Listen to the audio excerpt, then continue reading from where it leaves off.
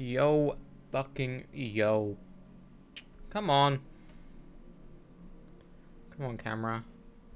Come on, camera. Be a good boy. Be a lad. Be a lad. Otherwise, I'm gonna fucking restart the stream. And I don't want to. Yeah, there we are. We are back, bruv. Before I move on, I want to talk about the movie I watched last night. The movie we watched last night was Mission Impossible 3. Third film. Which, I don't know if people have the same mentality to me with this film. But it's like a step in the right direction. You know, sure, it was always about a mission, but at the end of the day, became about the people. You know, in the second one, he's saving the girl. In this one, he's saving his wife. In the next couple of ones, he's saving the world in some of them, but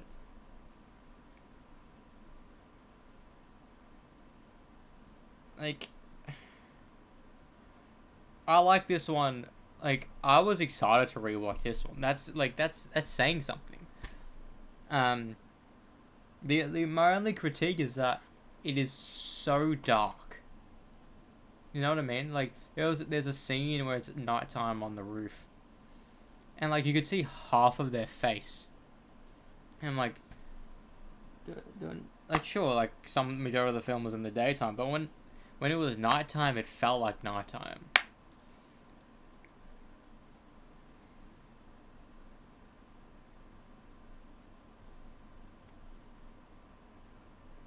Also, the thing that like you think about but never think about, like you think about it but don't actually properly decode it in your head, is that the teams they make in these films, you don't necessarily know where they came from or why they got selected and all that, but like why, like this Asian chick and this other white guy, then the other film, the Australian guy, like there's no backstory to them. They're just there, and they don't explore anything. They're just there to serve a purpose, to do stuff. And like, why would these two people risk going to prison to help Ethan Hunt? Sure, like they're good people and all that stuff, but why would you be a super secret spy agent without being trustworthy?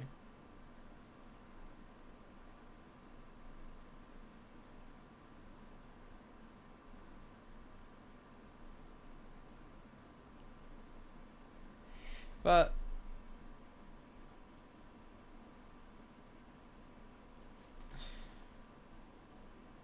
I don't know why, but to an extent, this film reminds me of Transformers, like the first one. I think it was like shot using the same technology. It was both under Paramount as well.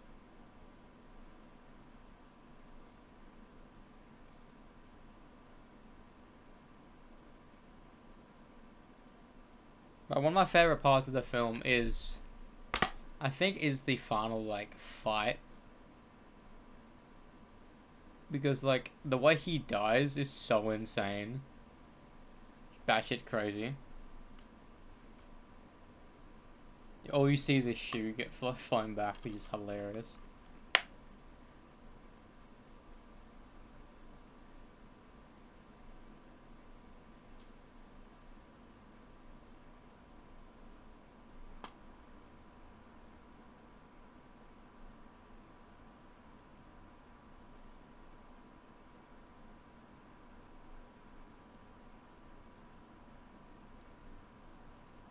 And the biggest twist in this film is that Lawrence Fishburne's character is not actually a bad guy.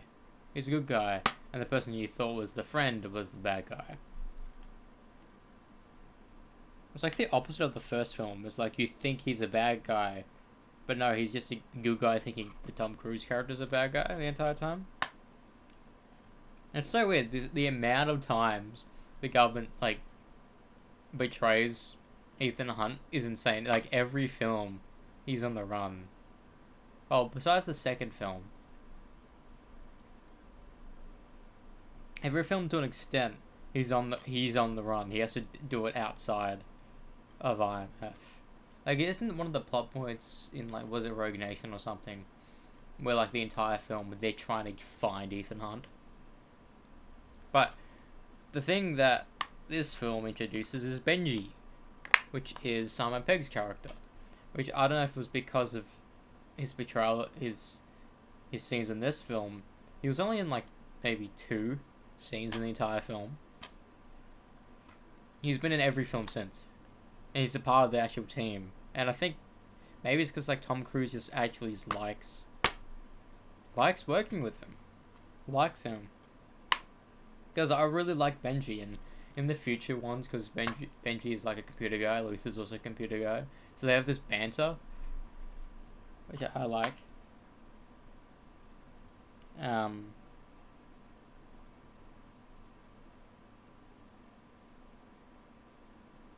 But it's weird because whenever people talk about Mission Impossible, they always talk about the new ones. They always, like, Ghost Protocol onwards, they say they love Ghost Protocol. Fallout is their favorite.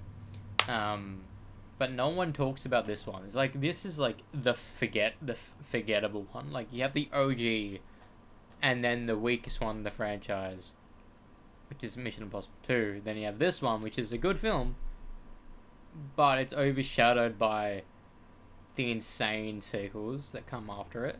Like, my favorite one is Ghost Protocol. I didn't really like Rogue Nation. I'm excited to rewatch it to actually see if there's any difference, because when I watched Mission Impossible, the first one, for the first time, I was so confused the entire fucking film. But then these films have felt more like an action film, which I kind of prefer, because I'd rather watch someone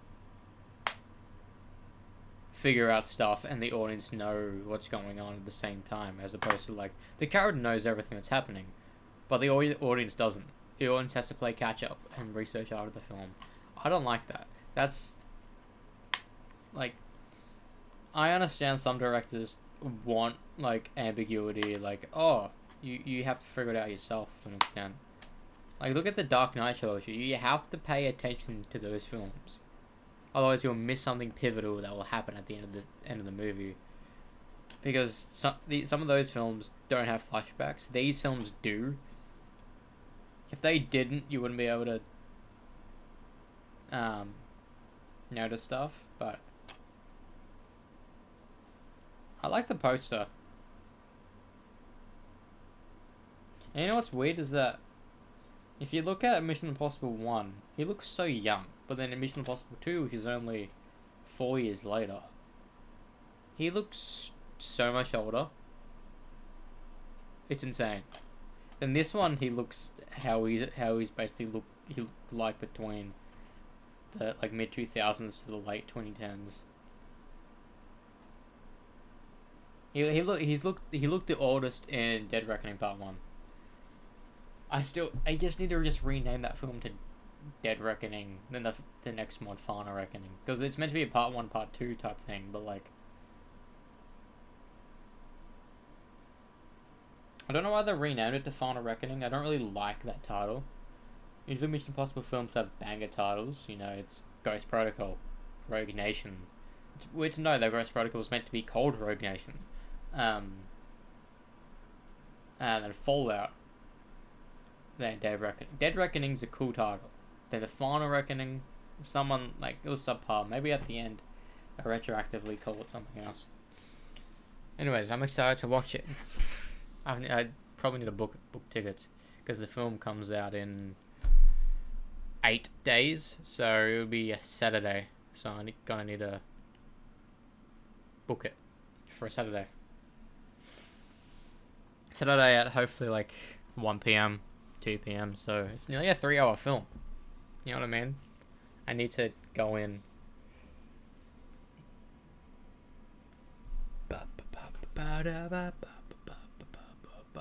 I could do a Friday showing. Nah. Thing is, I like watching films at nighttime at home, but then when it's in the cinemas, I'd be happy for like a fucking 12 p.m., 1 p.m. showing. But if it's like an MCU film, I think I want to go like dinner time.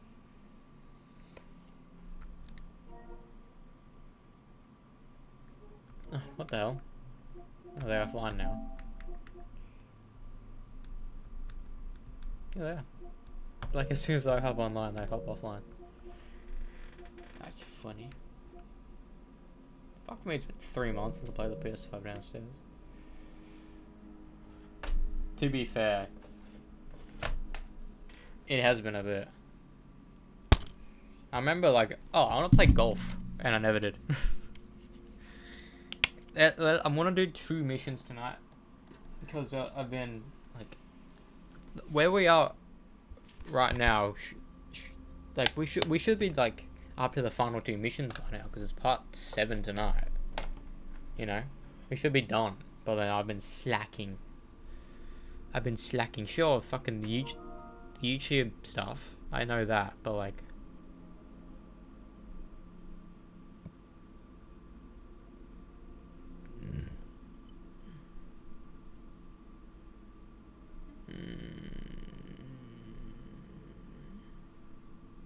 I don't know. Is that on my channel or the other channel?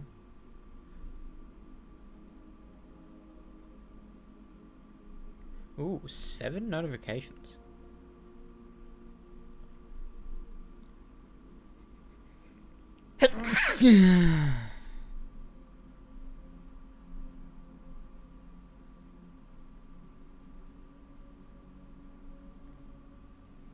Oh, this is that's an AI channel. If I've ever seen one.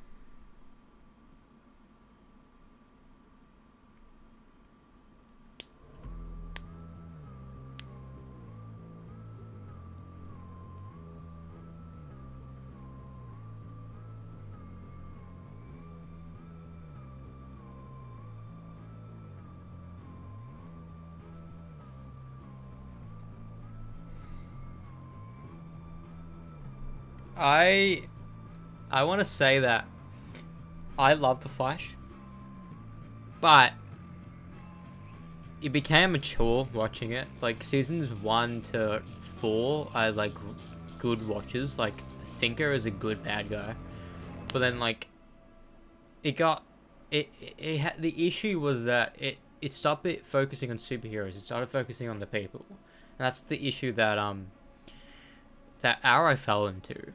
And to an extent, Legends and Supergirl, but at least with Legends, it was more about time traveling and figuring out what's going on in these storylines and shit. And if it wasn't for Legends of Tomorrow, I wouldn't have known about the word anachronism.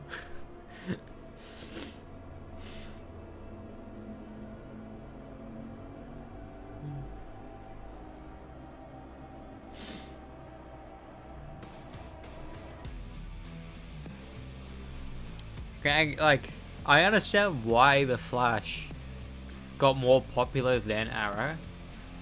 Like, if I started with the Flash, maybe I'd like it more. But since when I rewatched it all, I realized there's more stronger seasons in Arrow than there are Flash, and that automatically makes it a better show. Season 1 and 2 of Arrow are phenomenal. maybe season 2 of Flash can beat those 2 seasons of Arrow, but like Arrow season 3 is stronger than Flash season 3. Flash season 4 is stronger than Arrow season 4. But then Arrow season 5 is the strongest out of any of them. Like season 5 can rival Flash season 2. Like everyone who says has watched season 5 can concur that season 5 is like the best superhero television. Sure, the only downside is that they create the B team. Like I could not care less about Wild Dog. He's like the least likable fucking character in the entire show. Then season 6 with Ricardo Diaz, that was fucking sick. The first half of season 7 with in Slabside, fucking phenomenal. Him being in prison and him killing people again was sick. Then season 8 beginning to end, well, besides Green Island Canaries, every episode like can rival like first season. But then Flash, sure, every season had an episode or two that were phenomenal. Look at season 9. But then like basically season 5, whilst I liked what they did with season 5 and they introduced excess and that, like majority of the show is poor. You know, like people make fun of the Flash and Supergirl in the later years, but if they watch the first early seasons of them, they will understand why we like this show so much.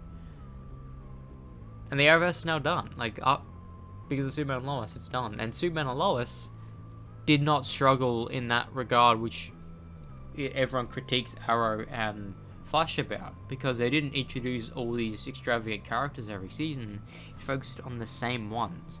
Probably focused on Lana and her family a bit too much, and Jordan be a dickhead, but at least post season 2, Jordan was like such a good character as Superboy. Like to the point, I know I probably would cringe when I rewatch it, but like Superman and Lois beginning to end is probably one of the best shows, just superhero shows, period. Beginning to end. Like the effects are fucking, like they can rival some films. And it doesn't help that it's shot in this similar aspect ratio.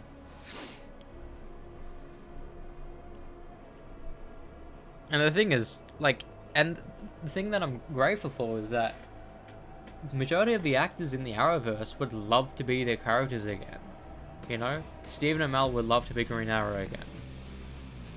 Same with Grant Gustin as Flash, Luther Benoist as Supergirl, Kay Lotz as Sarah Lance, you know? All these actors that made the Arrowverse would want to return. And James Gunn has the ability to grant them that wish. Whether it be for like a Crisis type storyline. I would love to see like Grant as a Flash that everyone wants to see in a film. If they made the Flash movie based off Grant's character in the show, the film would have been better as a result. Because Grant would have put, like, since he has the star power, he would have put his foot forward and be like, this does not work.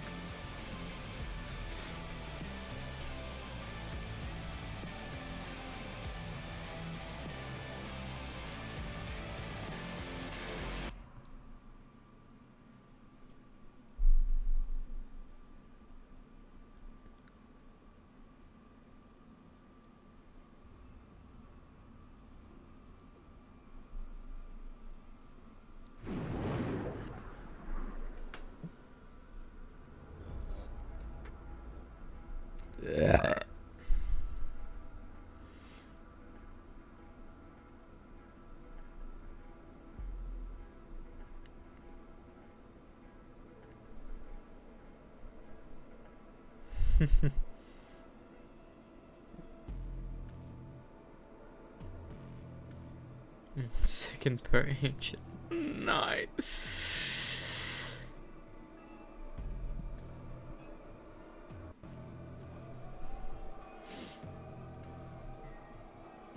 You know, like,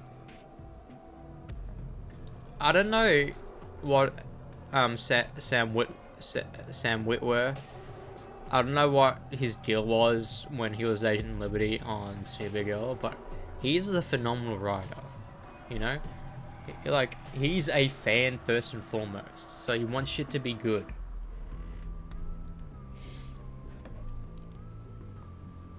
And I can commend him for that, because he's a phenomenal actor. When you look back on Supergirl, when you think the bad guys, you think Agent Liberty more so than some of the other villains. Because some of the villains are so fucking forgettable. You know? Like, I legitimately can't name you Season 1's bad guy. Main villain. Genuinely. I can't. I don't think... Is there even one? I don't think so.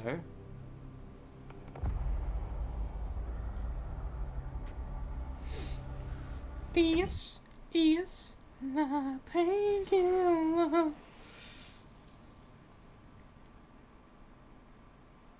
This is gonna be hard. Form 3 glory kills and pain elementals. They're a bit of a pain to... to not just kill.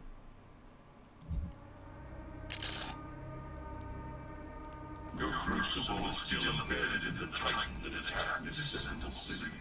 Your first battle against the demons in this world, where the legend of the Slayer began.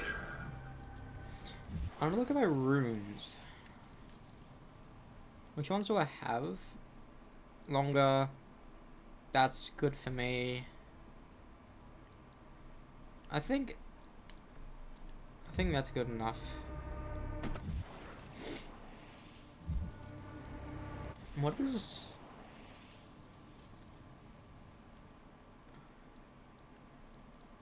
What's the yellow things?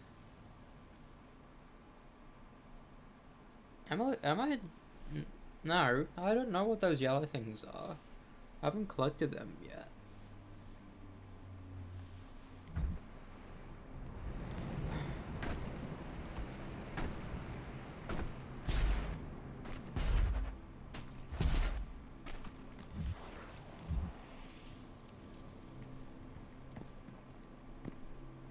First collectible was under there, but how do we get under there?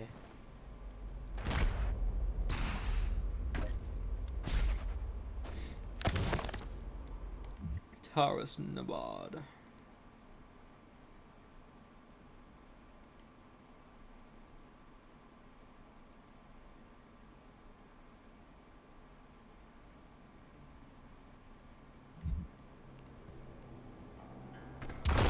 Skibishby.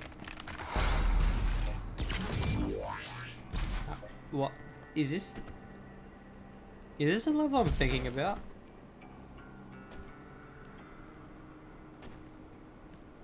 Please tell me Mick broke that.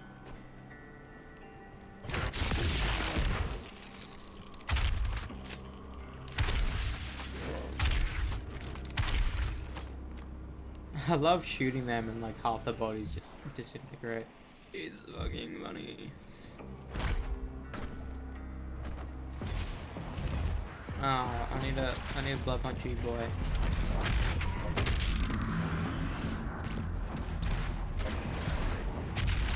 Just wait a sec for my thing to come back. Ow. Ow.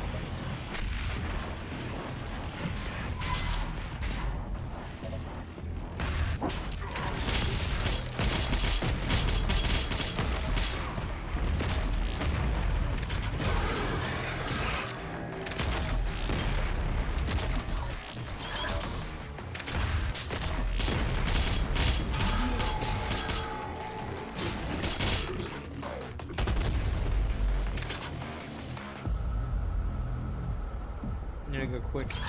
Gotta go fast.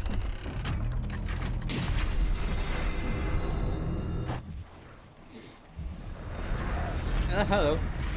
Hello.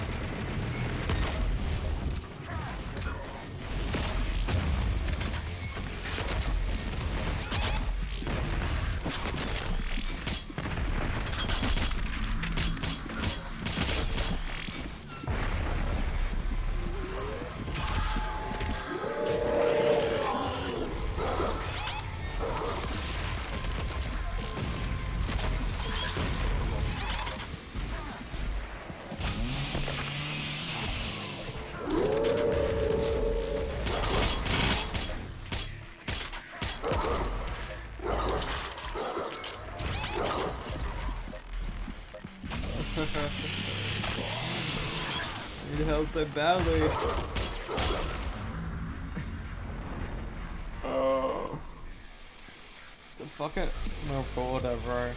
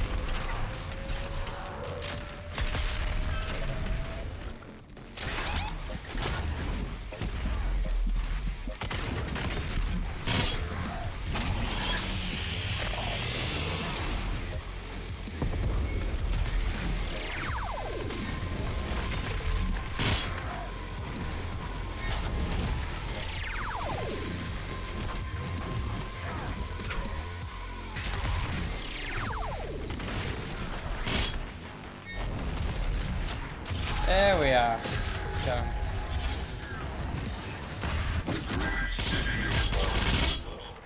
Cited the first recorded demon attack in origins of the North. According to correct, the city would have been lost had it not been for the arrival of the slave. Can you not just say of yourself?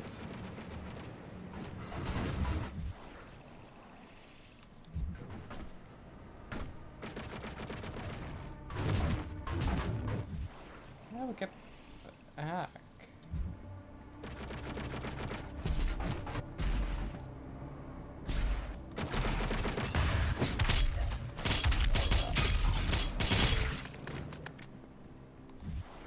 Surely there's a... yeah, it has to be. Oh yeah. Doom 2016, hell yeah. You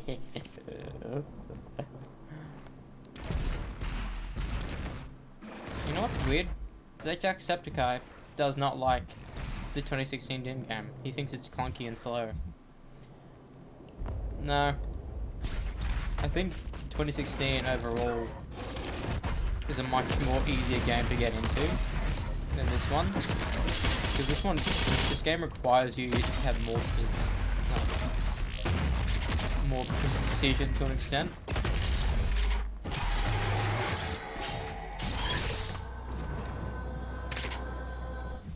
Which many people would complain about. Because this has much more harder enemies overall. And the BFG is weaker.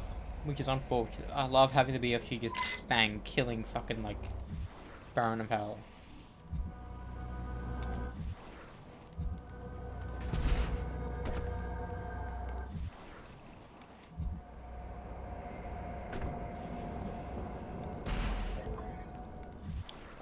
I remember this part. This is where a Arkville gets spawned in, right? An Archville, if you will, would. Told you.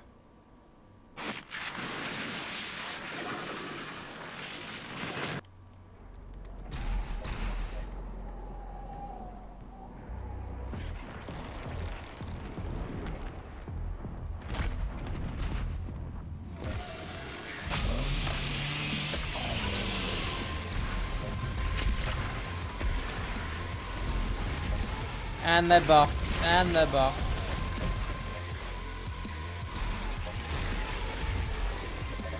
That's right, he teleports, doesn't he? Can you move? Fuck me, I can't move!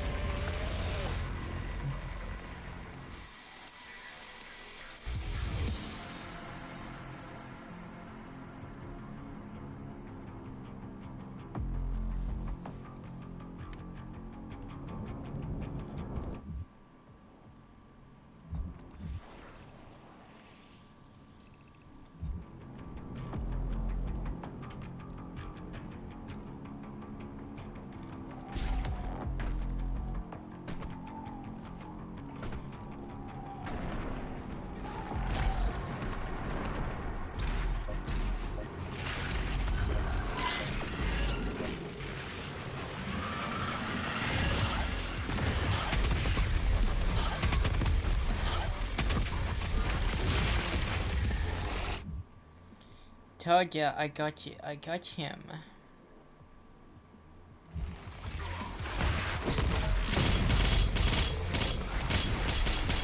I'm out.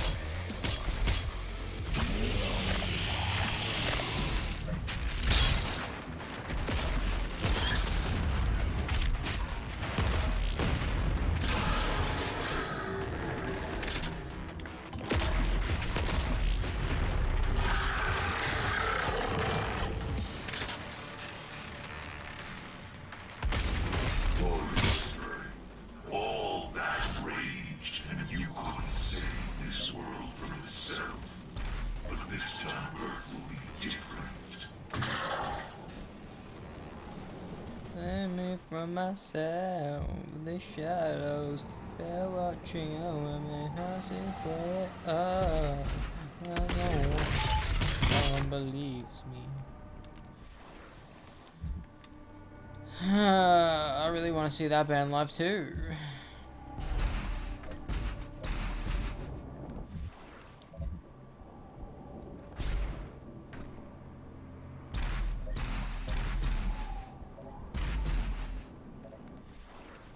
I know her name. Her name's Charlie. Charlie O'Keefe. Not O'Keefe.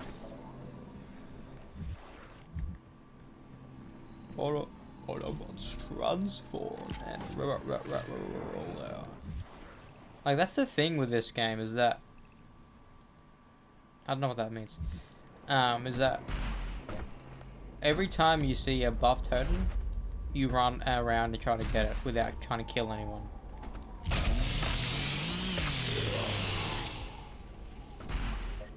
I mean, you can, but like, it's kind of a waste if you do.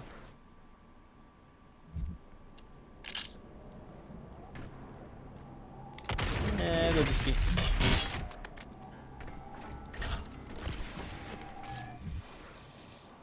I forget, are there hidden panels throughout?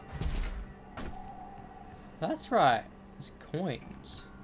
I fucking love the Taros Abad music, like it's... I don't think any other mission has ambient music like this one.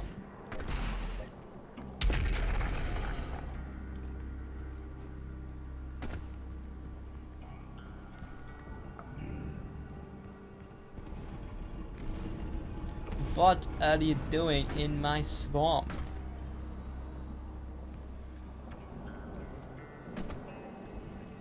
Oh, you unlocked this.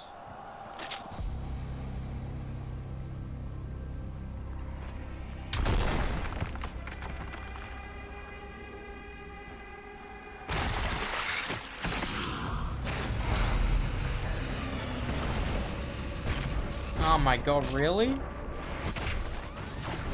At least it's fucking 30 seconds.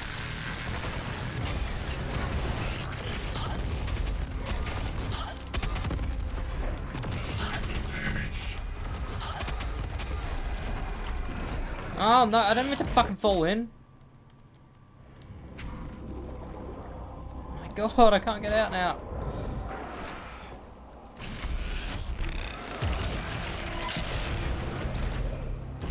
Let's take out you.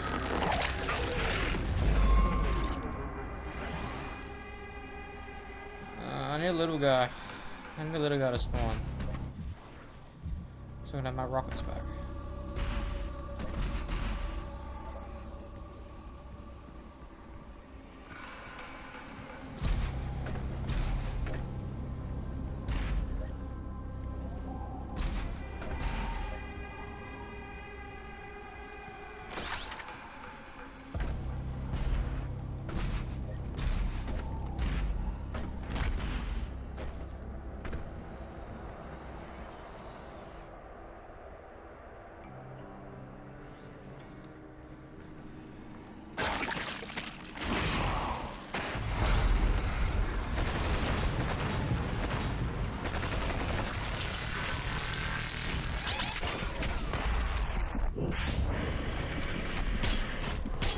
Can I shoot? Fucking Christ.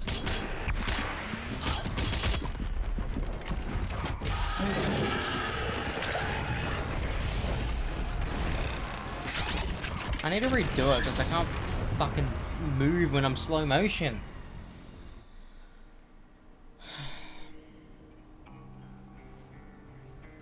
I guess that's a bad time to fucking have slow motion. Really? He removes my fucking shield.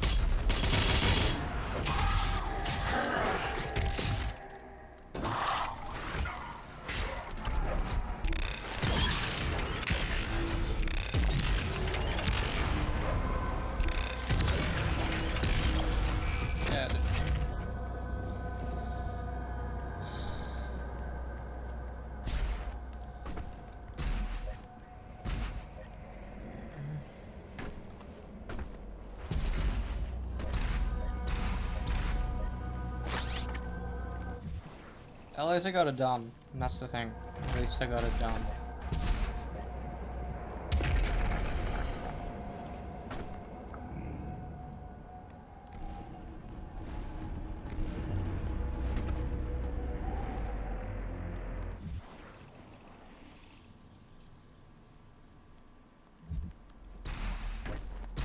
I need to see if there's a... No, there needs to be a door. Or a secret hidden button.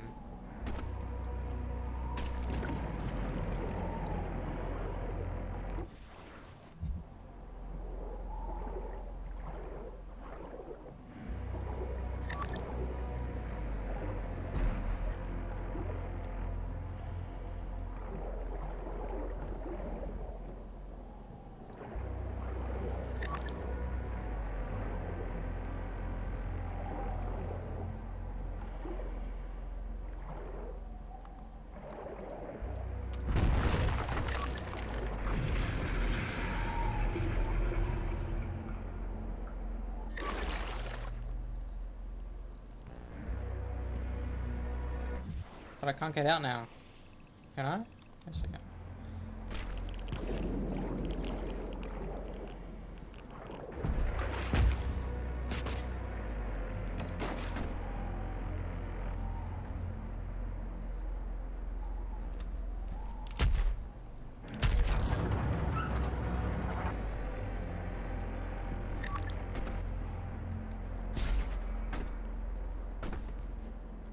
I can't get out now, I'm stuck.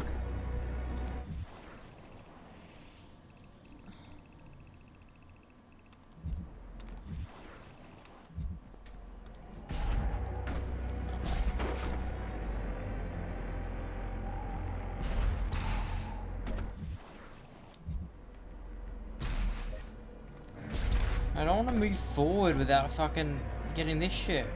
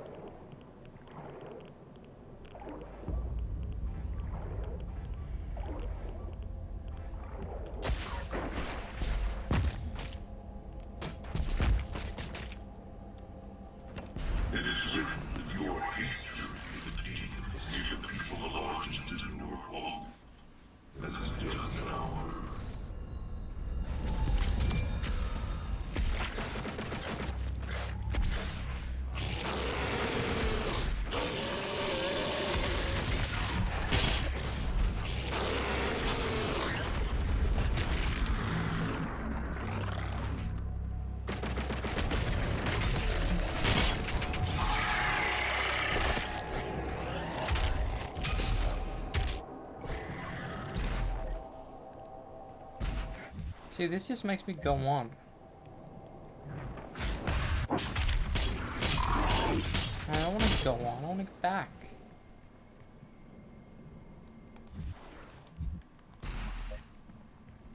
The fuck? I hate when levels do this. Like, I want to go back.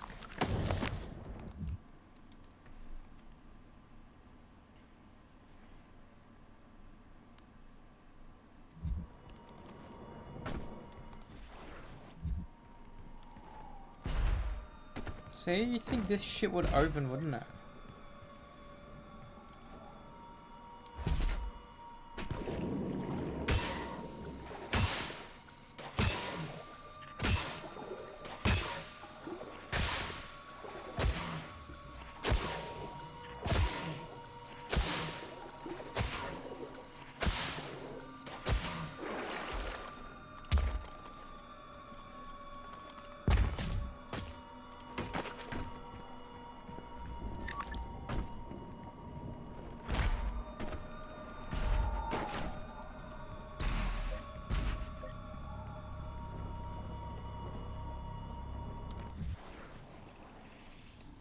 Because I need to not only have a button for that, but I have a button for this.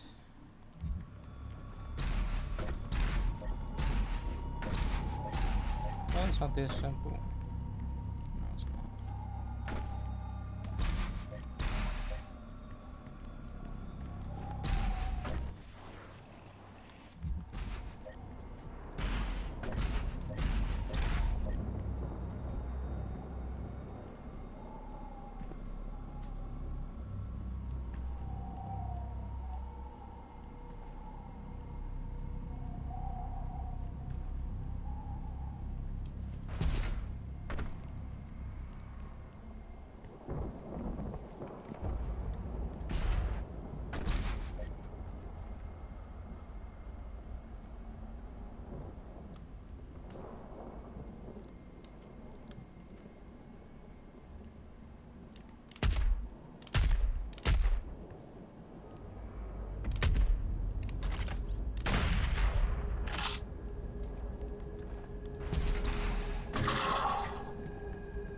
I'm sorry, what?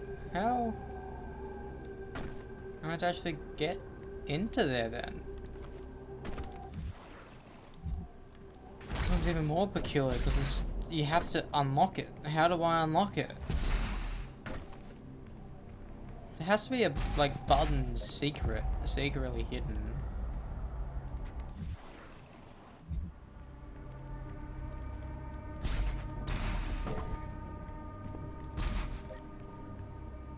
That one makes sense.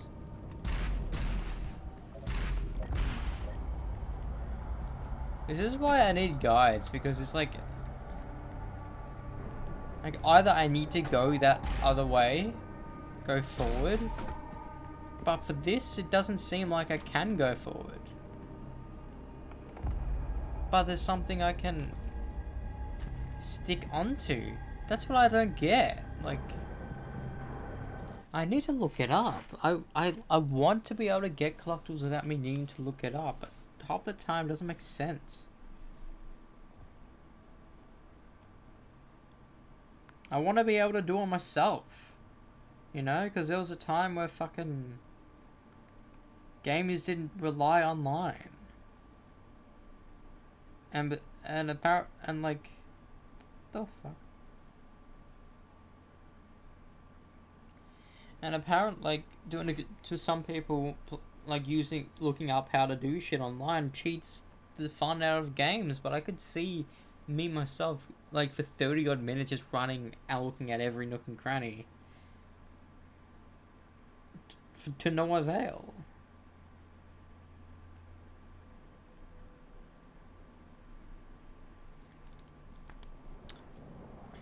And the thing is, with this, I would have never found this.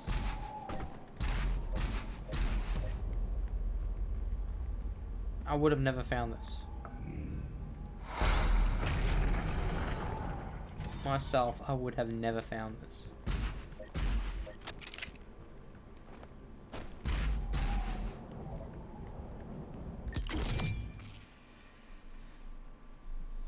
That's good.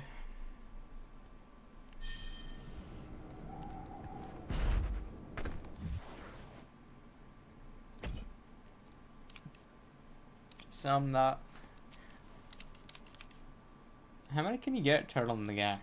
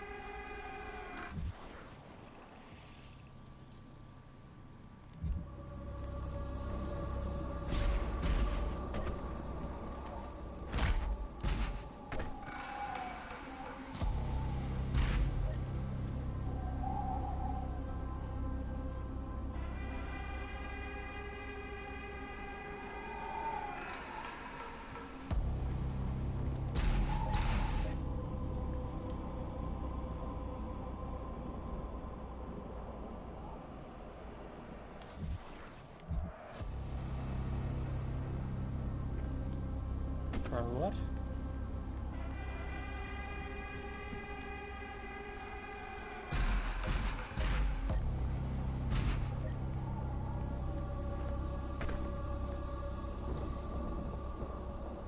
In the top right corner of the courtyard upstairs, there is a statue that you can punch to break. Am I blind? I don't see no statues. And I'm in the right spot.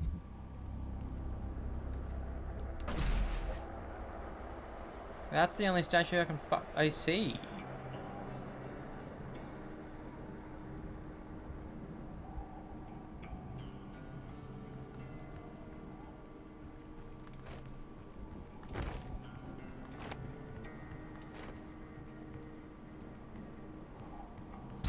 Am I dumb? Where is it? Oh, here. I would have never found it.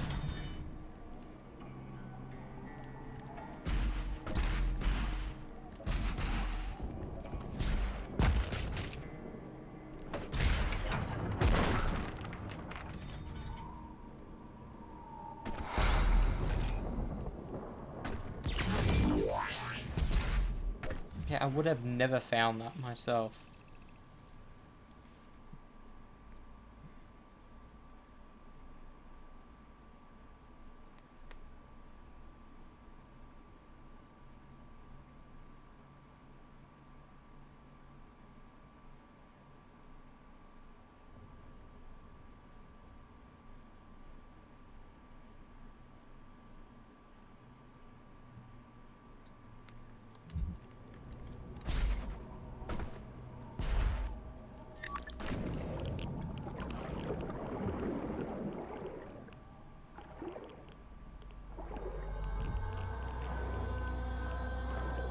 I wonder if they use the same assets from Fallout.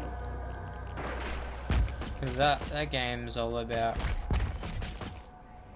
after apocalyptic war nonsense.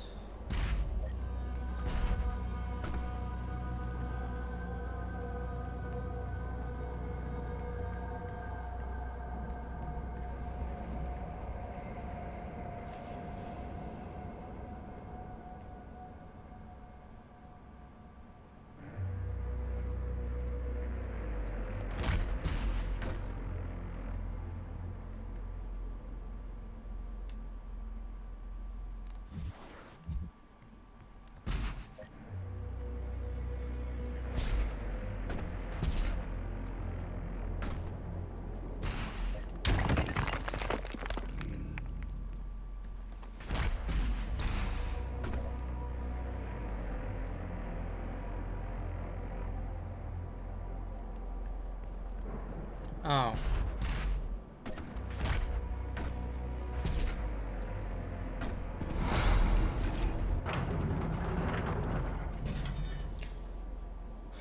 think I'm just dumb.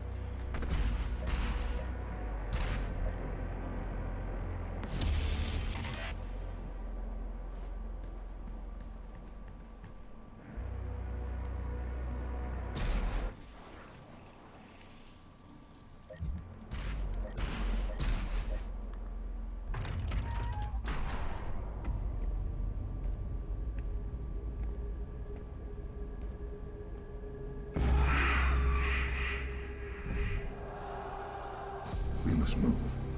Quickly. There are those who would seek to stop this. I offer you a gift.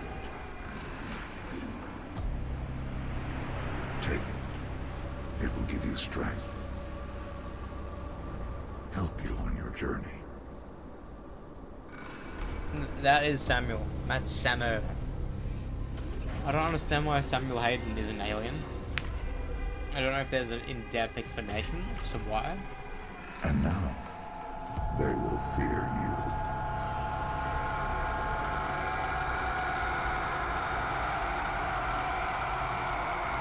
So that's how we got power.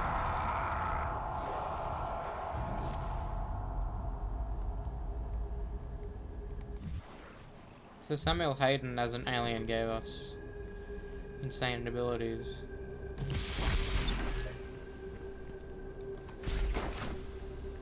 Was he always an alien? Like, did he make up the story that he was a human that needed...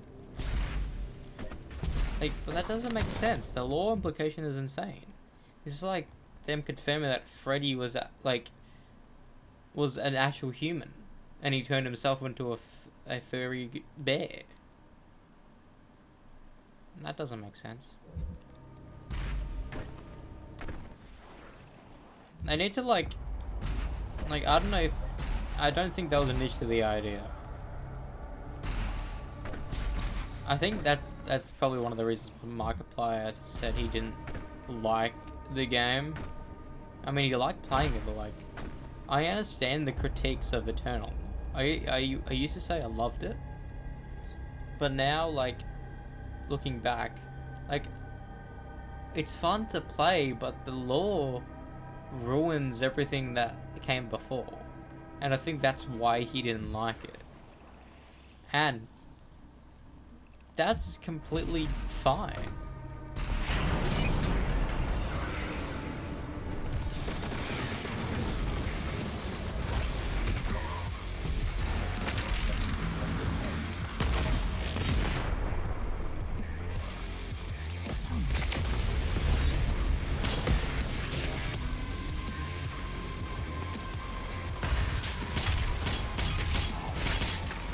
From who?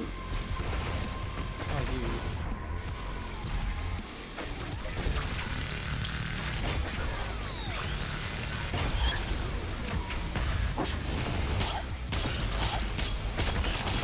What the hell?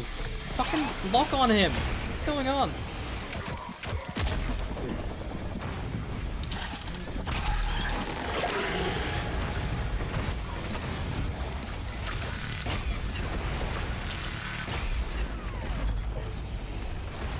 Why did it lock on this guy?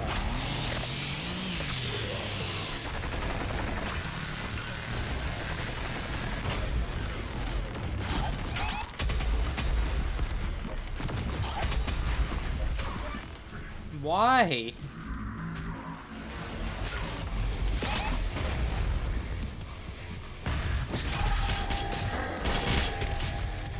I don't like how it makes me waste my extra life.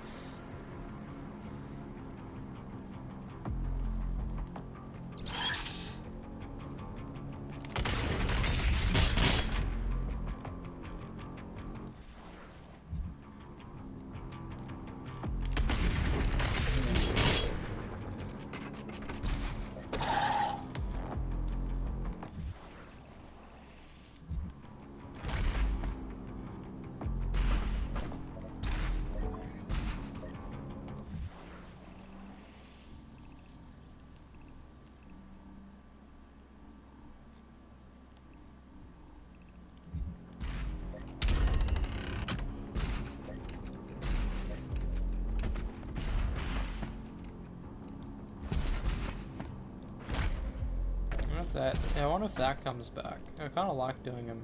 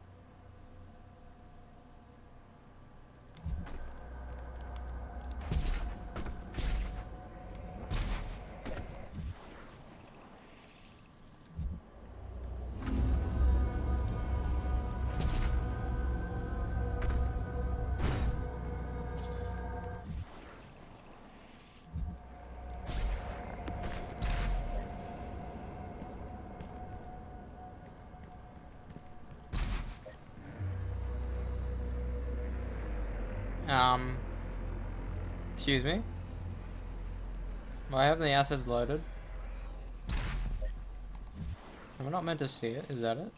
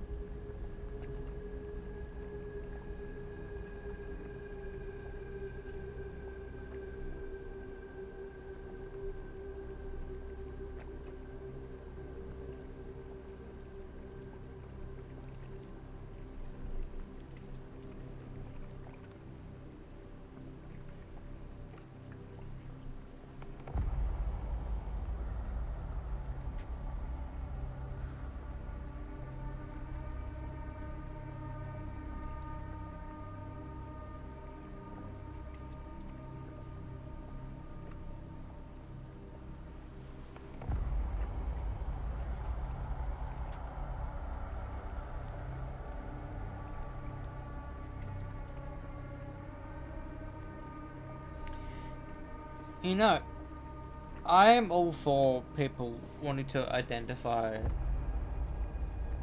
as what they want. But what confuses me the most is when it's very rare, but it's kind of annoys me. Is when they want to be referred to as like a he they or a she they, but when you use he or she, they get annoyed you're not using they enough. Like, why are you annoyed when you say that's what you are? Like, that's the one thing. Can I throw 2 grenades?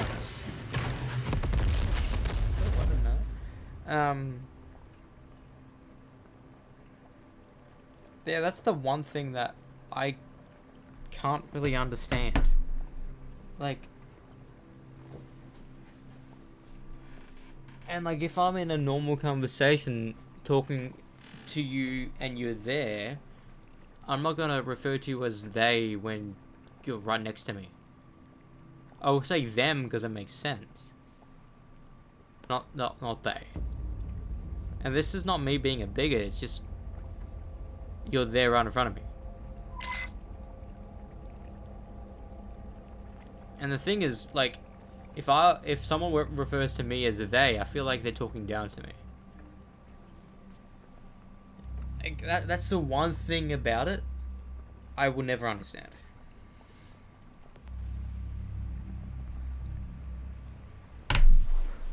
But I myself, like, I would never... I don't understand the want to be called they, them. Like, because the reasoning is that you're not a man or a woman. But, like, the majority of the people who say that they are they, them, they're 100% a woman or a man. Like, I know it's a spectrum, but my brain doesn't understand it.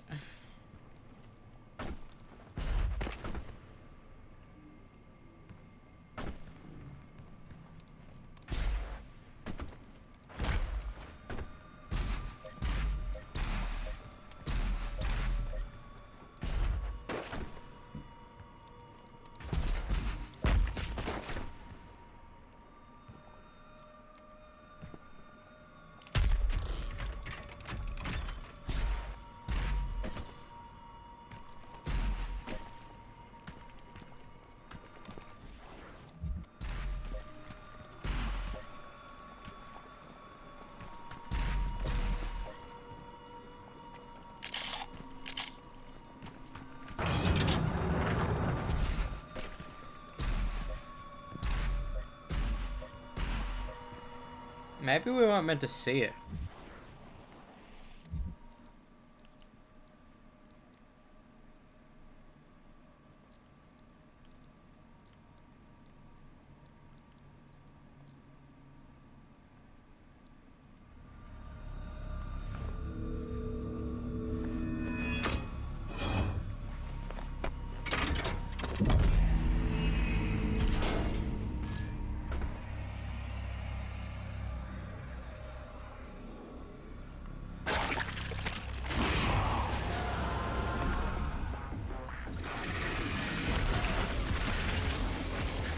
I don't have fucking... What happened?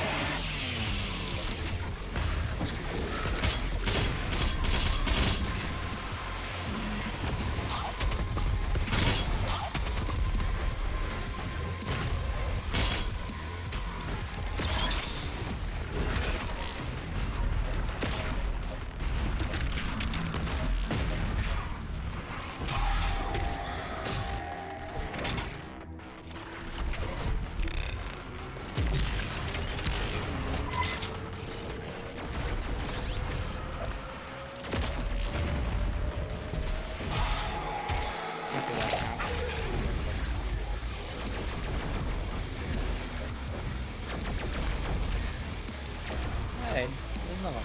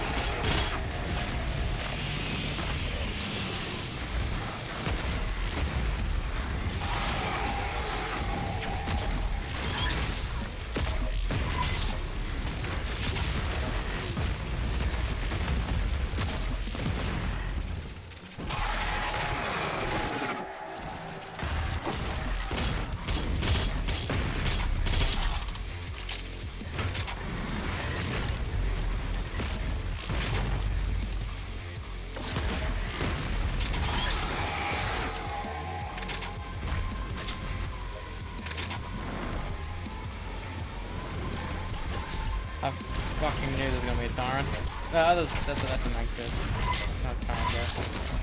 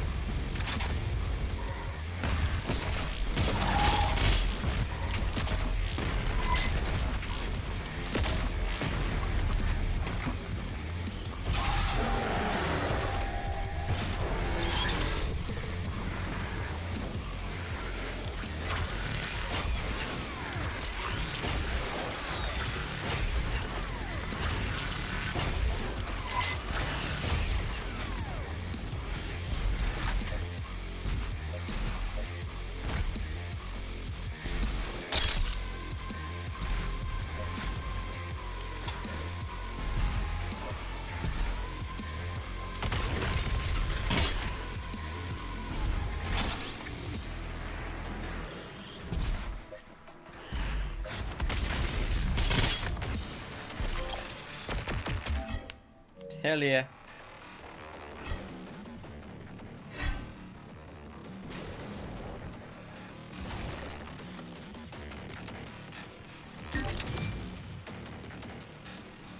Hell yeah, baby.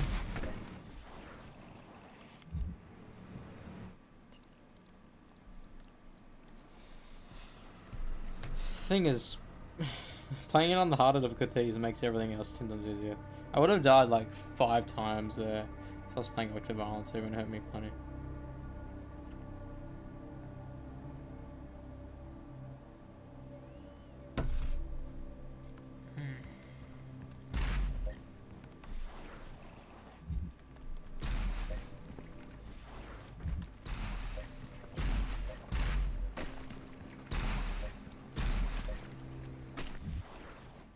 Now I just need the codexes.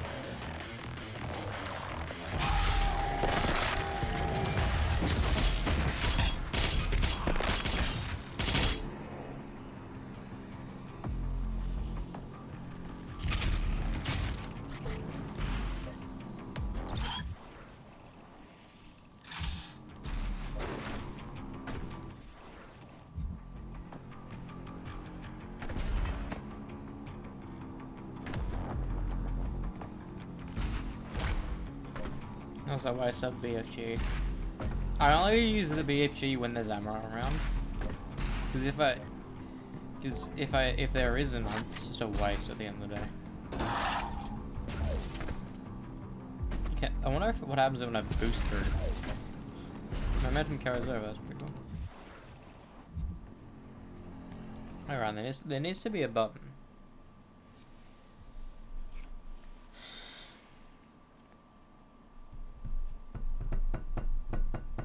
One more time. Step by step. Place the container under it and unscrew the plug. Oh, okay. How do we get motor oil off my face? To get the motor oil off your face, you can simply use dish soap or another cleaner.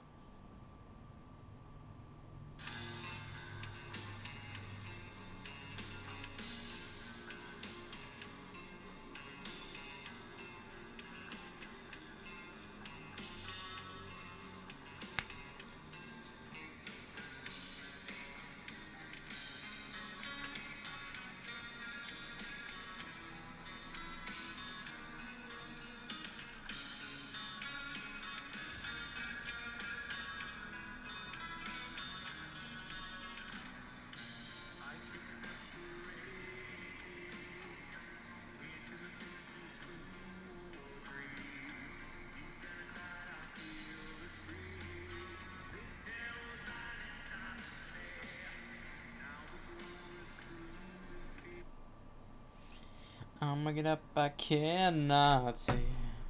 Hello, ma'am. There it is. You work at Halloween Horror Nights? I do. You are the people in there that screams at people. Yeah. Now, let me ask you, do you enjoy it? Because it seems fucking tiring. Yeah, I enjoy it, but I mean, there's some people that I just like. The annoying people that are like literally coming and going, they're gonna come out right now in 1 second, and then you come out and Yeah. them going, oh, I'm not scared. Yeah. You have no idea how much I fucking hate people like that.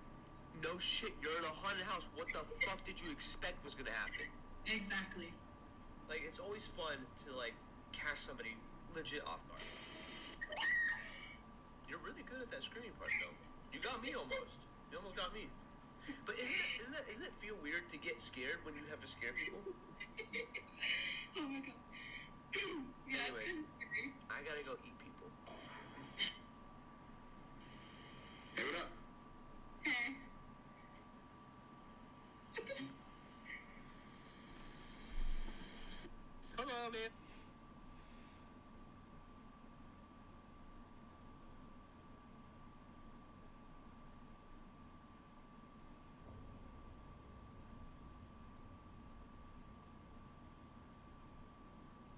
There it is. Hello. You work at Halloween Horror Nights? I do. You are the people in there that screams at people. Yeah. Now, let me ask you, do you enjoy it? Because it seems fucking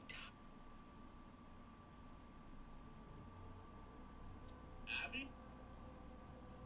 What's my name? I think your name's Abby. Stop. What's my name? Abby? Stop. What is Why? What do you mean? Stop. Say my name. You're Abby, right? Hey, why are you talking to Abby? Guys, stop. What is happening? I really don't get it. What's going on? My name. Yeah. Your name's Abby. Why? Why do you know that? They told us. Yeah. Who told you? Are you okay? Stop. I'm freaking out. You're freaking me out. Hello? What you drinking? Hello, who's Gavin? Sad story. I used to have this uncle named Gavin. He was bald. He had a mustache. But he passed away, so I honor him on the wall. I gotta go to the bathroom. You want me to take you? 1 second. What in the car fucking nation? Yo! Hello?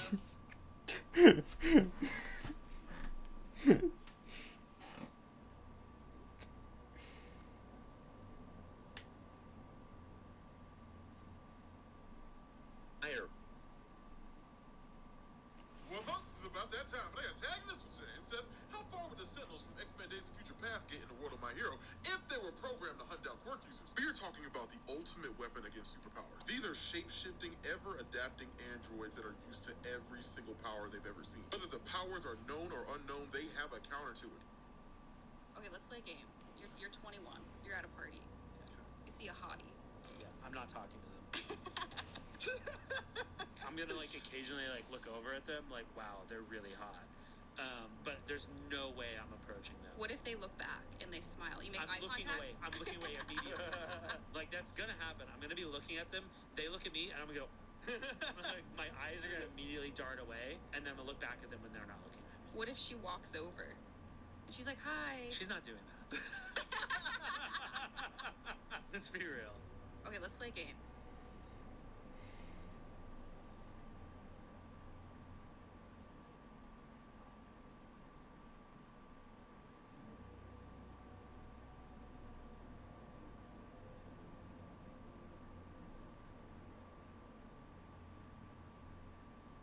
Hey, can you see it?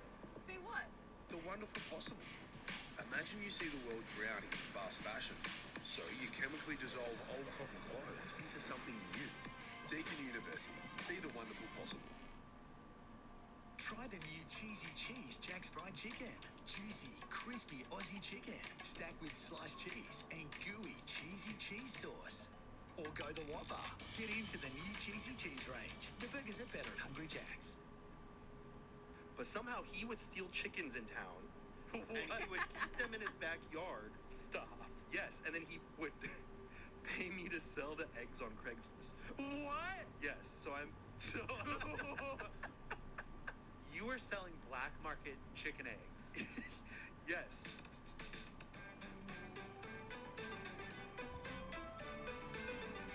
Hello, everybody. Welcome to Welcome to another episode of Lunchtime with Smash. That's the intro. That's the intro. Hello. You're listening to Ian. Do we need to introduce ourselves? Yeah, now? you have to introduce yourself every single time because you never know. Like somebody. Oh. You're welcome. Okay. Is this like queso? This actually looks like the good kind of cheese dip. I feel like we're gonna get demonetized for this. This all looks so gross. Dig in, guys. Eat it. I don't wanna. Not even the hot dog? Just like a little nibble? I mean, I will for like the sake of content, but I'm gonna tell you right now, Aaron. I'm not gonna. Oh no! I dropped my beans. Beans down. I'm gonna.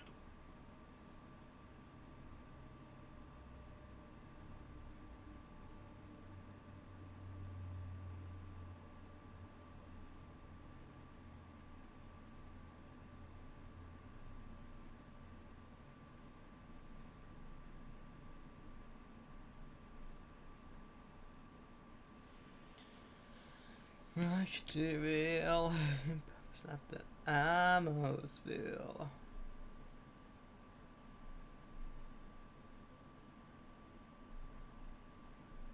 Oh, my breath is a wish for dead. Oh, please go wake me.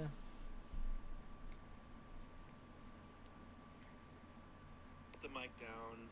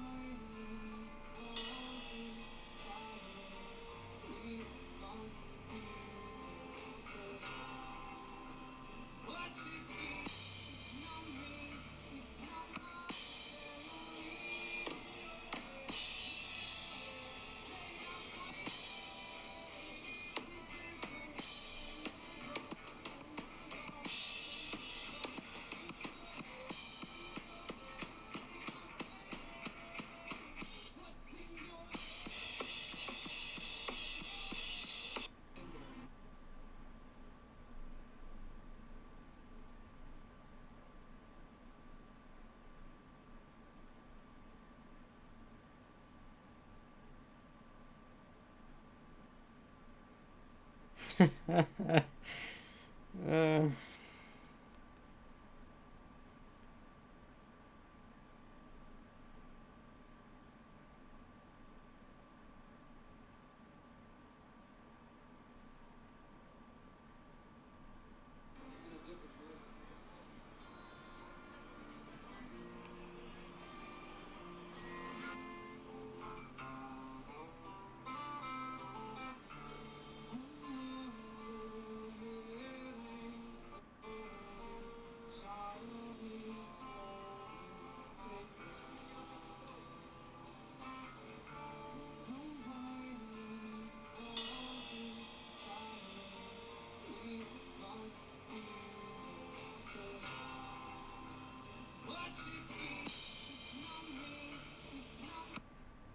he looks so much like Mark Norman. It's insane.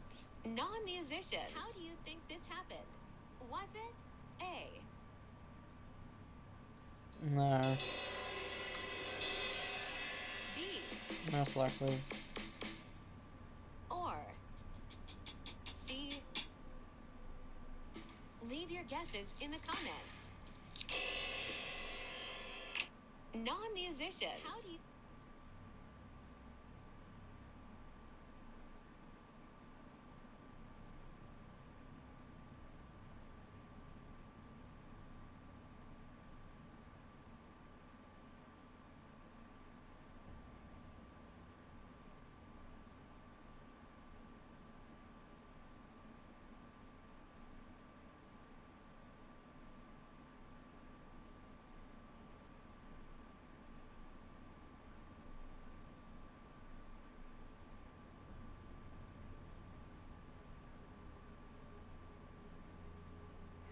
I know I'm on my period right now because if someone held a gun to my head and said, give me all your money, I'd say, first of all, I know you're not talking to me like that, you disrespectful little piece of shit. And second of all, why don't you go get a fucking job? Like, when I'm on my period, my will to live is just like, fuck you. Don't fuck with me. I know I'm on my period right now because if someone held a gun to my head and said, give me all your money, I'd say, first of all, I know you're not talking to me like that, you disrespectful little piece of shit. And second of all, why don't you go get a fucking job? Like, when I'm on my period, my will to live is just like... Just one of those days we don't want to wake up.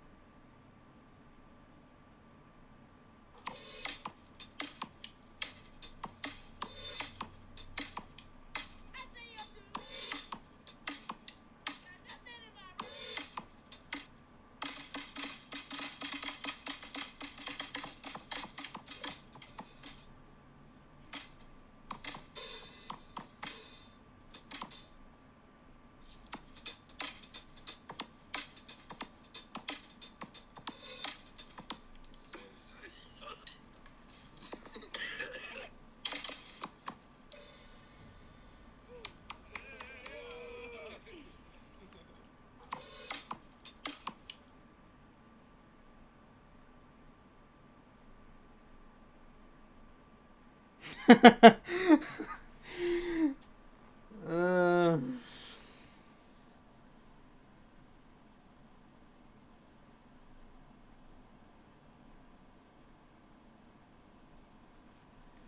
And to choose the team, I've decided that we are going to do a draft selection. No. Why are you groaning instantly, Connor? No, it's fine. Does he sound like he's in a tin can? Yes. What do you mean? You sound like you're in a tin can. Wait, why? I don't know. Wait, do I really? Do I sound like a Tim Campbell? You sound like you're in a submersible. Is that just my voice? Because I lost my voice a little bit. I think it's kind of right. People got sick after TwitchCon. Say like a really wise and long sentence. Wait. Hold on, give me a sec. Yeah. Let me set the scene. Let me set the scene. Make sure it's wise and also long though. I googled wise sentence and it came up with sentences including wise. Maybe okay, I got one. All right. This is just Oprah Winfrey. What Okay. is going on? Set the mood. If you look at what you have in life, you'll always have more. If you look at what you don't have in life, you will never have enough. Oprah Winfrey. Does he have like a thing on? How did that There's no way. No. The VA is showing, man. The VA is showing. Oh. You guys like that? Oh. That was amazing. Thanks, guys. Thank you. That was pretty good. That was awesome. So how would you You're like a voice actor.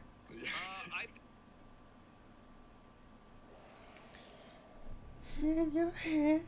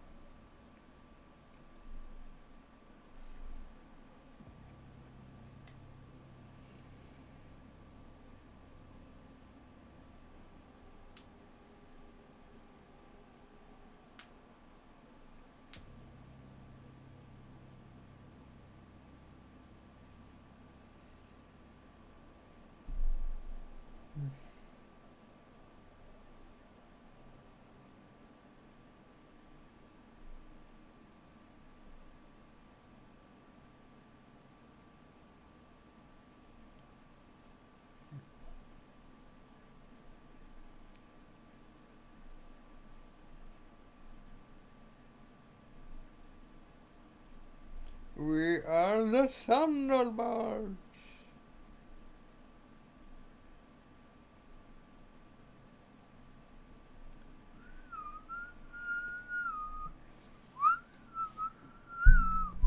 Zombie, zombie, zombie, hey, hey, in your head.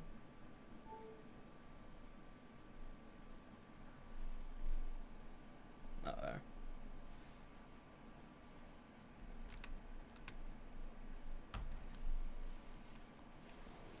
Oh, that's right. That's what I wanted to look up. Bitch, lasagna. Bitch, lasagna.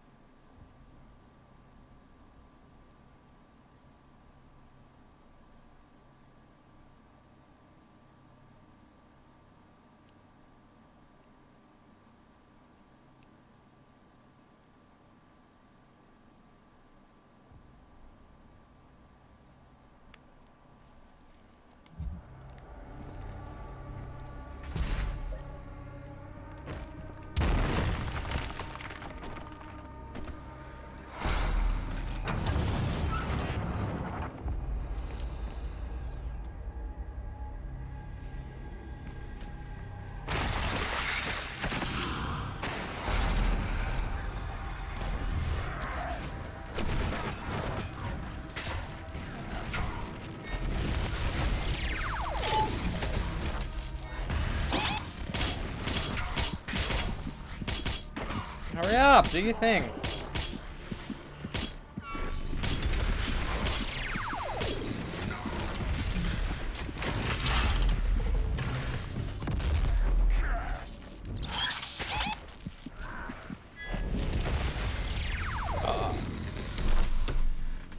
Fucking hate when that type of shit happens.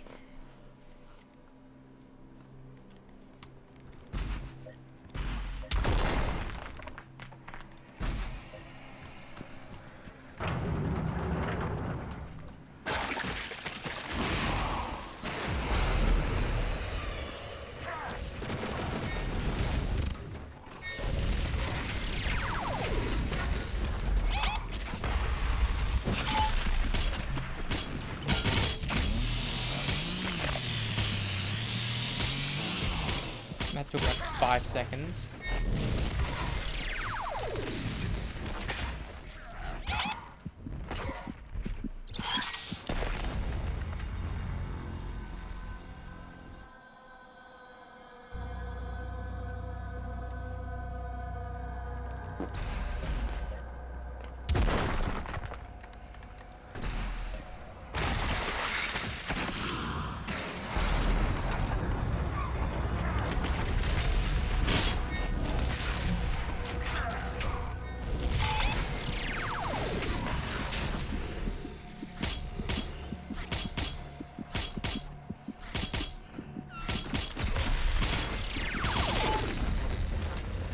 I need to turn that off.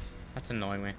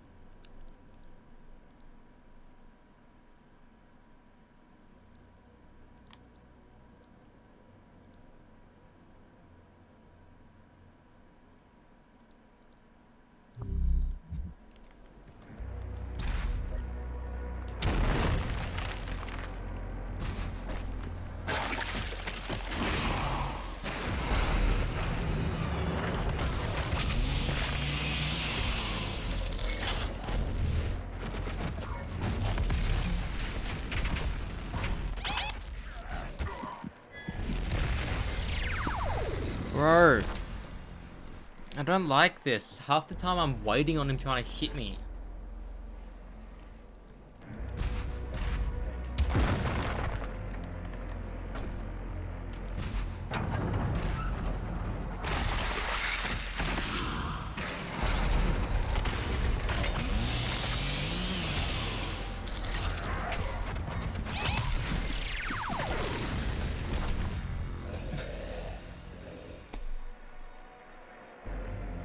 Bro, I'm not even dying from him. I'm dying for this other from this other guy because I have basically no health and no ammo.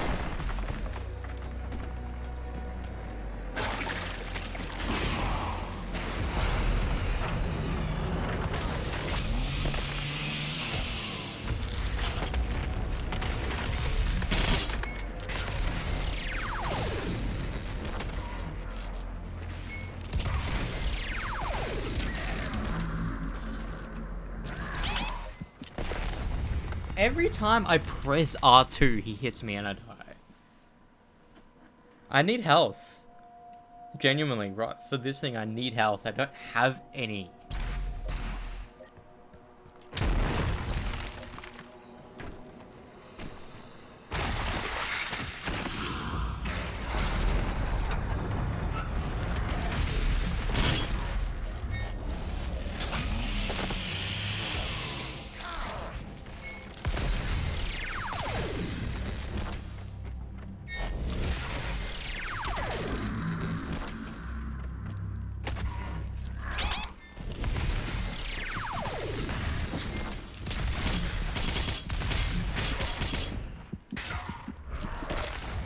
Bro, let me fucking do it. I need to do this on fucking easy. Because I think he just, I think he stays in that. I think he's too strong.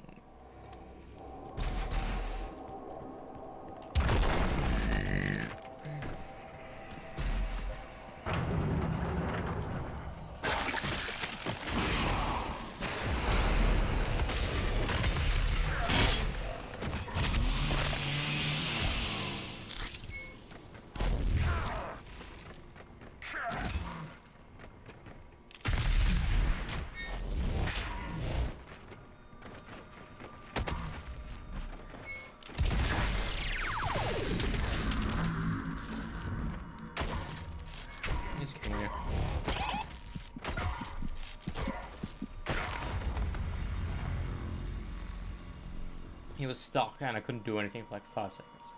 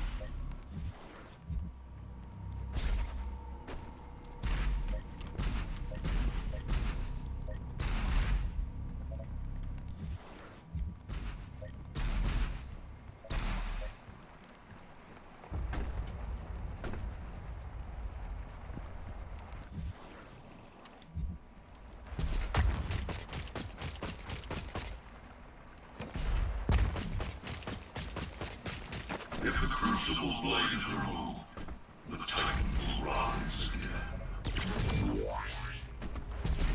The fallen rise again.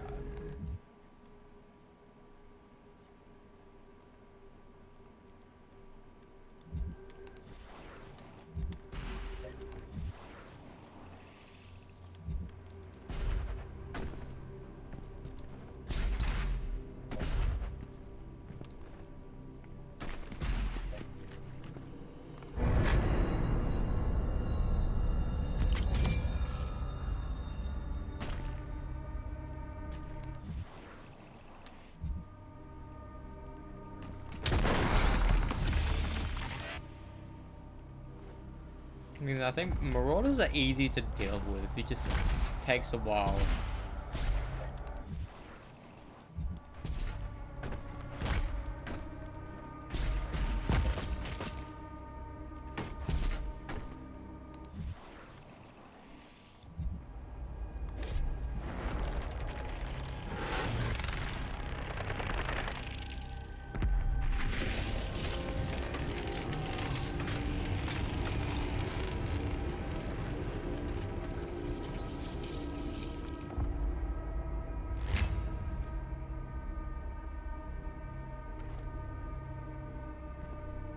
Your vault should contain what you need.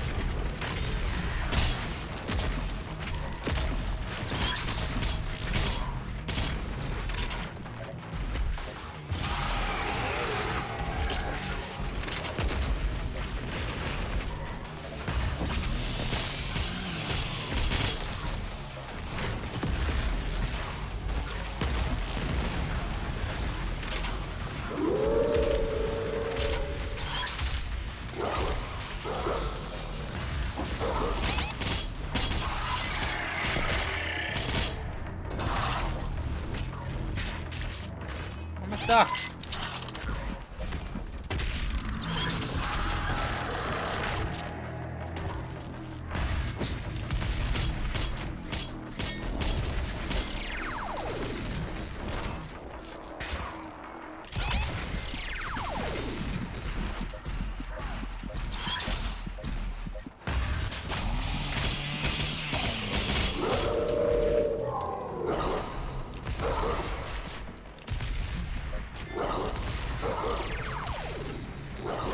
I can't move! What the fuck? I hate when that happens. I can't move. I know how to defeat them. It's just, he's not letting me do anything.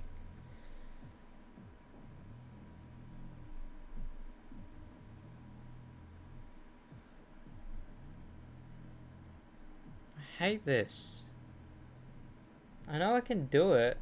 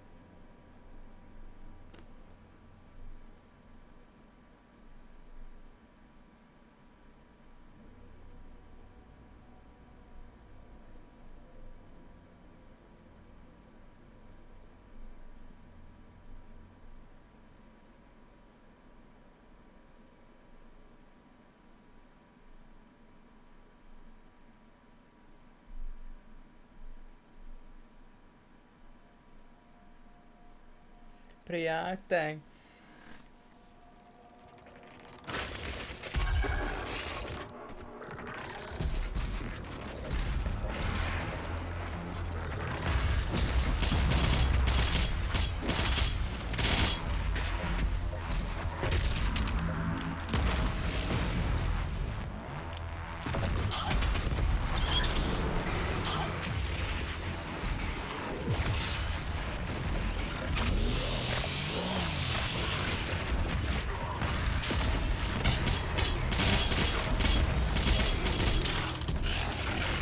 The hell?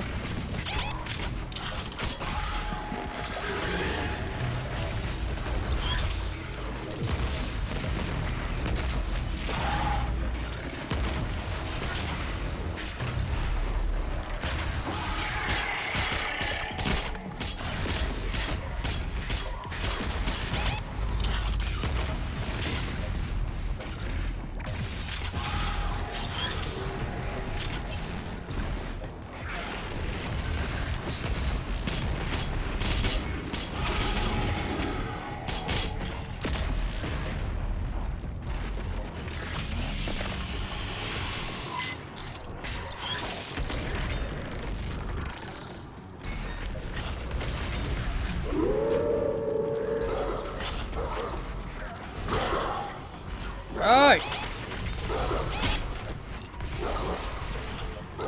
Fucking dog.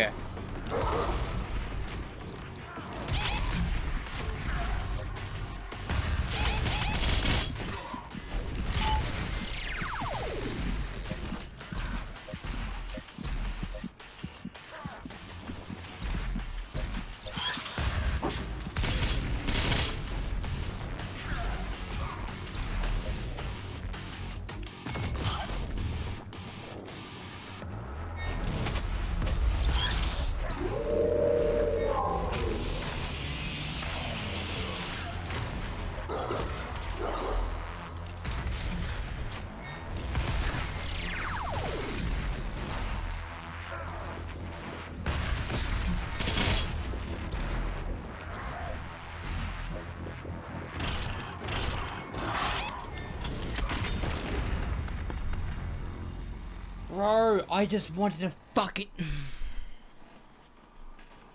This is so irritating. I hate Marauders. They're the worst enemy in the fucking game. I hope they're not in the fucking next one. Because if that's the case...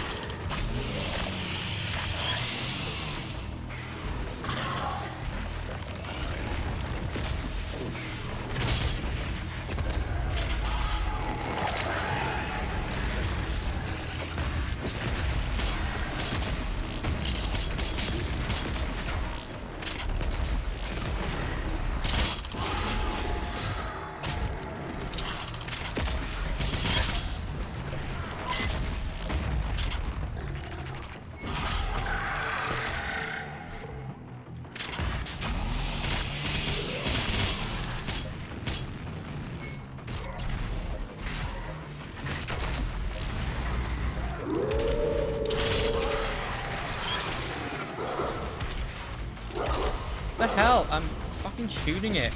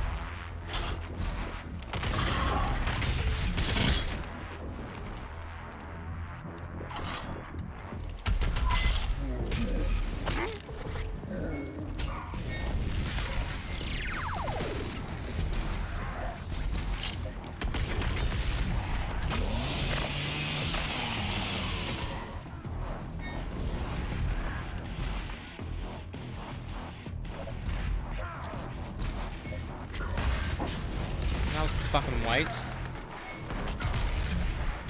There we are. Fuck me. Holy fucking shit.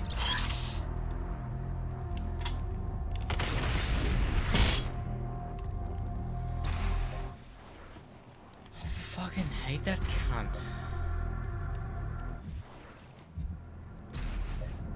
Jesus.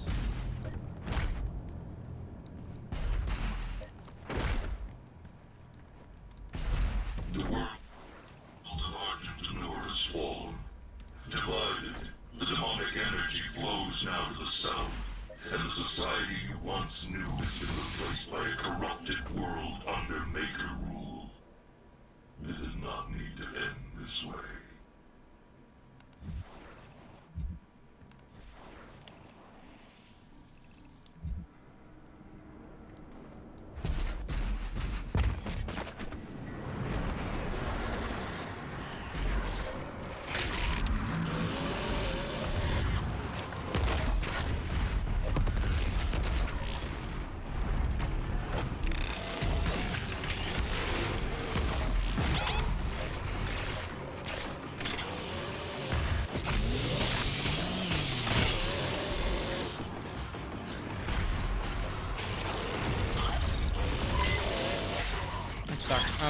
I'm stuck.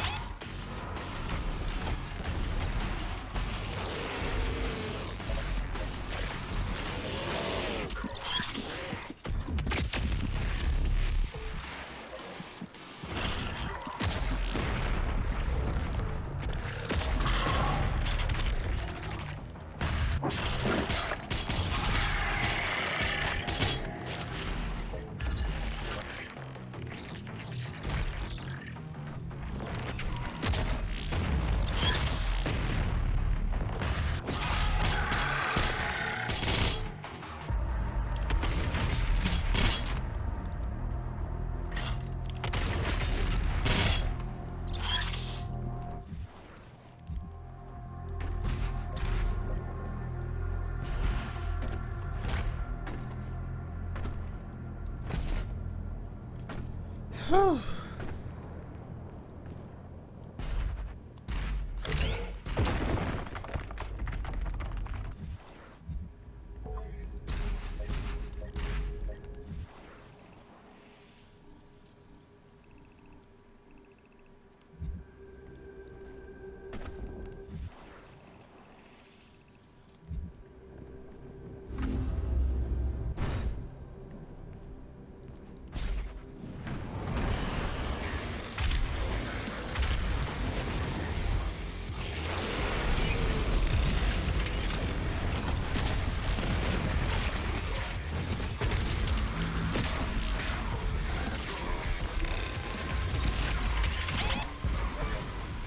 What the hell happened?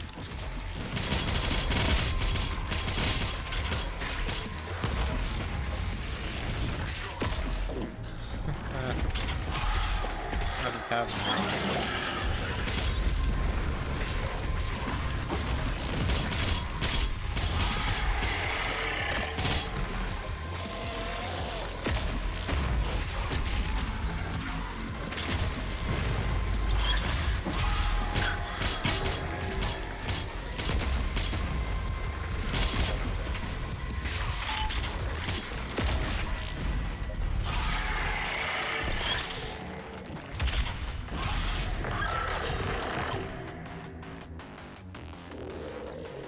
Doing over there, huh?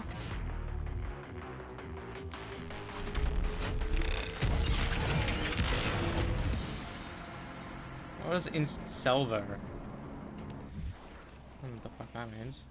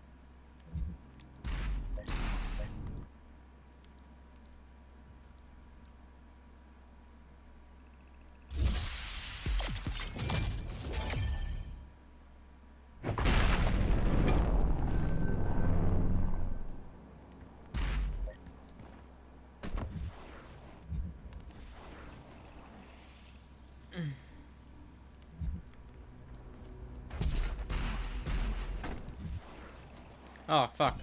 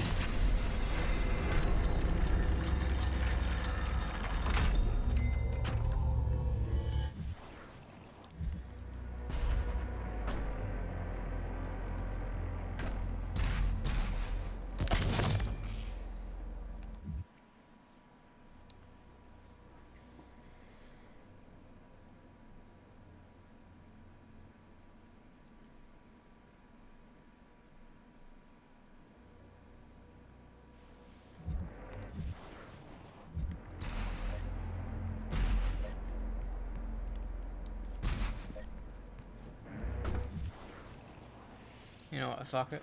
After this is done, I'm not gonna finish. I'm not gonna play the next mission, because I can't be fucked.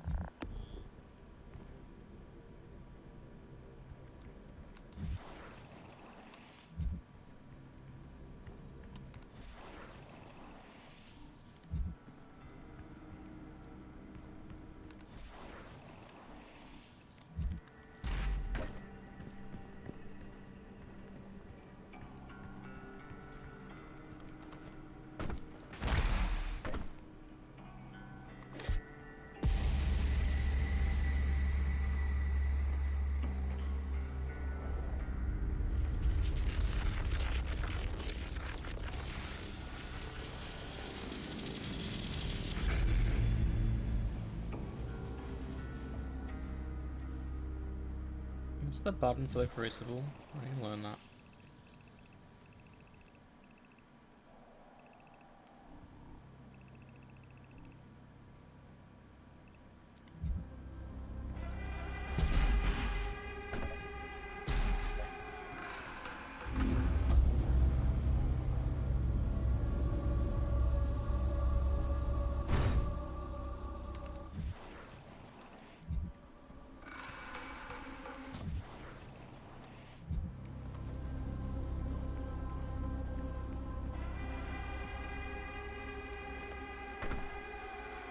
Has to be a boost seat over here.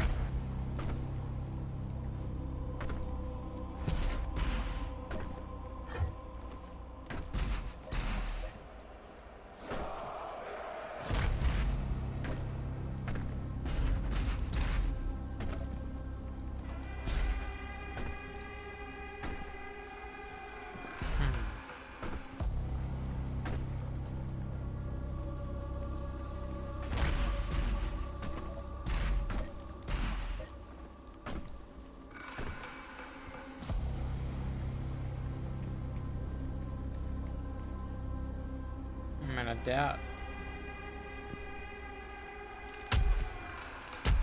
I doubt it's that.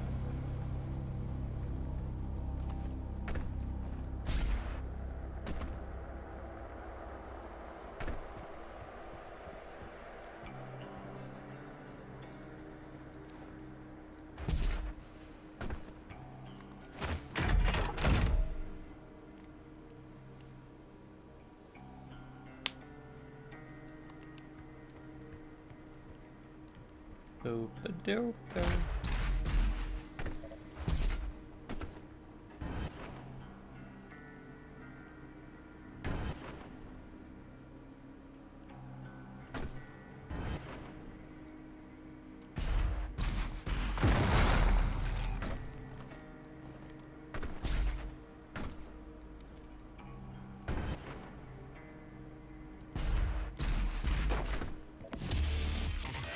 Ooh. It's a cool album cover.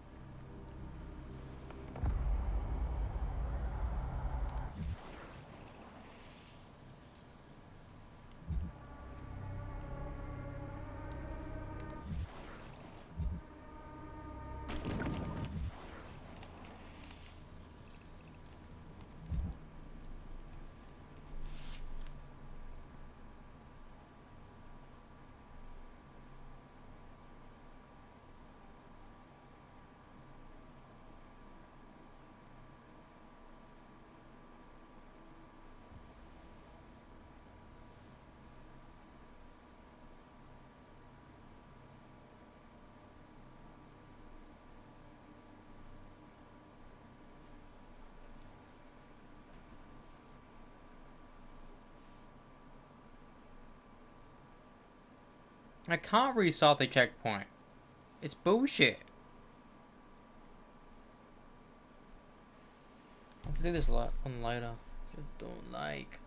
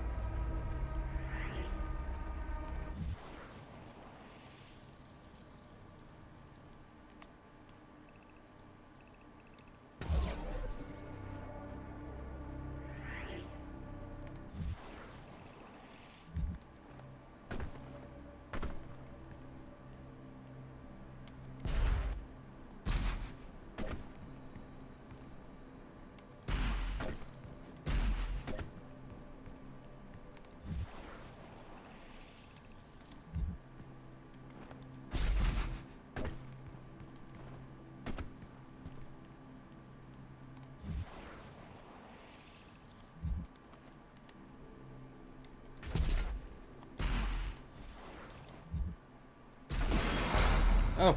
Oh. Alright.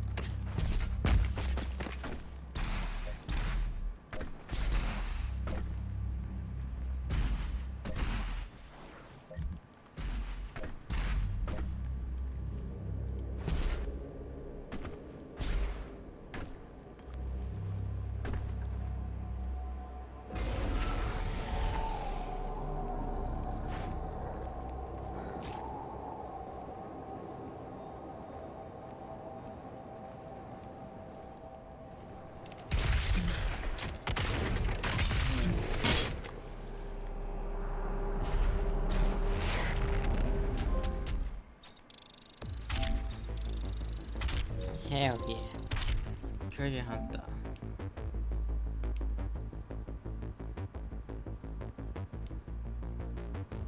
Turrets are bad.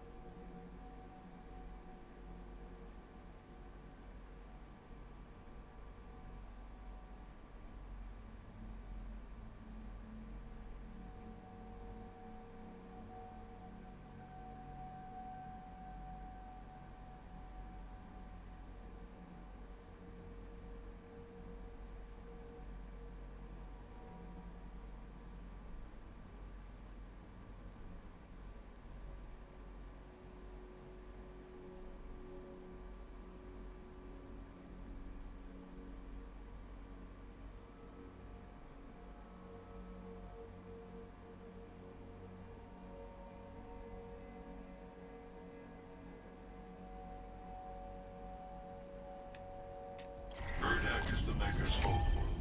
It is not accessible to anyone. No human or sentinel has ever set foot in their dimension. You can use the Maker's origin factory in the Hell City of Necravol to pass through the void. Once there, you will not be able to leave on your own. But Vega can create an exit portal for you. That is why you must bring Vega through the void with you to Erdak. Understood. I'm detaching myself from the ship's systems. Processing. Total transfer to external drive complete.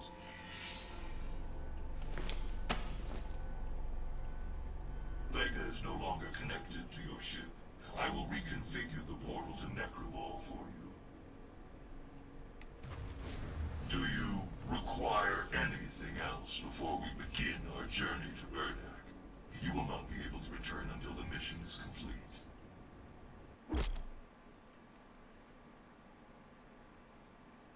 So that means I need to get everywhere.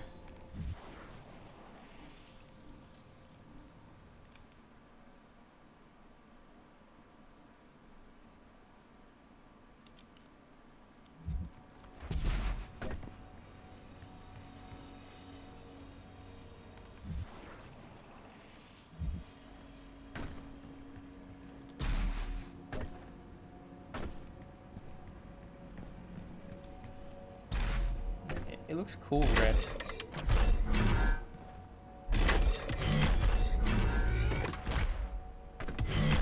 open?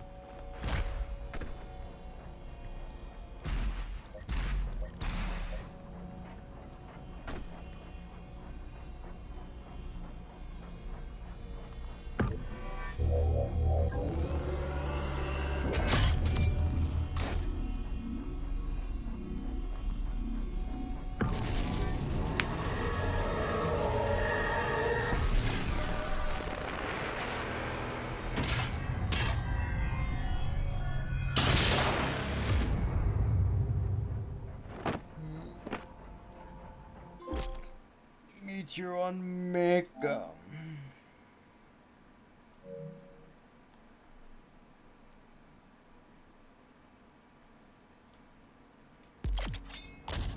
Beyond Maker. Pure Maker technology. Inspired by Sentinel weaponry and refined by their divine intellect. Its destructive potential is staggering.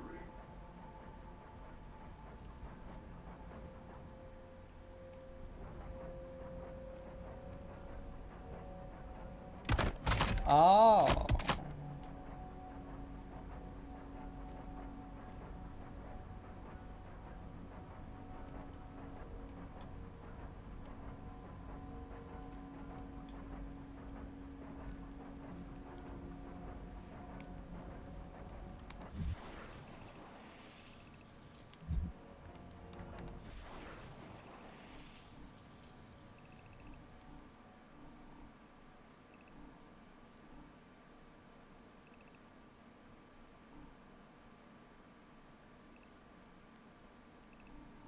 Am I dumb? Where is it?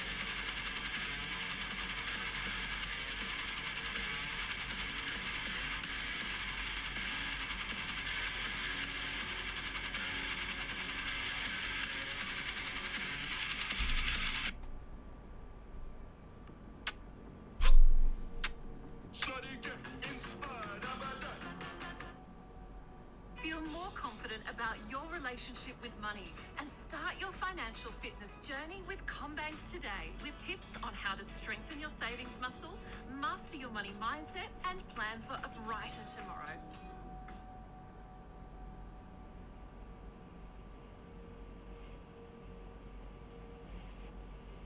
Across the various realms of the chaotic timeline of doom, many stories were told of a being.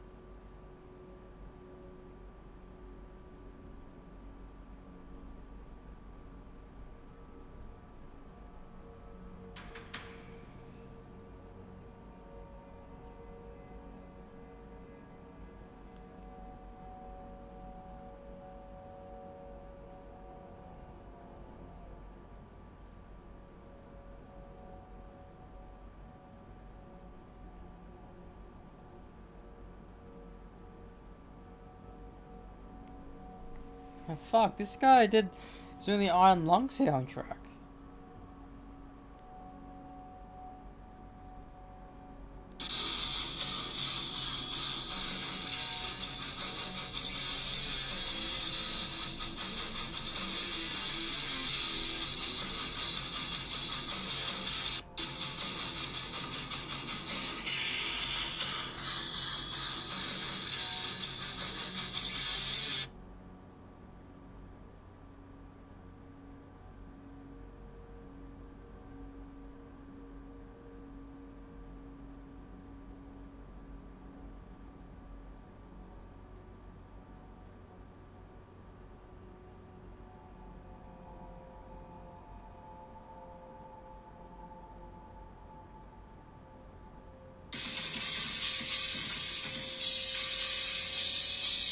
Awesome. Then we'll just send that to Dave and he'll just give us money.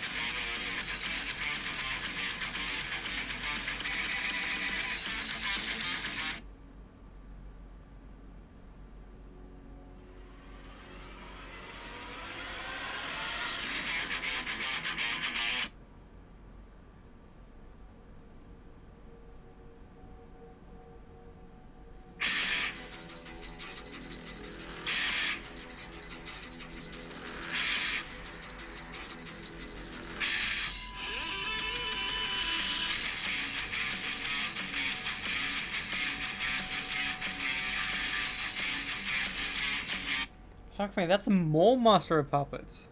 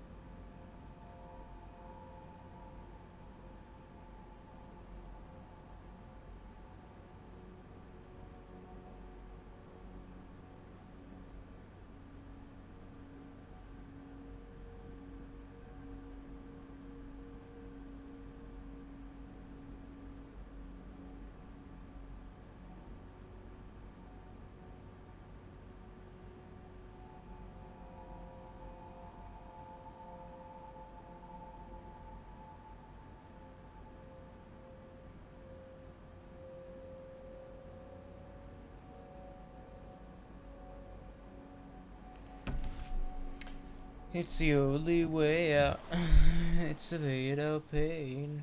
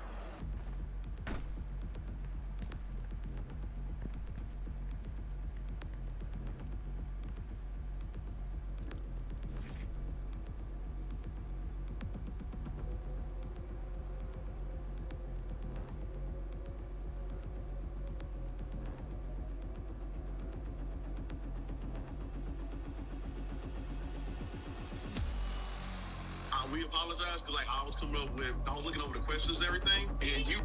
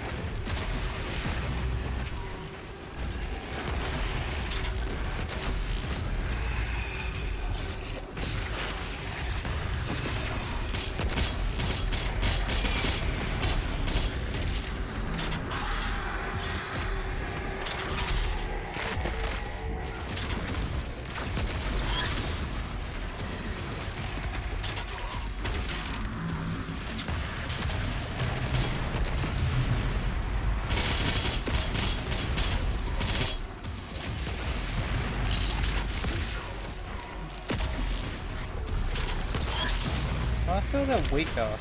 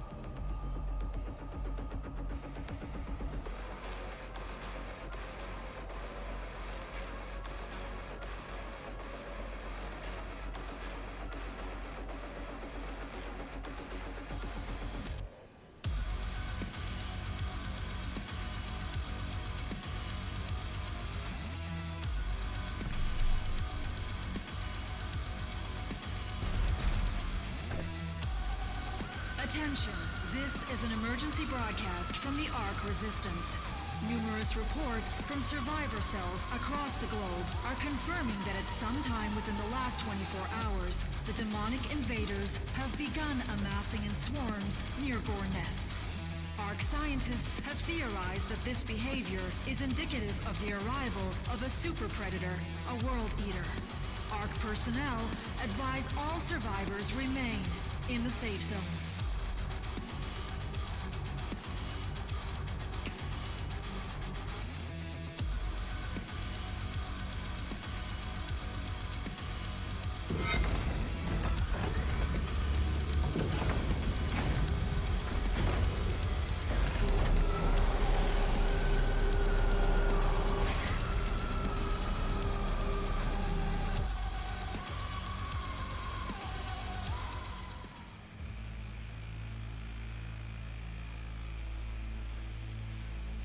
Okay, I'll be doing these tomorrow. Darkened energy is made from the souls of Hell's victims. This is the factory where that takes place. Necrolol, the city of the damned.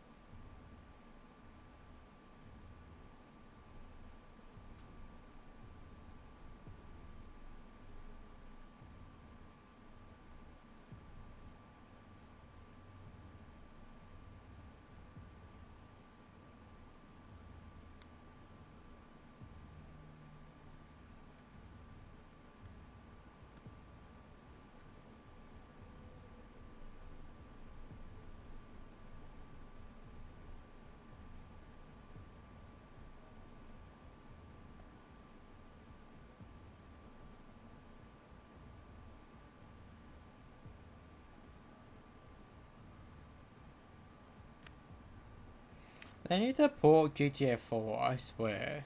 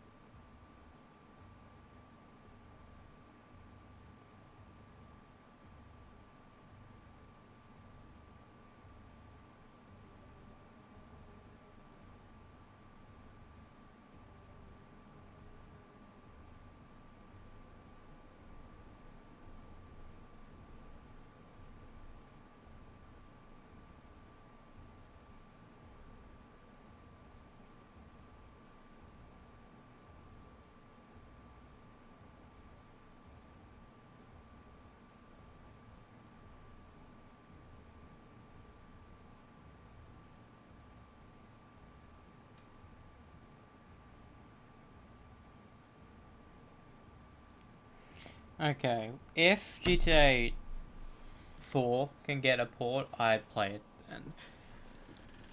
Because I would love to get the trophies of platinum. Because the trilogy I can do.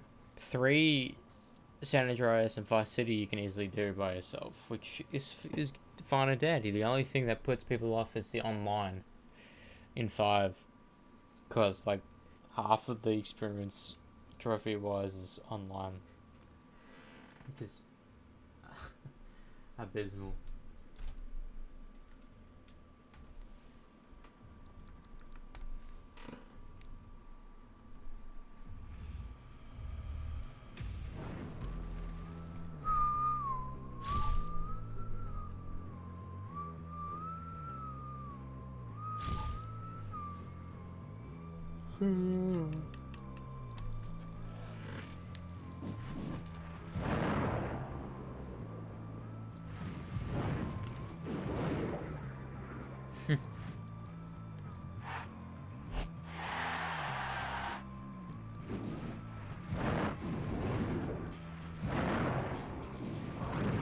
Do I have to?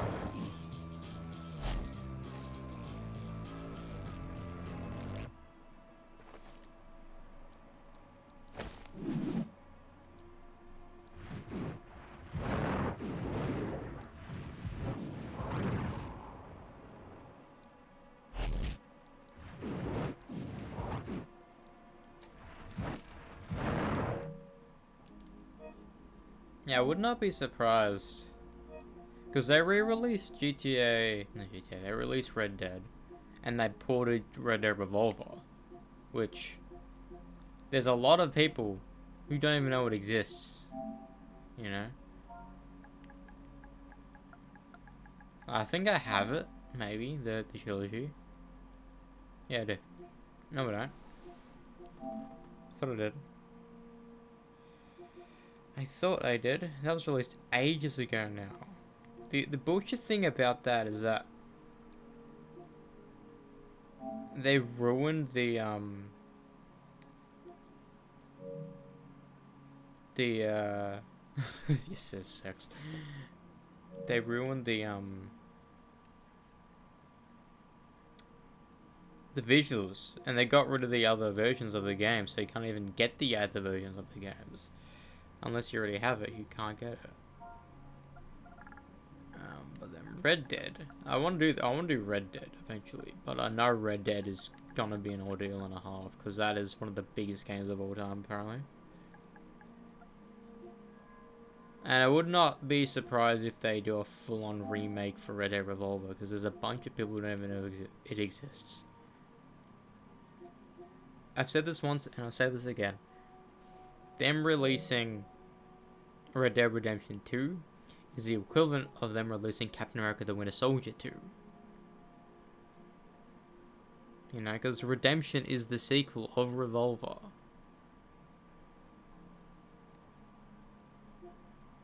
And Red Dead 2 sold so fucking well.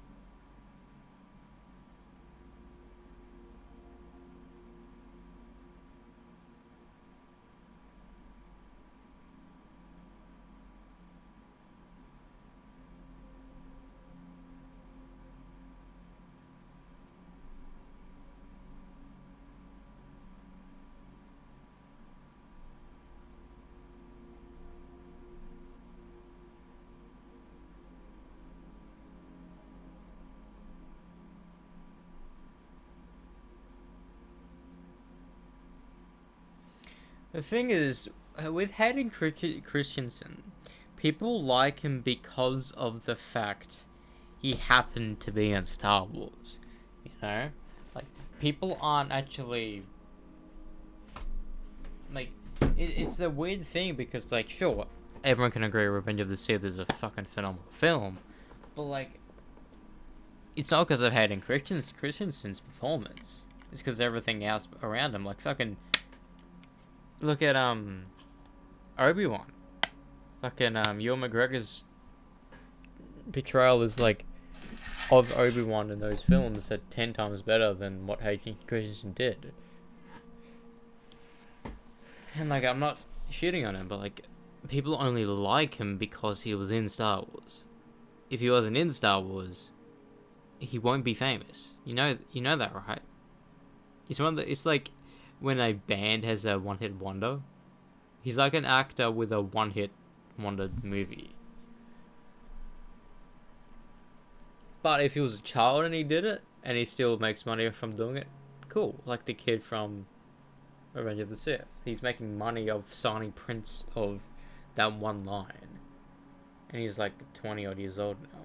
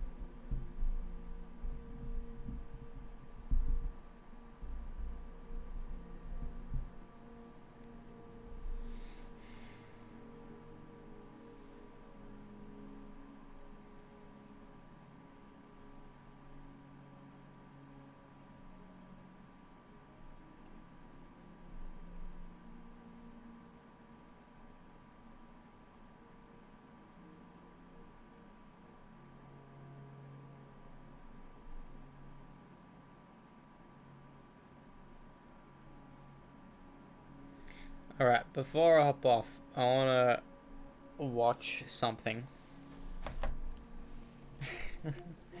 Bro, Cyberpunk is done!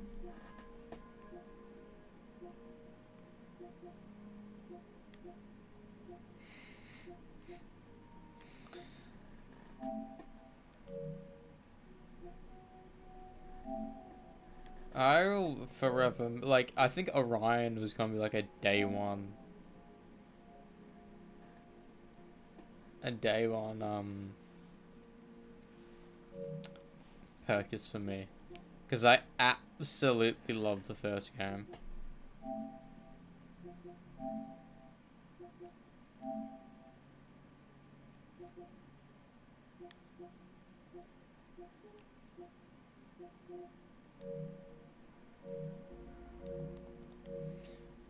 I do wonder if they're gonna release the remake of Witcher 1 before Witcher 4, because I think that will get more people to play it.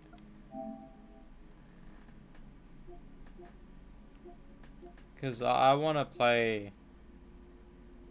Who plays Yennefer in the sequel?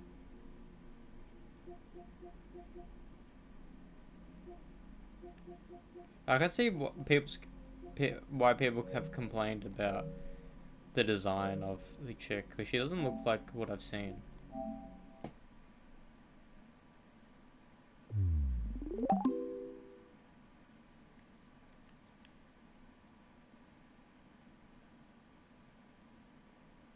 It's so weird that I've never seen a franchise where there's leaps in graphics per game. Well, not so much between 3 to San Andreas, but like San Andreas to 4, then 4 to 5, then 5 to 6 is insane. And 5 felt fucking so good.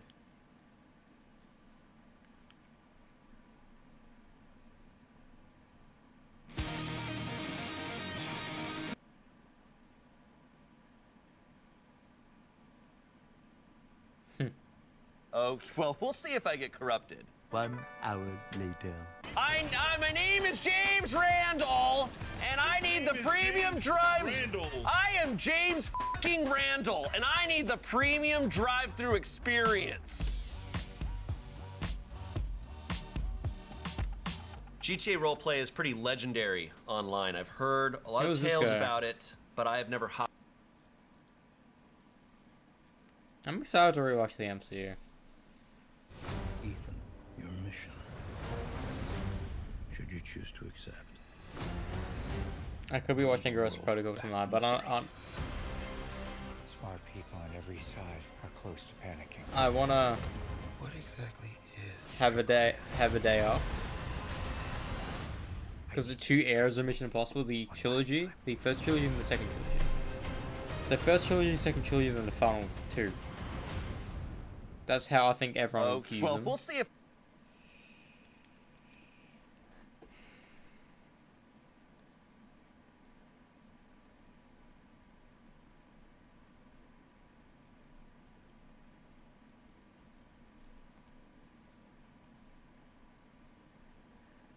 Who the fuck is Space Boy?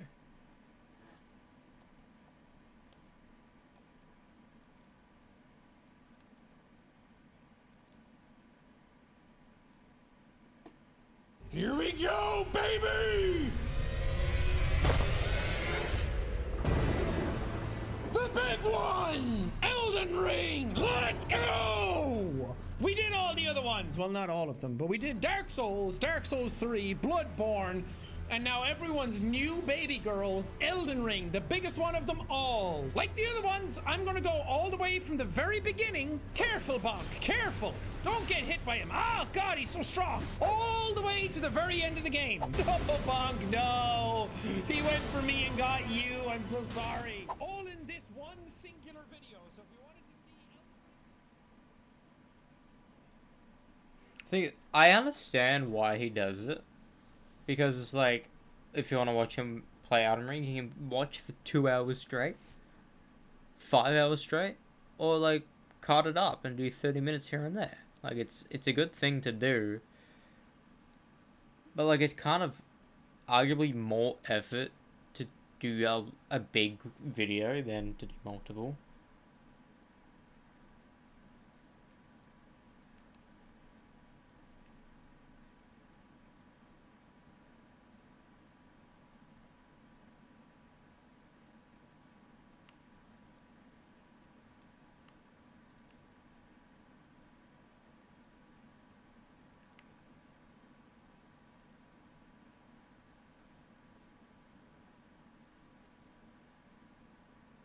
There it is.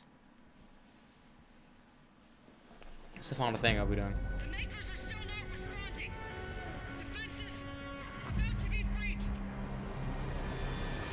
Bro, it already looks 10 times better than Eternal. That's insane.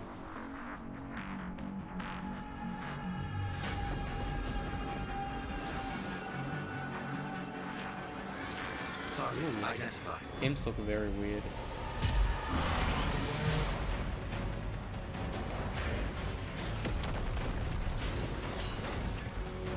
Holy shit, is this how we get our weapons?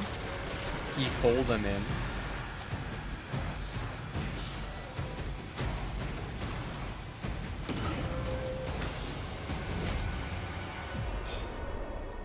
Impact confirmed.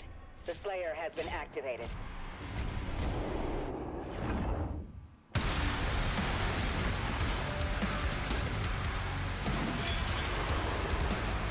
I really want this game to be fun to play. Because the thing about Doom is that it's non-stop.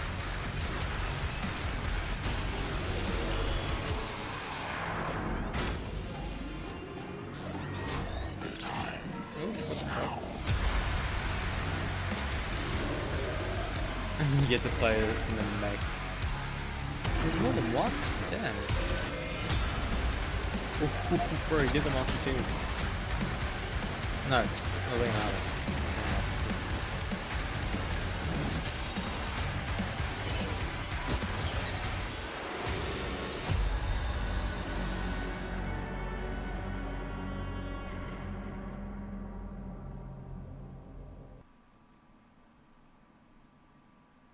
Up to 2 days early access.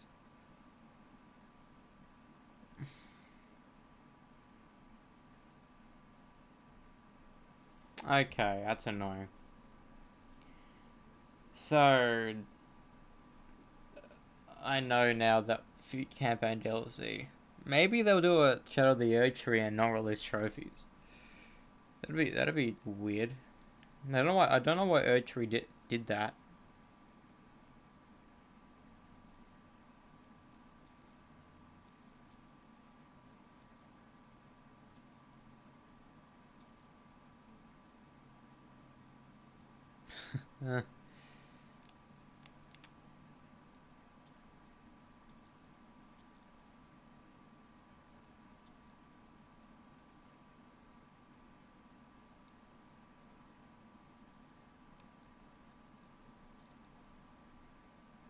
I do wonder because it's not gonna be open world. No Doom game is open world.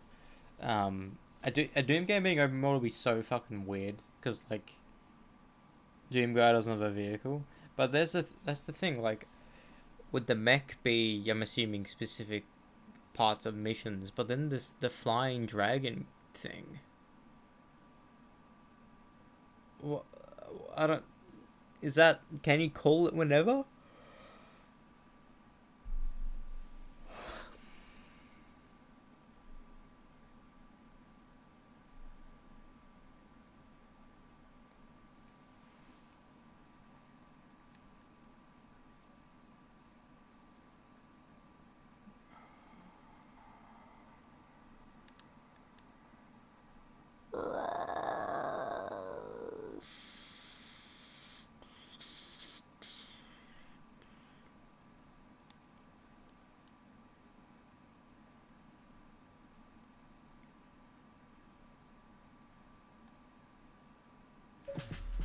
I don't know, I just hope it's good. Managing expenses If it's not good, it would be so sad. Today, I'm calling random numbers until I can convince a stranger to hang out with me. There is over 8 billion unique different phone number combinations in the United States alone. And my goal today is to get one of those random people to pick up the phone and agree to hang out with a stranger. Me. Luckily, there's area codes that exist. So to help narrow this down, I'm only gonna be calling people from my city by putting these 3 digits at the front of every random number. However, the 7 numbers that follow that will be completely random. Wish me luck, and let's get started. Okay, so 512, and let's just do let's just spam. Okay, boom, boom, boom, 735. God. All right, 512, 730. Please work, please work, please work. Sorry. Candace? is not available. Record your message at the tone. I'm gonna leave a voicemail. Hey Candace, this is Parker. Just calling to see if you wanted to maybe hang out. You can give me a call back at this number at your earliest convenience. Thank you. Have a good day. Okay, that was a real number, so that's a good sign. We were on the right path. 804, here we go. I love There we crispy go. cocktails, it's so hilarious. Oh my God, this is gonna be harder than I thought. 935. Oh, call failed. Hi, who's this? Hey, it's Parker. How's it going? Is it a robot? This is the first person we get on the phone. It's an AI woman. Hey, how's it going? Good, man. What's up? Not much. I'm actually just calling random numbers and trying to get someone to hang out with me. Would you be interested in hanging out? I was dialing number after number after number after number. Do I just go up to one of the girls behind me and ask for their number? Does that count? Either nobody answered. Oh my God, nobody's picked up the phone! They hung up the phone immediately, or just told me flat out no. Hey, how's it going? Who am I speaking to? Who's this? You called me, bro. What do you mean? I didn't call you, man. Oh, my fault. That was the wrong number. I didn't call you. Oh, sorry. I'm actually just calling random numbers to see if anyone wants to hang out. Do you want to hang out? Nah, man. Nah, man. That was until this happened. Oh, I'm gonna call back. Oh my God. Call from Gary. Hey, is this Gary? Yes. How you doing, Gary? I'm doing all right. How are you doing? Oh, doing well. Just trying to see if you wanted to hang out. What you have in mind? Are you in Austin? Yeah. Oh, okay. Well, I'm at Zilker Park right now. Wait. How do I know you, Parker? You don't. I'm actually just calling random numbers to try and see if I can find someone to hang out with. That seems a little on the desperate side for me. Desperate times, you know? How old are you, Gary? You don't want to know. I don't? How old are you? I'm 27. Yeah, I'm 74. Wow. But I could pass for 65. Not that that's a big difference. No, that's incredible. What were you up to today? I actually was just headed out to dinner. What does a young man like you do for fun? This is what I do for fun, you know? Well, enjoy your dinner, Gary. Thank you for calling back. Yeah, have a good one. See ya. You see, that was the closest we got. And I'm sure if I really pushed hard enough, maybe I could have hung out with Gary. But something about that felt a little strange to me. I know I'm the guy who's calling random numbers, but just something about I don't know what I would have been in for if I were to do that. So we jumped right back into it. That gives me hope, you know? People are receiving my messages. Maybe someone else will call back soon. This is Felicia. Hey, Felicia, how's it going? How are you? Doing well. My name's Parker. I'm actually just doing something a little fun. I'm just calling random numbers and trying to see if anyone wants to hang out. I just happened to dial your number. Would you like to hang out? No, this is actually a business number. Oh. Well, like, what are you doing after work? Not work. That was it. Hi, I am a Google virtual assistant recording this call for the person you're trying to reach. Before I try to connect you, can I ask what you're calling about? Nunya. Who is this? My name's Parker. What's your name? Well, Parker, why are you calling me? Just calling random numbers, trying to see if anyone wants to hang out. I was just wondering if you would be interested in hanging out. No, I'm fine, thank you. No worries. Have a good one. If somebody called me with that, I would fucking do it. I would just see where it takes me. I continued to have no luck at all. But out of nowhere, I found a strategy that worked. So I knew about having to put 512 in front of everything, but I found this combination of 6 random numbers after the 512 that if I just kept adding 1 to that number every single time, people were picking up. All of these numbers were working. I found the magic code. Hello? Hey, how's it going? Good? Good. My name's Parker. I'm doing something funny. I'm just calling a bunch of random numbers and trying to see if anybody's down to hang out. Would you, by chance, be down to hang out? That sounds pretty dangerous. It does. I don't think you should do that. I mean, I'm a grown man. I'm 27. I think I could like fend off any. I mean, it is dangerous for you. I mean, obviously I'm a stranger, but you know that's the point. Like we've met in a public place, and like I'm actually making a video about it. Oh, that's fun. Well, unfortunately, I cannot, but I hope you find some people to hang out with and be safe. Wow, you are the nicest person I've spoke to yet. Thank you so much. What is your name? All right. My name is Marcella. Marcella, all right. I wish you the best with everything. Thank you for being a nice person. Bye-bye. All right, see you. Okay, that was nice. That was a beautiful way to get rejected. Oh, getting a call back. Call from Jordan. To accept, press 1. To send a voicemail, Let's press go. 2.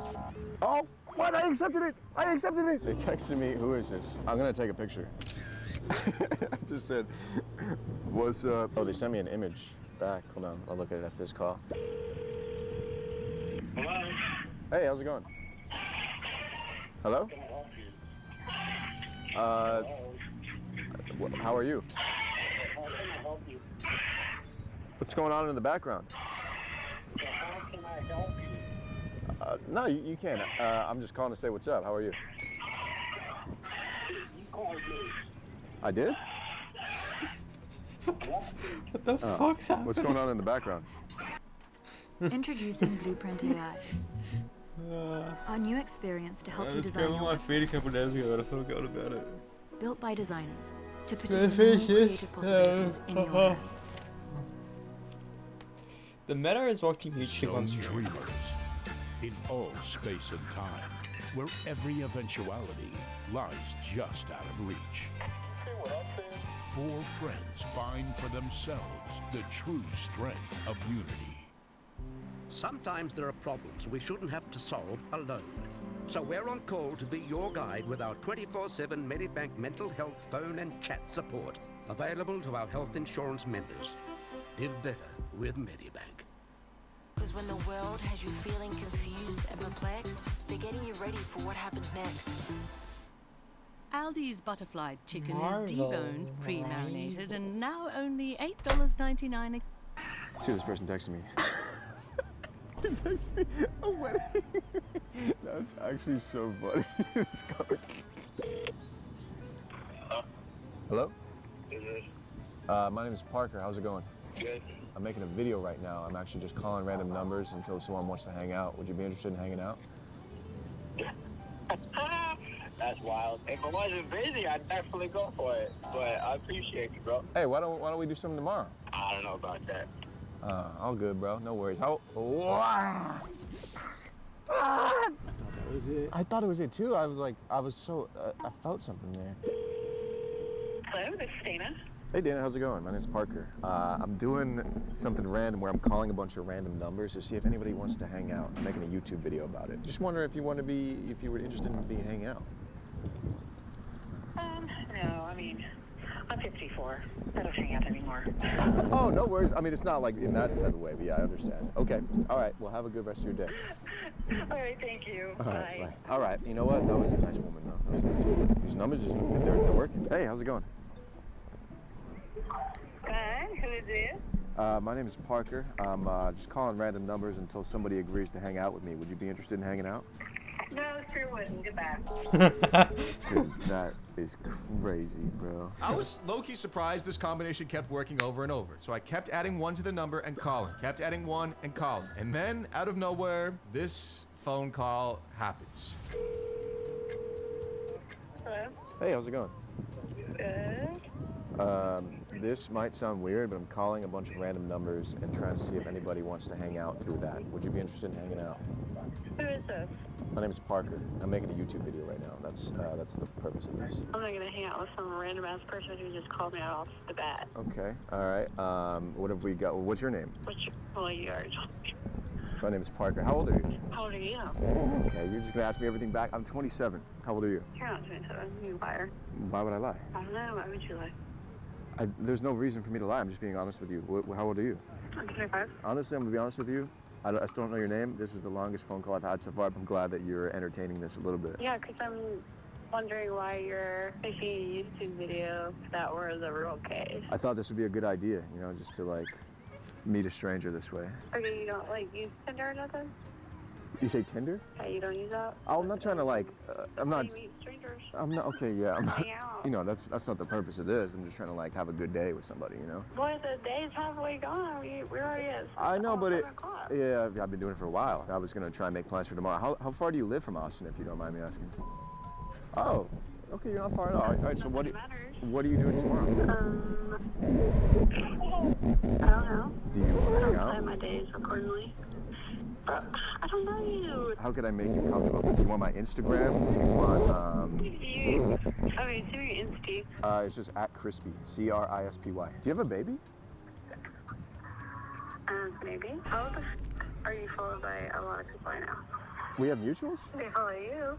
Oh, okay. But do I know them or no? I don't know. Okay. All right, what's your Instagram? Okay, I followed you. Okay. You're Alex? No.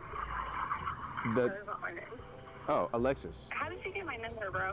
I swear to God, I've been dialing numbers for the past 3 hours. Okay, look, I'm gonna follow you back. I just followed you back. Let's hang out tomorrow. You can follow me back, you little liar. Just check. It's refreshing. It's fun. Stuff is there. Open and close out. Okay. What do you have, an Android or something? Oh, wait, hang on. Oh, okay, yeah. That's it. Right. That's so weird. Okay, so I've been dialing numbers for 3 hours. For 3 hours. We've been talking for 7.5 minutes. I don't think I've had a phone call that was longer than a minute. What made you stay on the phone? I'm curious. To be fair, I thought you were a spam call for a second, but I was like, who's spam calling on Saturday night? Well, yeah, that's why I did it on the weekend, because people don't do that. But people have still been like, cursing me out, hanging up, and like, you seem like a kind person, so we should hang out tomorrow. Thank you, I am. I'm just kidding. No. I have a son. He's a little big boy. You have a what? I have a son now. I see that. Yeah, it looks like he needs a father figure, no? I mean, yeah, I might be jumping ahead of myself there. But no, we just hang out platonically, yeah. I mean, you could bring your son if he's cool with being in the video. Can you ask him? Yeah, let me ask my almost 1-year-old son for consent. We continued to talk for the next 20 minutes, getting to know each other over the phone, and then we actually solidified some solid plans. You do seem like a quirky, cool, interesting person, I can't wait to get to know you better. Okay, well, don't be like a serial killer. Sounds good. Okay, so 7:30 tomorrow. I will talk to you later. See you tomorrow. Okay. All right, have a good night. I swear to God, if you're a serial killer, I will murder you before you murder me. Okay, well, I am not bringing any weapons, so please don't bring any either. And then none of us will get hurt. All right, bye. But, wait, is she insane? This has turned into something, I was just expecting to spend the day with a 40-year-old dude. So maybe I'm not the stepfather, but I'm the father that stepped up, Maybe that's my role. It feels like it's fake. Watching it back, it does not feel like I'm talking to, this is a random stranger that picked up the phone and talked to me for over 30 minutes. And now she agreed to hang out tomorrow. I was about to go hang out with this random girl who I met by dialing a random combination of numbers. You literally can't make this up. This is insane. So, the next day, I was actually pretty excited. I was looking forward to it. That was until the unthinkable happened. She canceled on me. I understood why. It makes sense. I'm a stranger who she met 24 hours ago. It made sense. But I knew there was something there, and I didn't want to have to go back to calling random people because it took almost 4 hours to get somebody to agree to do this, and I didn't want to do it again. She also mentioned that she is a super shy girl. So doing something a little extreme like this might be a little out of her comfort zone. So we continued to talk throughout the next few days. We even FaceTimed a couple times, and we got to know each other a little bit better. And about a week later, this happened. All right. Good news. Good news, I think. I think for real this time. Tomorrow, we should be hanging out. Bro, I feel like this is How I Met Your Mother, bro. Talking a lot throughout the last few days, and she seems to be a lot more comfortable now. I'm a little confused by the energy. I don't know if she's flirting or what, but I want to make this very clear that this is not a date. I'm not going on a date tomorrow. If I wanted to go on a date, I'm going to go on a date. I'm going on one this weekend. But this, unrelated to this though, this YouTube channel is not my love life. This is a fun little experiment. I'm hanging out with a stranger. I literally made up her number in my head. You guys see that meme of the guy who's like, how'd you get my number? It was in my head. That's literally me. That's literally me. Anyways, if all goes according to plan, the next clip should be us hanging out. I hope so. Let's go. We're back here in the same park where it all started, with the same blanket, but came prepared. I figured the best icebreaker to get to know somebody would be for this right here. I bought a paint set. I thought it'd be fun if we painted each other. Oh, it came with aprons too? Oh my God, this feels like a date. Aprons. This is, for the record, this is not a date. Everybody ships me with every girl that I happen to make content with. It just happened to be a girl my age that picked up the phone. The mere coincidence of this happening is absolutely mind-blowing. I'm already being shipped with 14 different girls. Let's not do it with this one too, okay? This is not a date. This is a random stranger. This is a random exercise that I wanted to try for a long time now. Called a random number. She picked up. Now we're here. So she's about to pull up, and we go from there. This is my new assistant, Danny. She's going to be taking care of the baby. There's a baby in this situation, and did you know that this is what you were signing up for? No, I didn't know I was signing up for a new job to babysit. Very unpredictable job here, but this is it's a good first shoot to be on. I'm gonna have my assistant, Danny, here. Mic her up, and she's gonna watch her. We don't want the baby to be on camera, so Danny is best assistant in the world, best babysitter. She's gonna be taking care of the baby off camera while we do this. Can we get a W, Danny, in the comments? Thank you. But yeah, she's rolling up right now, so I guess don't grab her, or you're fired.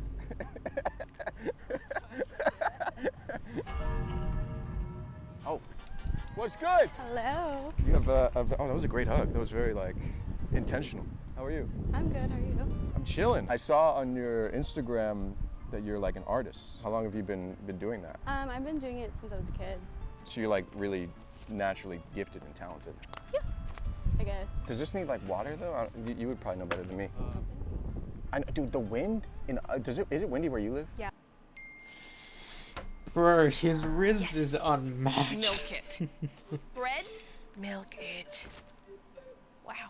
Basil, parmesan, pasta, soy milk, no offense, and a big watermelon.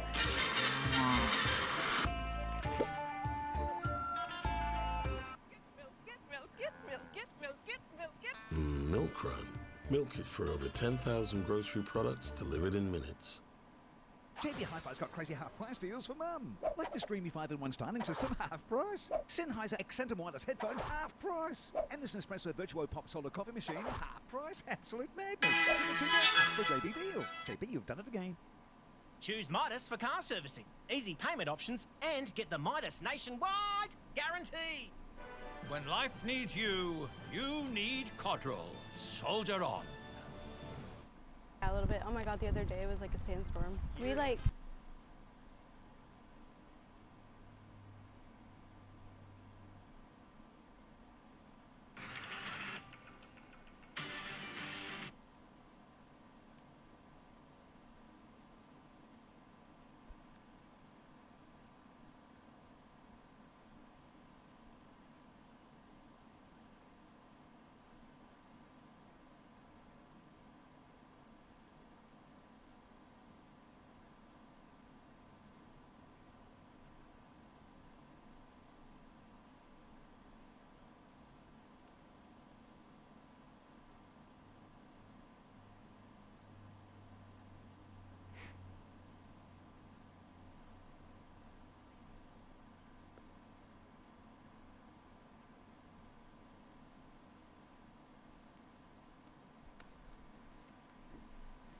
Almost died.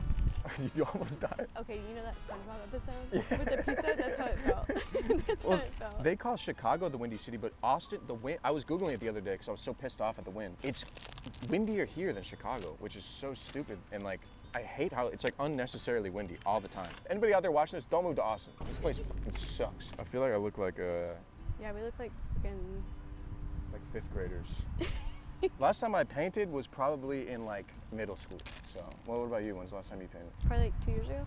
Okay, so you're a little rusty too. You gotta walk me through this, right? Yeah. I know it was a while ago now, but like, you get a call from a random number. Yes. And you're just like... I literally thought it was fake. You thought it was fake? Like, yeah. What do you mean? What about it? You just like randomly called me. It was like 9 o'clock, maybe earlier. No, it was like, what time was it? Like 6 or 7? I was watching my show and I was like, who's calling me? Do you always pick up random numbers? No, I just randomly. So that time you just happened to? Yeah. And like, what goes through your mind when that happened? What was going through your mind? I was like, this is fake. I don't know who you are. But you're here now, so like, what made you do that? Well, I've met a lot of strangers. Okay, that doesn't sound good. Well, that doesn't sound very safe. It's not. Are you just going on the streets, just meeting people? No. So you had like no kind of danger in this? Like, did you go into this thinking, oh, this guy could kill me, and like, Yeah, I thought, yeah. Yeah? But you're like, I'll go anyways? Yeah. Wait, let me look at you. A lot of browns, A lot of yellows. browns, yeah. What color are your eyes? Blue. Wow, they're so blue. I'm gonna set a 5-minute timer. For what? For this. And we gotta paint each other in 5 minutes. Or is that too little? Should we do 10? Yeah. 10? Yeah, all right, we'll do 10. We'll do 10. 10-minute timer. Whoever has the best painting wins. I always win. You always win? Yes. I won a competition when back in the Gap. Where's the brown coming from? I'm gonna just outline you in brown. I don't know. I'm white. That's too dark. You're gonna outline me like my whole... What are your hobbies, like outside of picking up phone calls and just hanging out with strangers? Mainly, just, chilling out. I don't know. I don't really have hobbies anymore. I just go to work. Yeah, I feel like being a mom is like another job. So you got like 2 jobs. You got to go to work and then you come home and you're a mom at the same time. Like that's insane. That's cool though. He's chill. You do have a very chill baby. He's very chill. So what's like the ideal day look like for you? Like this, just being out in the nature. Really? Yeah, I haven't done it in a while. This is your ideal day? Yeah. My ideal day is like, I wake up in the morning and I like doom scroll TikTok for a little bit. Me too. You do that? Yeah. I get like... What's your For You page look like? I don't know. It's... Are you brain rotted? Do you know who John Pork is? No. Tim Cheese? No. Marvin Beak? No. This looks like an old man, sorry. Are you calling me old? No, just the way of them. I haven't painted in a long time, okay? That's okay. I haven't painted ever. Oh. Oh my God. Did you pick up? No, everything's fine. Everything's fine. Oh, I did it again. Dude, I'm fucking this up really bad. Oh my God. This is scary looking, I'm gonna be honest with you. I'm like pretty much done. I don't know what else I could add over here. How are you doing? Oh my God, I swear to God. I'm almost done. Okay. These are your real glasses? Yeah. Can I try them on? Can you see without them? No, I can't see all. I mean, I can see, but it's like all blurry. I'm just gonna give you a kawaii emoji. What made you do the hard eyes? Are you just a big fan of that emoji? No, I just found them on this website. And I was like, hell yeah, I'm gonna do that. So let's talk about politics for a second. Oh, No, I'm just kidding. I'm just kidding. Okay, I think I'm done. Yeah. Okay, are you ready? Yeah. Just for the camera first. This is what I just did. Does it look like you? Yeah. I forgot to do the apron, I just realized, but I think I did pretty good. Yeah, it's great. I love it. Okay, awesome. Let me see yours. Are you sure? Yeah. It's kind of like Picasso looking. Okay. I'll take that as a compliment. What? That's so good. I think we all know who won this one. I gave me. you kawaii whips. You? Fair enough. I love this. That's for you. Next, I decided to take her mini golfing. There is literally one mini golf place in all of Austin, Texas. So we went there and I challenged her to a friendly game of mini golf. We are now, where are we? I don't know, Peter Pan? Peter Pan. No, like specifically, like what are we doing now? We're golfing. We're golfing. What color do you want? Purple. Okay, I'll take blue. See if any of us can get a hole in one. That'd be fun. Follow the ball. Here we go. It's going in. It's going in. It's going in. That was beautiful. That was not bad. That was pretty good. I feel like you could do better though. There you go. There you go. Yum. Dang. Damn. This is for 2. Oh no. Oh my God. Bakers. 3. You can't do that. Can you? That was cheating. No, but it counts as 3. That was cheating. How does that cheat? I was supposed to go next. Oh, okay, my fault, my fault. That was cheating. You cheated. Oh my God. It was so close.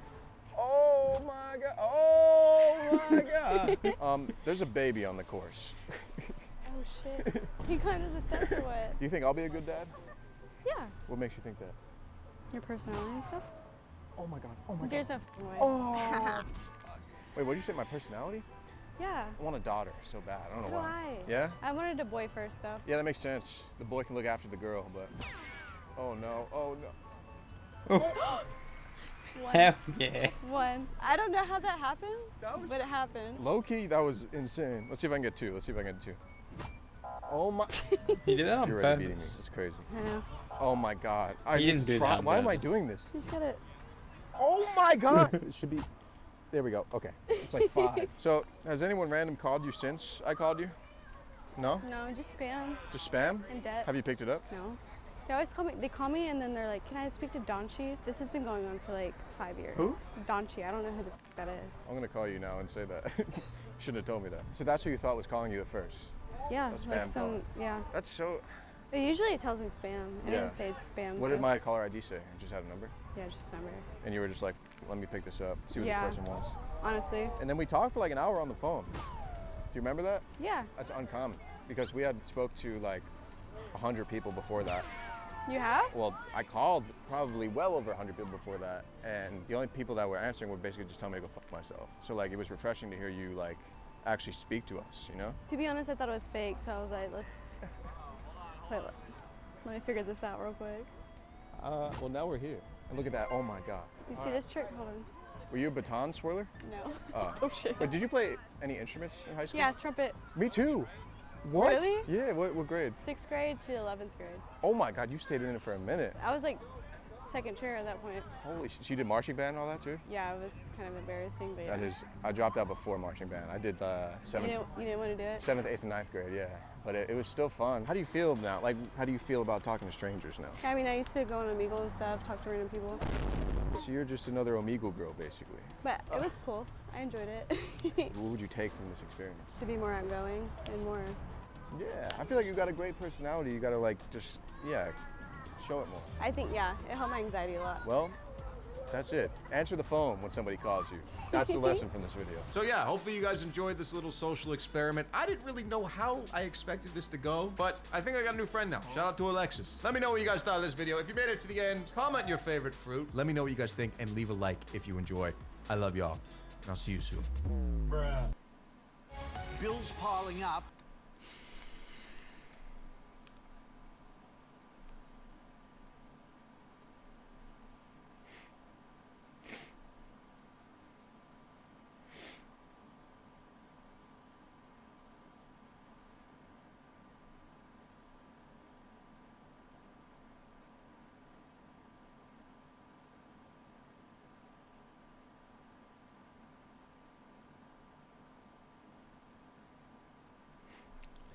Yeah, insane. Insane, it'd be crazy.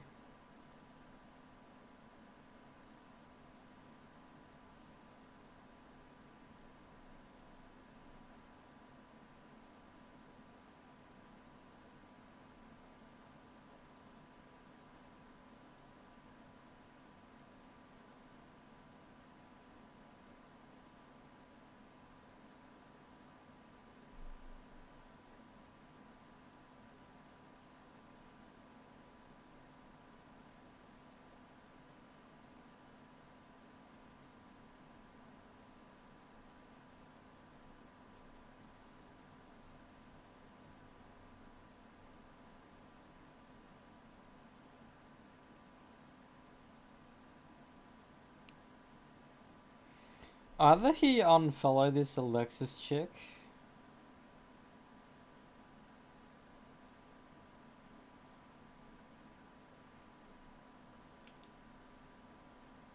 Or maybe he saw that other like celebrities she follows follow him and be like, huh, like if he wasn't a celebrity, I don't think they would have done it.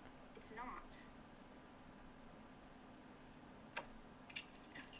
It's not.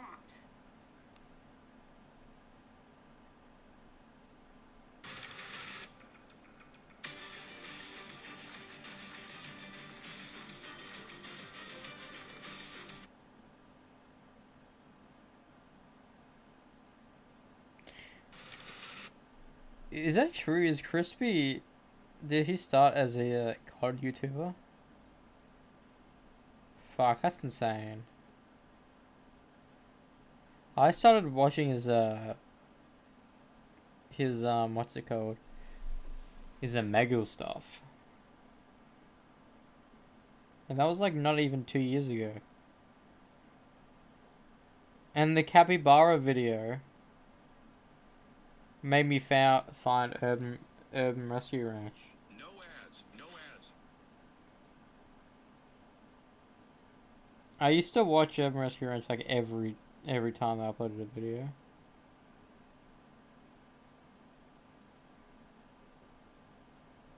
But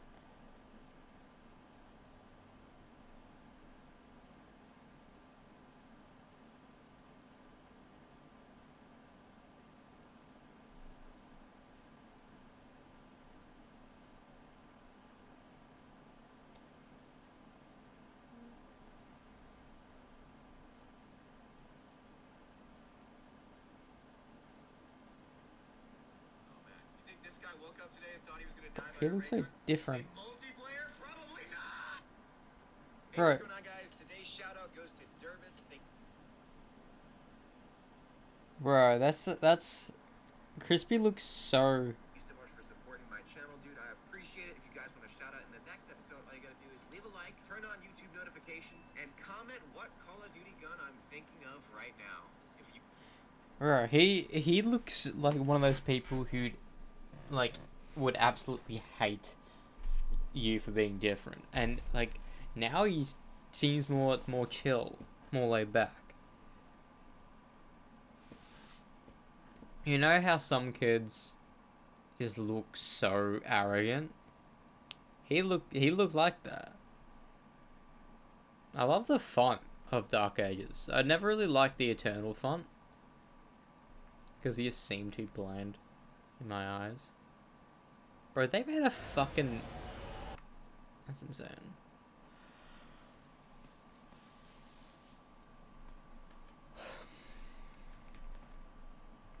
I finished Doom the Dark Ages. Let's talk about it. No spoilers though. Doom the Dark Ages is the third game in the modern Doom trilogy, but it's actually a prequel to Doom 2016 instead of a sequel to Doom Eternal, and id Software has actually switched up the formula in a few big ways. Number one, this game has way more story. The Night Sentinels are facing off against Prince Azrak and the Demon Horde over the heart of Argent, and with that you get full cutscenes, solid voice acting, and way more backstory on the Slayer himself, and it's pretty good stuff. Number two, it's all about the shield saw. You're blocking enemy attacks, slinging it at enemies, using it to get around the map, but the combat is really all about parrying. Timing your blocks to green enemy attacks triggers a perfect parry that shoots shots back at enemies or makes them stagger, and combine that with stuff like a gun that shoots crushed up skulls and a chained cannonball launcher. Yeah, it's a good time. Number three, this game is less rip and tear and more stand and fight. Glory kills have become a core part of the Doom experience, but the Dark Ages is really more about the shield and the gunplay than it is about the gory glory kills. They're still here, but only when you jump and hit a finisher on an enemy. Otherwise, you get a pretty standard melee attack, and I could always use more glory kills. But the game does add in some solid dragon combat and giant mech levels that break up the standard FPS gameplay and make the Dark Ages stand out even more from the other two games. Just know going in, it's a very different kind of Doom. But the Dark Ages absolutely delivers on what makes Doom Doom. The gunplay is fast, the soundtrack is brutal, and the hellscapes are gorgeous. Absolutely killer game. Of course, big thanks to Bethesda for letting me go hands-on early for a review, but let me know down below. What do you think about Doom the Dark Ages, and are you going to give this game... I finished Doom the Dark Ages. I really want it to be good. Like, I really want it to be good, but a part of me knows it's gonna do bad. Like, a part of me just outright knows it's going to be bad. In my eyes. Which is so sad because I actually really like the Doom games. But, like, a part of me, because a part of my brain just thinks that, oh, it's not Doom anymore. Because a part of me is, like, running around, like, I don't know if market player would even like this, because it like, sure, the fundamentals are there with the weapons, but like, it doesn't feel like the other two games, because Eternal built on what made 2016 great and just made it more grander in scale. You know, you run around, you jump in the air, you have a dash system, you can swing a monkey bars, you know, all the stuff, and you can do glory kill like maneuvers where you can, like, you stay in the air, then you do another glory kill, and like you go from place to place, and the weapon will return. But I need to play it in order to, like, properly give my own opinion on it. But so far, I don't really feel the oomph yet. I pre-ordered it because, like, a fucking new Doom game, hell yeah, but I don't know. The collector's edition for Doom the Dark Ages is here. Let me show you what we get. So firstly, it's awesome to see that it comes with a physical copy of the game, the premium edition on PS5. Then we have this really nice steelbook, which is black and red, with Doom the Dark Ages printed on the back. And inside this is a replica red keycard made from metal, and this is actually pretty heavy. And then we have 12 inches of the Doom Slayer in the form of this incredibly detailed statue. And this has to be one of the most detailed and realistic statues that we've ever had. He's got his shield saw on one arm and a super shotgun on the other, which you can remove and swap out for this spiked ball, also known as the flail. Then there's this false fur cape that you can fit around the back. Oh man, he looks like an absolute beast. Now there's even a cardboard backdrop that you can use if you're displaying it somewhere in your setup. And then here is everything that we get included in the Collector's Edition. So who else is looking forward to playing? The Collector's Edition for Doom the Dark Ages is here. Let me show you what we get. So firstly, it's all... I'm hopeful, but a part of me thinks it's gonna be bad.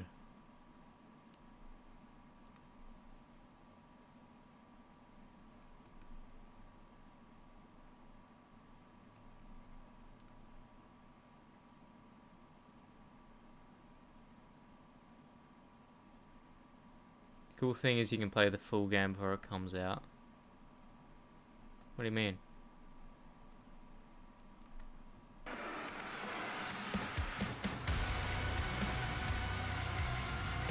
They painted that on. That's cool. That's cool.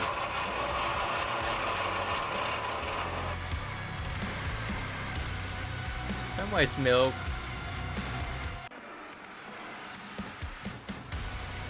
That's cool.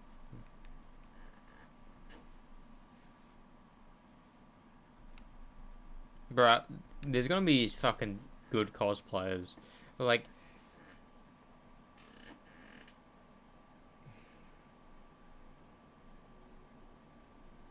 I don't know.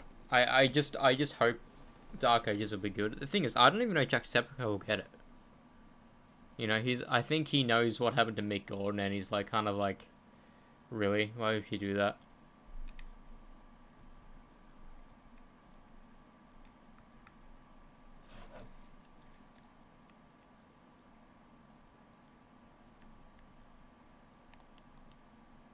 Oh yeah, I really want it to be good.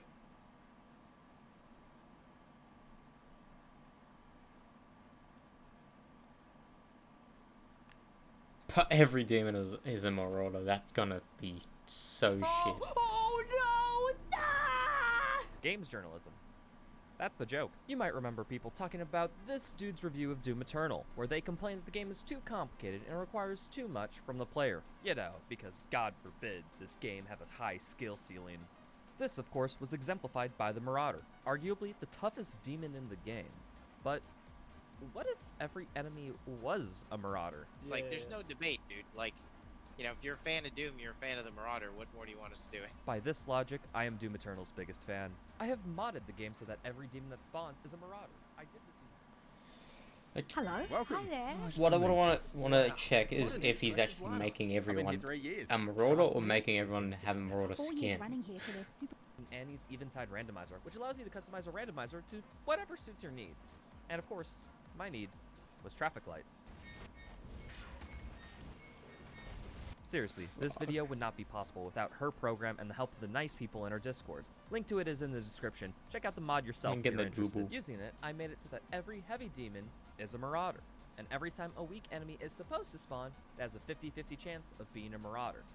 Now, I would have loved to make literally every enemy a Marauder, but unfortunately, there are fatal errors if zombies are not in the pool of monsters. Not to mention, it would cut off my supply of ammo, because as we all know, demons are actually Texan pinatas. So this is the closest thing that I can get to an every demon is a Marauder, well, until some nerd makes that mod after watching this video. So, let's get into it. And Hell on Earth has never been more hell. Play on Earth. And please just go lucky on me in the first room. Just like 1 or 2 Marauders. 3 I can't do, but 2 is fine. Oh, look at that. 3 zombies. Cheater. Hacks. Someone hire an astrophysicist to disprove this luck. Oh, I wasn't lucky for too long.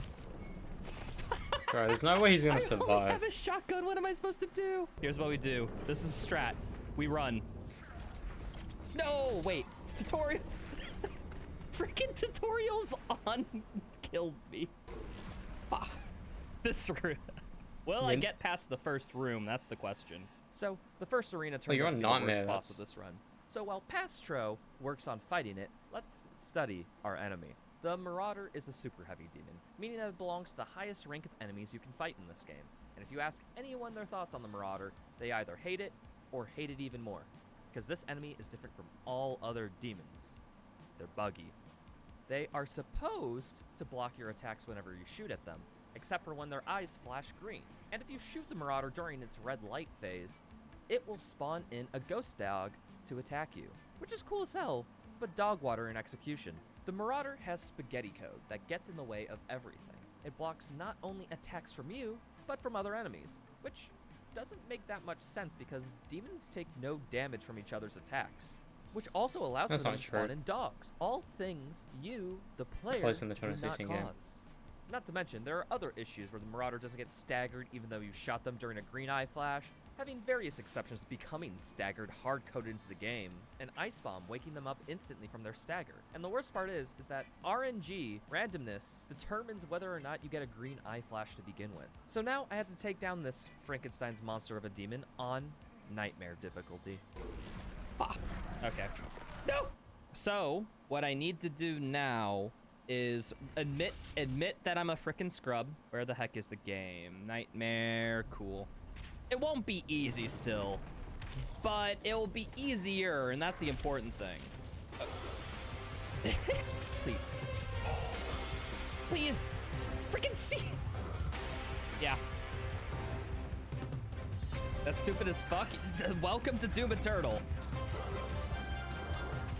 It's not working. All right. There's one.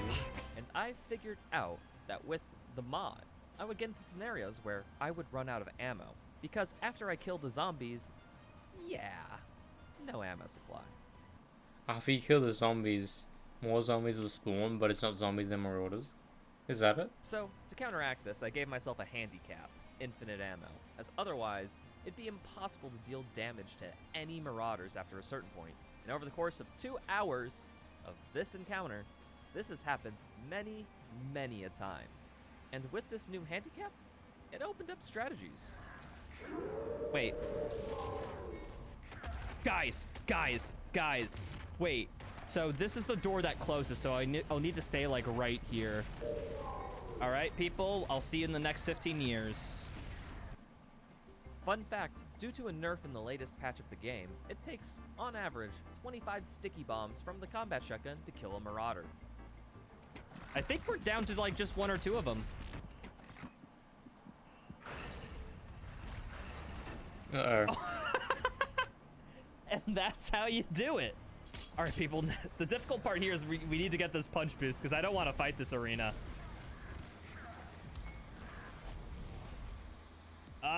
Okay, got it.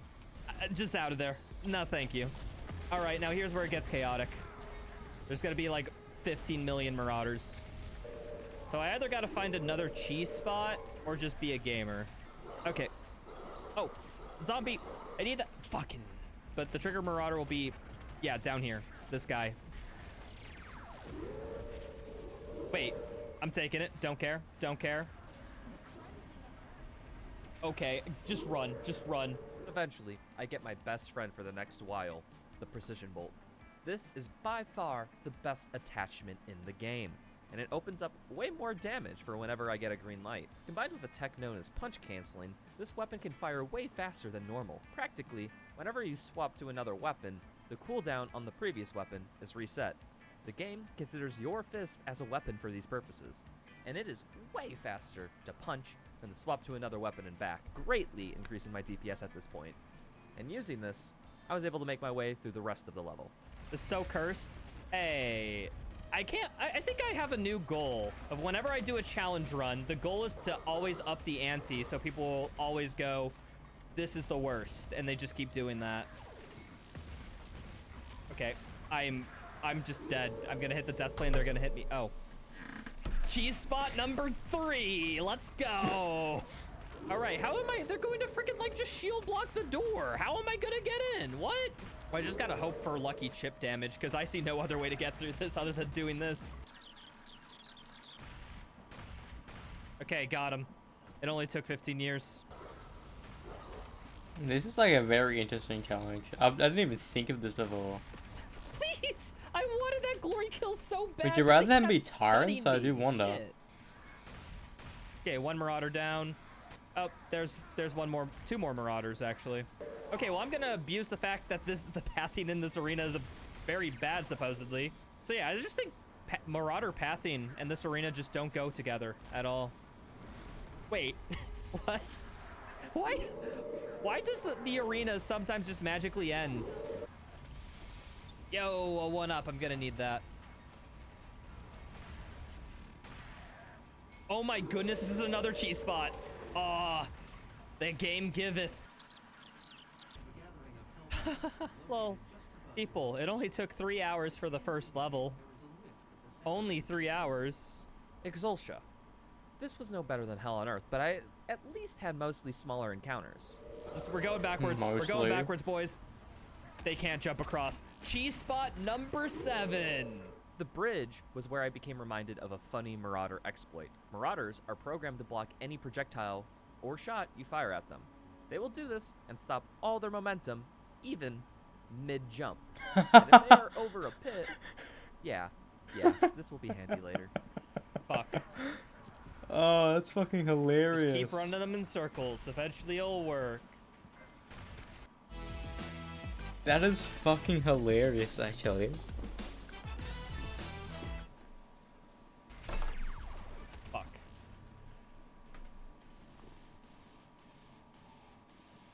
Any nerd in chat know exactly what the fuck happened there? In case you're wondering, I have no idea why this happened. If any nerd in the comments wants to point it out, let me...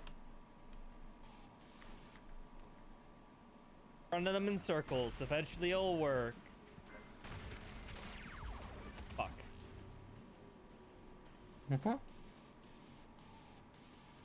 Any nerd in chat know exactly what the fuck happened there? In case you're wondering, I have no idea why this happened. If any nerd in the comments wants to point it out, let me know. And I think this is a good point to mention, that it's arbitrary what one considers a glitch and whatnot. But how would I determine what rules are fair to play by?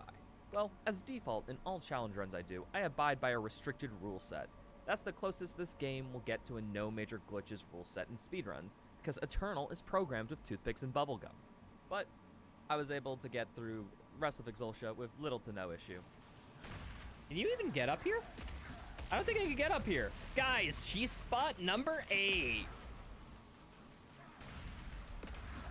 Why the heck do the dogs have pathing but Marauders don't? Oh, do you guys want to see a cool trick? We're on patch 6.66, so we can't do spear skip. At least the fast version of spear skip.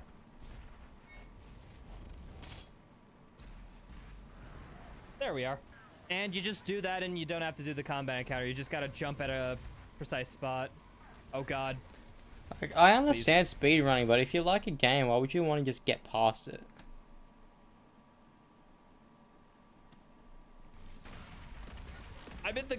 I can't do anything. I'm in the goo. This is evil. This is evil. This is evil. Woohoo! Let's go. Okay.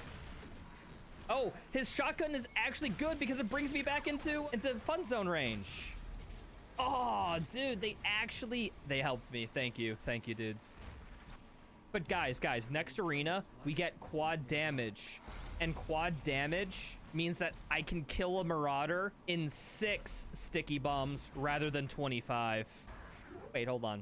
I'm gonna load checkpoint real quick. I have an idea for a cheese. Someone jump now? Oh, that does work! Do you die? Okay, we figured out the strat. Okay, it works for both of these. Awesome. Exultia's done, people. What the? Huh? Why are there? Okay, I think this is just the mod. The mod done goofed, people. This looks way more fun. That was way more fun, but that's not the point of the challenge. All right, well, if you excuse that hiccup, we're moving on to the next one. Cultist Base is the worst level in a Doom Eternal speedrun, and this challenge, it got interesting. Oh my good, oh. Okay, it did not give me one fodder spawn there. RNG hates me, hold on. Holy.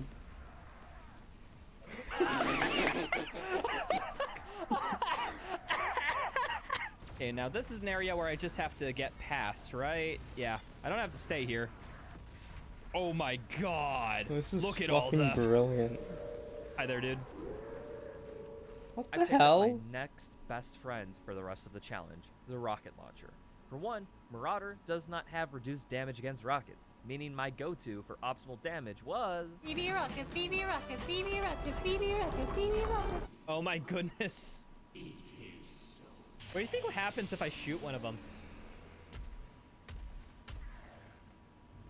Uh-oh. Oh, it's that simple. All right, could you all just calm down? Can't see anything. Save, literally save. I don't want to do this fight. How the hell do you do pit skip? Oh, dude. I kind of just winged it. But skips cannot be done for the Revenant section, where I had to see how this battle mode demon could take on a bunch of other battle mode demons.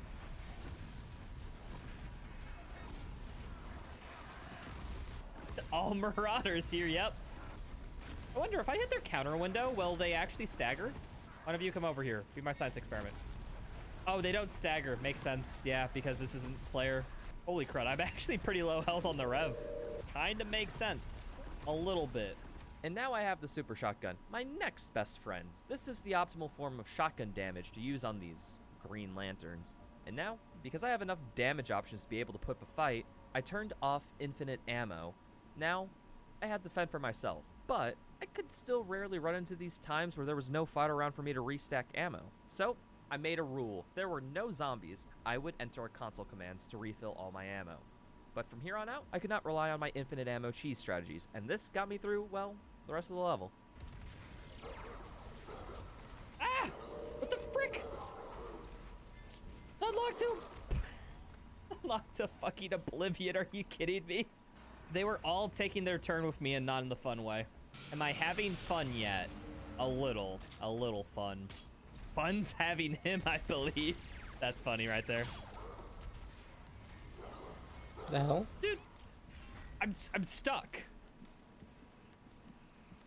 Come here often? And that's the last one, right? Welcome to Doom Hunter Base, where this level starts off rough.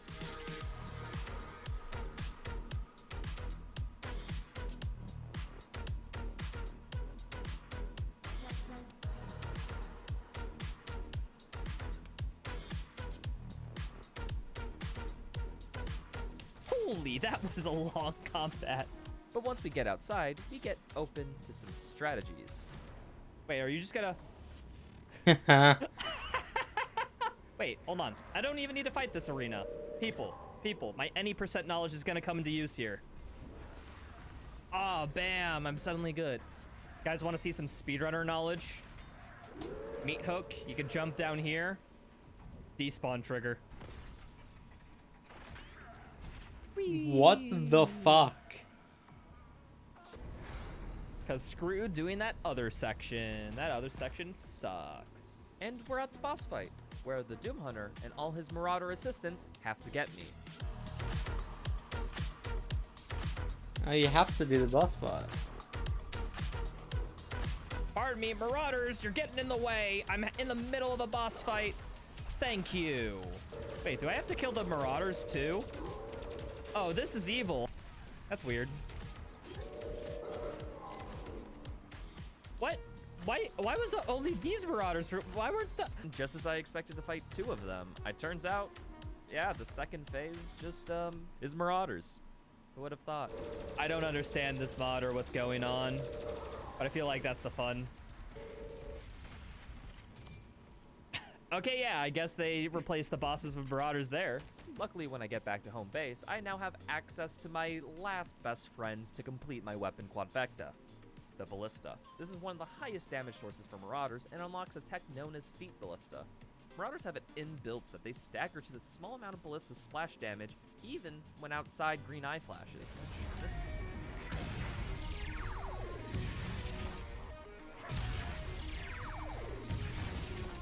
And this state is triggered by them taking damage from one attack when they green eye flash. This tech is as useful as liking and subscribing to get more high quality content. Wink wink, nudge nudge. Super Gore Nest. This is a very closed level, but for the first few arenas, it was open, so I was given many an avenue to abuse my mobility and take out a few marauders at a time. But unfortunately, their numbers got too great. Okay, there's so many! There's so many! Oh, get out! Stop! Wait, I should probably test the... This spot was a lifesaver. I love ingenuity. Okay, this seems like a lot to deal with, honestly. Will you follow me outside?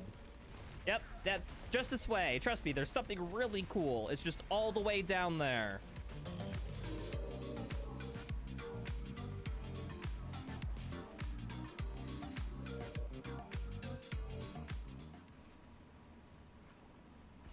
They're glowing.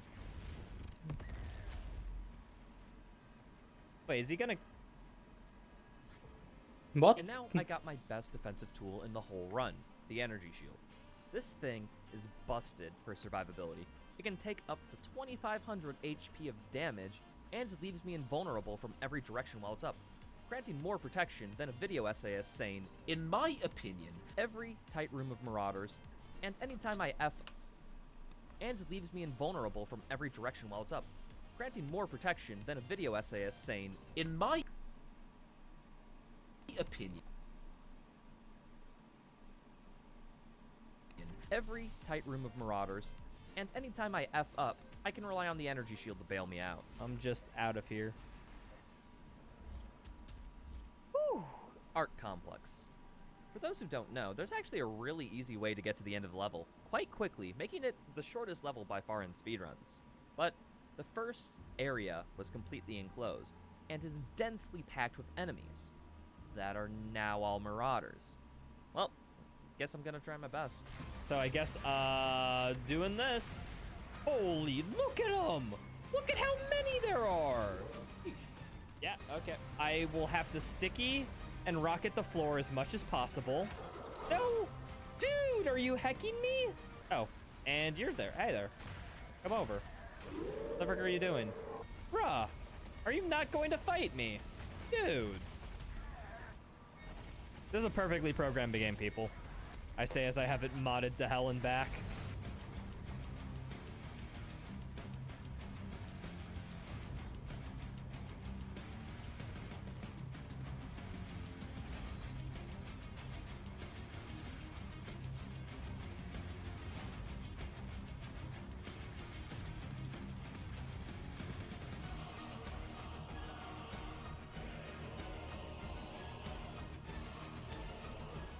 All right, people, and we're home free. We're home free. This skip is pretty darn tootin' easy, too. All you need to do is know where to dash. And that is what we call convention hug, people. And that is Art Complex. And now, we finally get to where the Marauder was supposed to be introduced in the base game.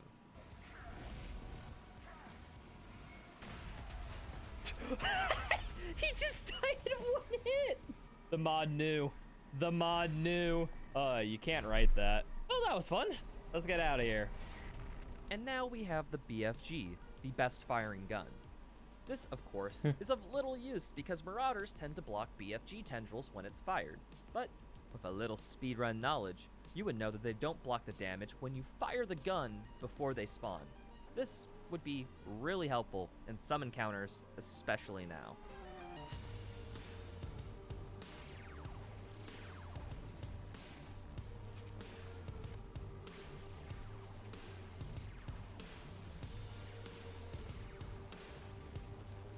The method works, people. Believe in the 5-step program. Shoot, shoot, shoot, shoot, shoot, shoot, shoot. The second part of this level has a lot of open space, which allows for ample use of a technique called yeet hooking. The Super Shotgun's meat hook allows the Slayer to hook towards an enemy. The funny thing is that the amount of speed it gives you is per frame you are hooking. Open the weapon wheel while this is happening, and you slow down time, allowing for more frames, allowing us to gain insane speed to zoom around islands, and even over a gate. That skip was called Pineapple, by the way. For those wondering what just happened, I yeeted myself into a slope, bounced it above the gate, and now I'm out of here. But this is where I think the bugginess of the randomizer came through. Gongus? What? There's cacos here? I'm guessing this is some randomizer shenanigans going on. Oh, wait, we got a Marauder still, don't worry. Hi there, dude, how are you doing? Are you good? So it seems like it was programmed to send cacos, but whenever it spawned in a heavy, it did spawn in the Marauder, which makes me think the mod is working. There was just something in the code that went wrong. I wouldn't change it too much anyways. You just focus on the Gladiator and you're fine. Welcome to Tartarus Kabopolis. This level is a mix of very closed-in and very open encounters. Of course, you know the one I prefer. So I'm gonna make a very quick detour here because I want to grab this mastery token, because this mastery token will make this a heck of a lot easier. Wait, I have to, you do this for the mastery token. It's okay, people. I only 100% speedrun this game. I don't know everything about it. And now, we'll do the most important thing in the run.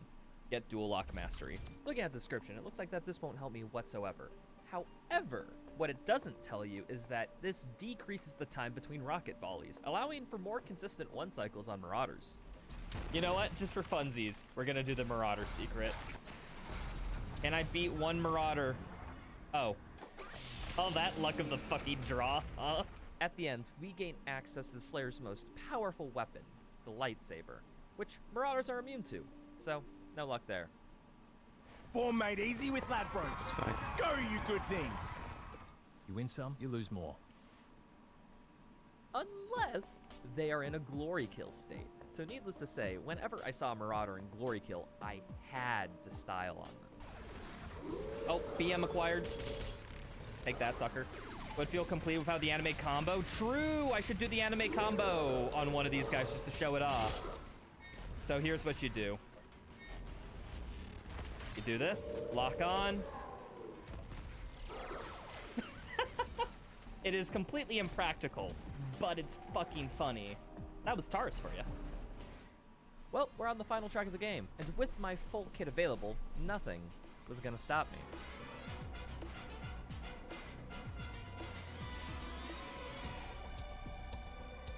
It's like I remember some of this, but not all of it.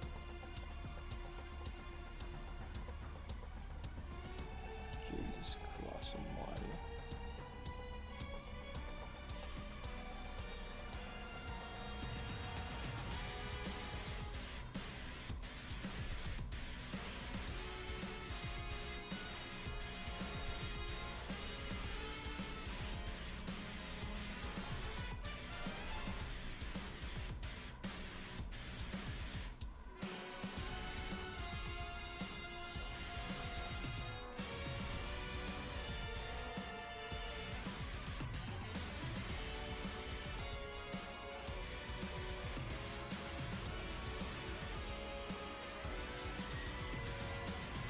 Is that it? Is that it? Oh, guys, I didn't use my BFG. My bad. Not wasting a single one, you know? Urdak. This level is too open, and it's for my benefit. By a technique known as ballista boosting, I'm able to bypass some arenas that would be much unneeded headaches, which I guess I haven't explained, so here we go. The ballista fires such a dense bit of plasma at such a high velocity that it literally pushes the player back with recoil. This can become forward speed by turning around. It's just that simple. I use all of that to get to one arena where something weird happens. Oh, but they jump! Okay, we already know what we're doing. I tried doing a version without zombies just for shiggles. Didn't work.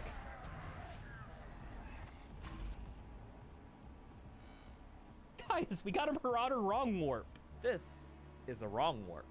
And just when you thought the game couldn't get any more broken. So, how does this work? Narratively, the Doom guy is a Sentinel Warrior, and the Marauder is a Sentinel Warrior as well, just one who fallen under demonic powers. Both of them being Sentinel Warriors is not the only thing they have in common. For some reason that eludes everybody except that one overworked internet id who coded this section, the Marauder hitting a death plane counts as Doom guy hitting the death plane in certain levels. Since Doom guy does not have a default position set from a reload checkpoint I did earlier, I'm sent to the failsafe checkpoint, right before the blue ring, skipping the encounter. So me cheesing this fight made the fight undoable, because the Marauder would hit the death plane. Now, since Marauder wrong warps are not technically disallowed by the rules, this is technically still a restricted run. So I moved on. Fuck it, that's just funny. I'm keeping it in, we're going from here. I mean, even if that didn't happen, did we really want to see me do the same cheese strat for 20 plus Marauders that you've seen many, many times before? Nah, the wrong warp is way more interesting. But it also made this next encounter unexpectedly more difficult. Although that's 2 fights completely skipped by— oh wait, people, they jump over an infinite pit. I know immediately what to do. Will I get Marauder death warped though? Will I get another one? Okay, didn't get death warped there.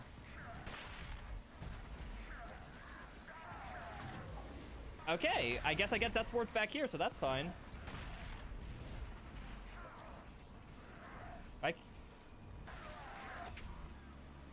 Oh yeah, so, okay, so if it doesn't wrong warp you, it locks your camera. That's interesting thing. It's unfortunate I can't abuse the strats here. I actually have to fight the Marauders, which is kind of lame. Speedrunner doesn't like combat. What's wrong with the combat in this game, streamer? You don't like facing 17 Marauders back to back? Disappointed in you, honestly. All right, people, now that we utterly cheesed the ever-living fuck out of this level, we are going on to the boss fight. Let's get into it. No, this is gonna be so hard. This is gonna be awful. However, will I pass this? But I guess I have BFG for a reason. I can instantly take down her phases. Yeah, why not? Let's just do that. Actually, this is probably the best use of BFG in the run, honestly, because Marauders just keep blocking. Woo!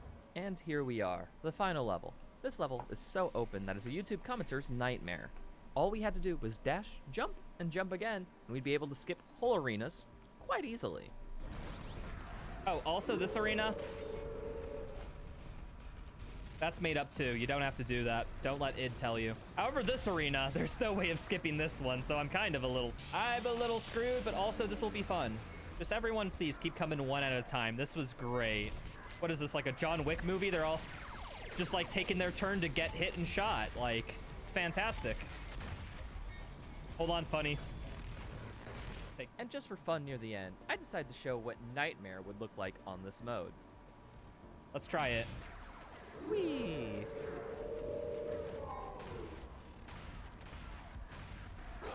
Oh! What the fuck? Did you... Freaking, there was just 17 of those attacks right after each other. You think that's fun? Going literally to full health to dead right there?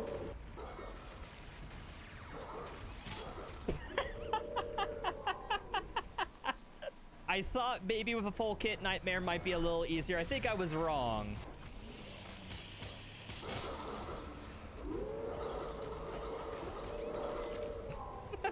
All right, people. I think what we figured out is that Nightmare is practically impossible. I mean, look at all that crap. Tell you what, but I will keep it on for the ends. That was just a little bit of fun, but now let's get serious, okay? So what you do is you do this. And look where I'll spawn. Wow. Goodbye, Marauders. Fuck you all. Didn't care. L plus ratio. All right, people. And here we are. The Icon of Sin. The final boss. I had to fight this gigantic boss while Marauders flooded me. Or, well, tried to flood me.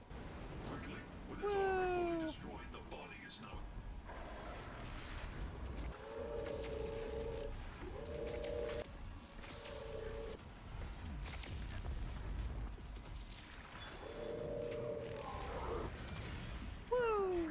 So, yeah, this boss is never hard once you know how to optionally use BFG on it, which just really sucks for ending these challenge run videos because it's never climactic. Well, I guess, yeah, you can at least beat Duba Turtle with all Marauders if you do it my way. I wonder if there's a way to get a balanced version of this to where there's consistently fodder so I don't have to do any infinite ammo frickin' things when... But that's for some other nerd to make. I did the best with the resources I had. Marauder only, completed in just over 10 hours. As you know what this mod was missing? There was only one broken enemy in this game. So what about if I had every broken enemy in this game? That's right.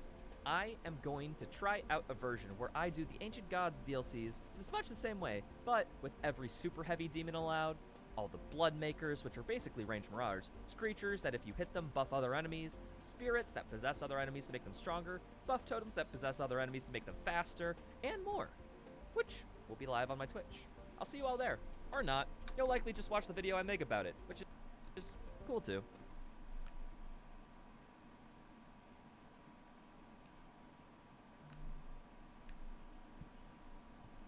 Cultist Base is the worst level in a Doom Eternal speedrun, and this challenge, it got interesting. Oh my good, oh, okay, that did not give me one fodder spawn there. RNG hates me, hold on.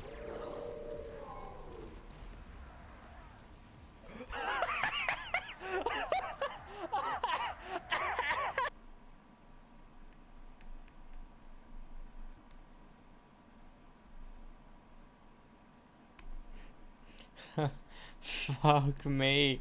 I mean, yeah, they'll be infinite. That would be infinite, wouldn't it be?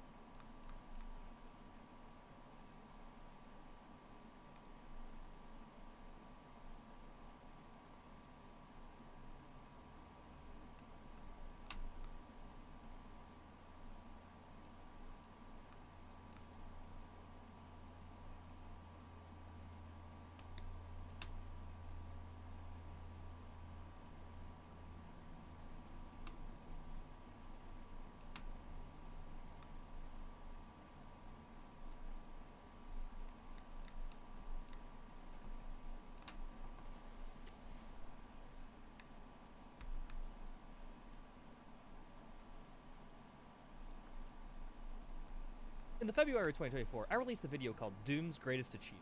In that video's introduction, I used Dark Souls no-hit as a segue into talking about Doom 100% Ultra Nightmare runs, thinking that they were a fine comparison point for that video. The reason why I didn't say Doom no-hit was because the idea of a single segment no-hitting of any of these games just seemed ridiculous to me. This is going to be the most satisfying glory kill I ever do.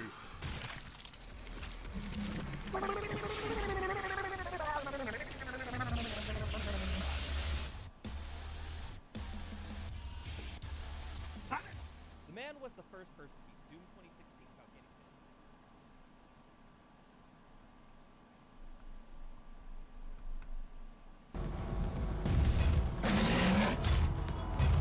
this. Hey y'all, Games Done Quick is a charity event where speedrunners from across the globe come to speedrun their selected game. The stream is literally just baton passing speedruns from one runner to the next for an entire week straight, usually raising millions of dollars for their charity of choice. During the event, speedrunners play through their run, explain exactly what is happening, and overall, just showcase the game they've poured a lot of time and passion into on a worldwide stage. So this is all stressful enough, but I played this on Ultra Nightmare when I got Hugo Martin, creative lead of Doom 2016, to be on call, watch me do a 100% speedrun of his game. Experience 5 times the cleaning power with Listerine Total Care. Oh, the fact that Tom told you guys I'll be off like 2 hours ago is insane. I was going to be. I was planning to watch two 2-hour-long videos. I'm not gonna watch this though. I just want to see. Live. Line up on the left side, jump. Very nice. And end of level trigger. That was awesome. This caused some interesting things to happen. So what's gathered here are highlights from the run and Hugo's reactions, as well as my commentary to provide context when needed. Enjoy. Hello, what's up, everybody? My name's Rytro with an underscore. I got two beautiful people behind me. Hi, I'm Bloodshot 9001. Hi, I am Meta. And I have one more that you will not see. Would you like to introduce yourself? Hello, my name is Hugo Martin. I was the creative director on Doom 2016, game director on Doom Eternal. I'm a studio creative director at id Software. So, in October, when the games list for GDQ got announced, I had the idea of maybe I can get a developer on couch. So I contacted Mute, I contacted Bloodshot, because they both petitioned id before to get a dev on couch for their GDQ runs. And they told me, hey, just message Tokyo Punch-Out, he'll bring it up with Hugo and the dev team. So I did that. So mid-November, they got back to me. And then I talked to them, be like, oh, hey, yeah, we need to finalize commentators soon. Can you get someone in? And he's like, oh, yeah, we could get Hugo Martin in for you. I was like, wait, Hugo? Really? Just hanging out, watching you guys break our game. I'm very excited for this. This guy's gonna make a bad decision real quick. All right, timer begins in 3, 2, 1, and go. So we have about 2 minutes of cutscenes coming in here. So Hugo, could you tell us exactly what was your role when producing and making Doom 2016? It's basically like the, creative director. You do gameplay, story, game direction of the overall experience. They had rebooted it in 2013. I was there throughout the development of the project. Really fun, awesome experience, great team, great people. Most of us are all still working together today. One thing you'll notice is initially, I didn't internalize it. In retrospect, it feels a little bit obvious. I was nervous as shit right before the run, right before I was about to start. Hugo Martin joins in, it's all good. We proceed to have 30 minutes of tech issues. So my hype for the run, I was feeling good. In practice, I was hitting bunny hops. I was feeling good with my swaps, everything. And then 30 minutes of tech issues suddenly bring that all the way down to where I was like, oh God, what the fuck is gonna happen? This is gonna be some bullshit, huh? I was talking with some of the tech guys after the run, and they were telling me about, yeah, hey, we called our on-call audio engineer on site to get him out of bed and get him down here to check things out. And he gave the green light of absolutely everything is perfect. And they're just like, Hugo, as long as you can hear them, we're just gonna go. We ran out of time. Oh. And yeah, a lot of work went into this game. A lot of great memories working on this. I'm going to take bets, opening all rotations now. Do I die in this next fight? I say no. You haven't died a single time in this. Now, this is a big meme because we are introduced to our most hated enemy of the run, the Imp. Why is the Imp the most hated? It's literally the first enemy introduction. Well, these guys, they hit hard on Nightmare. They are the weakest fodder enemy, and their fully charged fire attack, which we call a hit scan fireball, does 75 damage if direct hit. Yeah, so Rytro's... So there's a little background story on that projectile. We put a lot of effort in Doom Eternal to try to improve this. In order to increase the difficulty from I'm Too Young to Die all the way up to Nightmare, we increased prediction and the seeking on the projectile. So, as you guys know, it's basically like a heat-seeking missile, which, in hindsight, isn't exactly fun when you kind of can't avoid it in some instances. So you'll notice that Nightmare on Doom Eternal, little bit more fair. You don't quite get hit with as many heat-seeking projectiles. Okay, we're gonna go into the first combat outside of the elevator. This is gonna be a really tough combat, very much filled with RNG and O. See ya. That's called a rail boost. And if you want to know what that's founded at, it actually doesn't correspond to the boost at all. It was actually named after one of a member of the community named Edward Rail Boost. Another thing that, in hindsight, we would have loved to have done is to allow you guys to skip some of these unskippable cutscenes. My apologies. Oh, both we thank you and also you're forgiven. It hurts a little because we can't skip those cutscenes. That actually leads to some very creative skips in order to skip those cutscenes later. It is true. Little background info. The punching of the mod bot.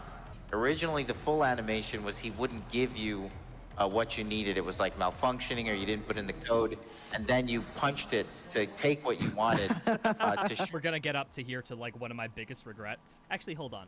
I think the comment was deleted on the official VOD, but I took a screenshot just in case, and thank goodness GDQ staff have moderation, but this is the comment I received on the run that had the most upvotes underneath the official GDQ VOD.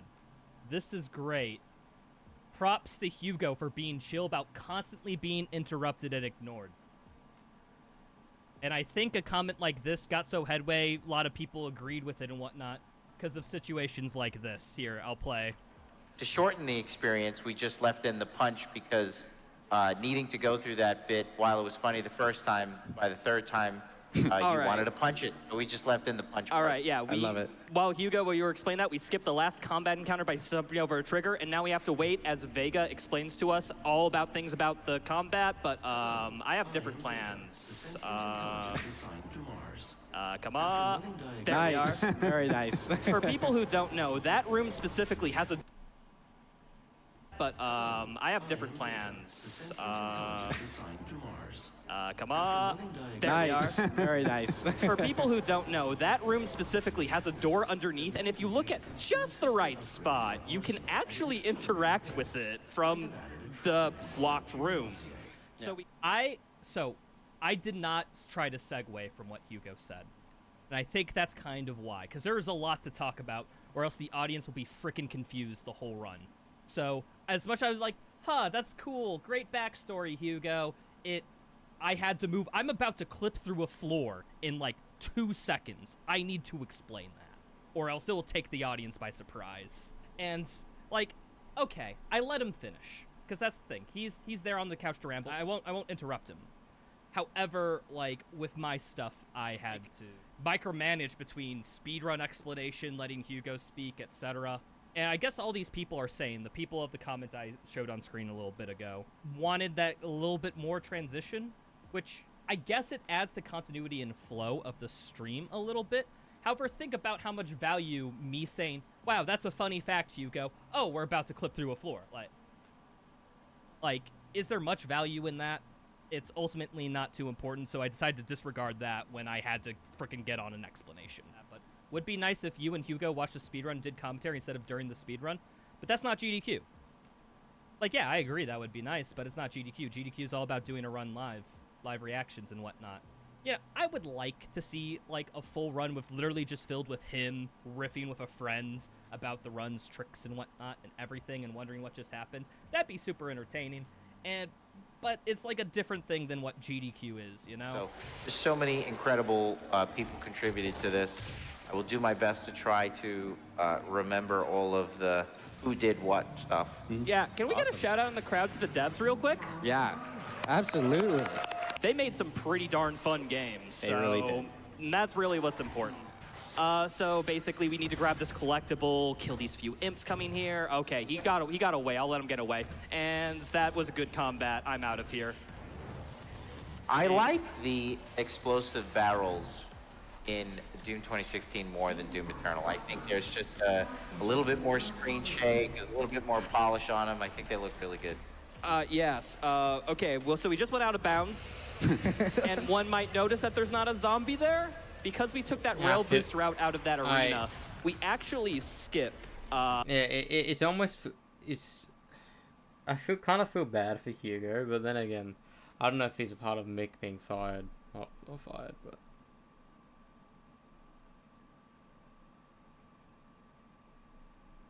The trigger to load in that zombie, so we just get a floating key card and a not so scary jump scare. Yeah, so this game has... This is incredible, by the way. You're bypassing such an enormous amount of work. It's fascinating. You should have required us to do it. Need to get hit real quick. Oh, wait. Oh. Nobody. I accidentally made... Oh. Well, you got hit. All right. In my defense, people, I do have cheats installed for marathon safety, and I may have just accidentally hit my no-clip. All right. So I have cheats enabled for practice for the run in case anything goes wrong. You know, last case scenario type stuff. And while I was practicing before the run, I hit the God mode key because it gives you, 1, you don't take damage, 2, you gain infinite ammo.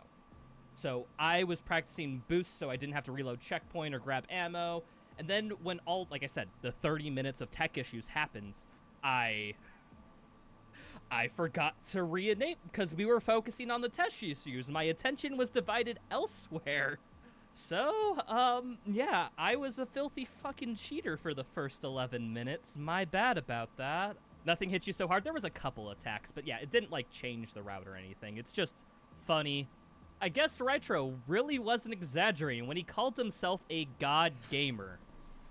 Bet it out on the UFC with a net split decision payout. If your fighter Yeah, it must be loses by weird. split You're decision, doing a you speed win. run Available live head-to-head plus bets a on UFC dev 315 talking main about card every this level Sunday. of the game. Bet it out. You win some, you lose more.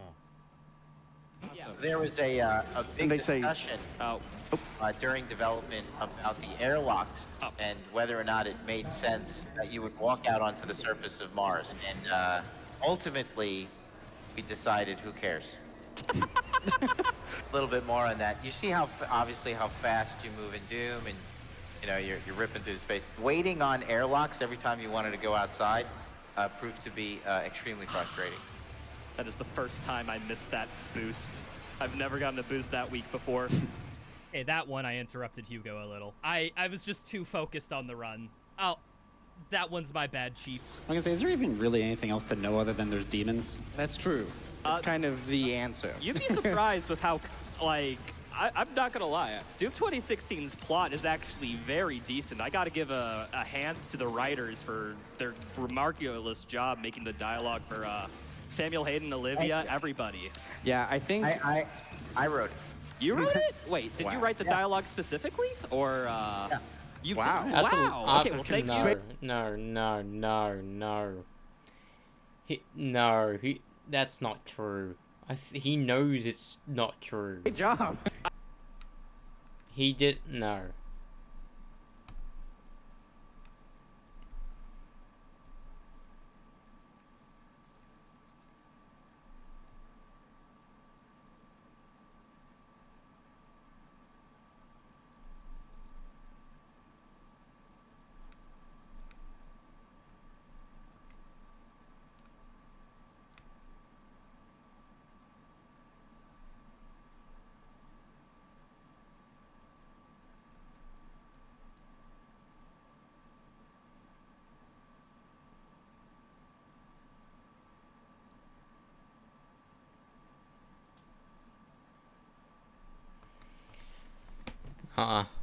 Whenever a game director says they wrote dialogue, they're boasting themselves.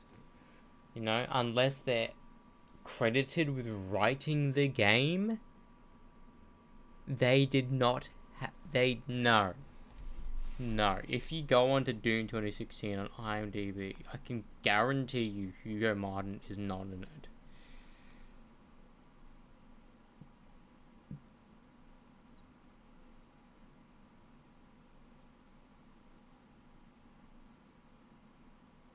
Marty Stratton was the game director for Doom.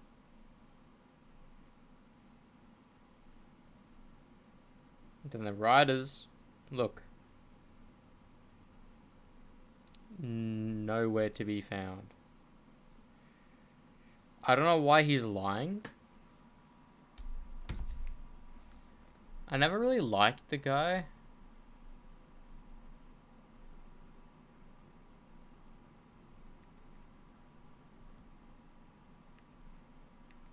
Because he kind of feels like he's a dick, like he's rude. Like, I understand why,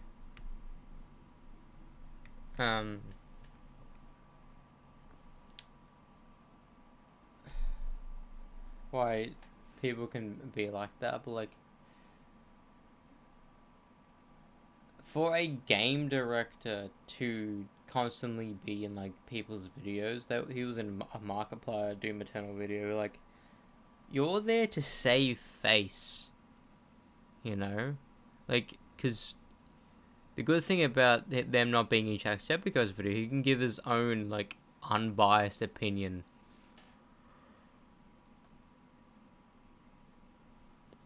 on the game.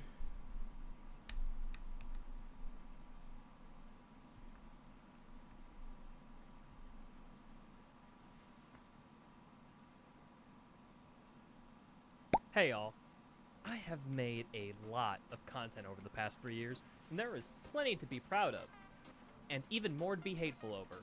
I spent a day watching through all my videos, which totals over 6 hours of footage, which I had so many thoughts and feelings on, it took me twice as much time to get through it. There was a lot of cringe, a lot of editing mistakes, a lot of laziness, but there were also some nuggets of gold. So, if you want to watch along, all the videos are individually timestamped, so you can go watch the video and then tune in to hear my most insightful commentary on it while you play League of Legends or something. This video is probably the closest thing I'll get to making a podcast.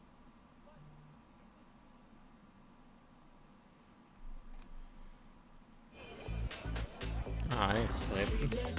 I want to sleep for a solid 12 hours, not 12 hours.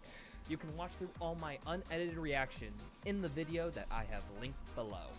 So yeah, enjoy, or feel any other emotion, I guess. But yeah, welcome in, people. How's it going? What we're doing today is, I have made a lot of content over the years. If I look at my videos, I have edited a bunch of stuff. I primarily did runs. I primarily was a speedrunner. I always say this, I'm a streamer first, YouTuber second, and my other job nobody cares about. Some of these are just PBs and speedruns, but a lot of them are edited stuff. Every single edited video, we are going to watch this stream, and I will give live insight on what I was thinking when I was editing. What was fun, or perhaps also how much cringe I was at my earlier content. And let's get into it. We're gonna be here for about 6 hours if I don't pause. And I'm definitely going to pause because there will be stuff to talk about. But here, so this video that we're looking into, hardest Doom Eternal mod of all time. And honestly, what I do, what's my inspiration for everything when I do stuff, is I take an idea I see online, I take a successful title that I see like, oh hey, I watched this person, this title worked for them and they got like 800,000 views. I'm gonna do a variation of it, but you know, use it with Doom Eternal, and then put my own stuff, all that jazz. Subscribe to a lot of other YouTube channels. One of my big inspirations for how I make content comes from this creator called, actually wait, I could just show you. It's this guy called Little Aggie. He is a Sekiro / Dark Souls speedrunner, and he also does like other Resident Evil stuff. Here, where's the video I'm thinking about? Yeah, like this one. Hardest Sekiro mod of all time, right here. And so like basically I just saw that, it was like, oh, he did that, I watched that video, that was a good video. He makes good content. So I'm just like, I'm gonna take that and do it for myself. Let's go back. What exactly did they change in each encounter? What new... All right, people. You see this background in the left? You see all that? Literally, when I was gathering footage for this video, I was no-clipping to try to get to some counters so I can show stuff, and it ended up being a massive headache and all that jazz. Literally, on a building in Final Sin, just on the top, is a full house made in Minecraft. Look at it. Cobblestone, wood, stone, all of it was just up there. I wanted to include it somewhere in the video. I wanted to. But I couldn't because it just never slotted in anywhere. So I was just like, hey, I have this section where I talk about memes and all that jazz. Why not just put a clip of it here, just like random Minecraft house? All that. Loading into Hell on Earth, I realized immediately that all unskippable cutscenes have been skipped. Also, you might be able to tell by the background music in a lot of these tracks, I'm very heavily inspired to put music into my videos of games that I played recently.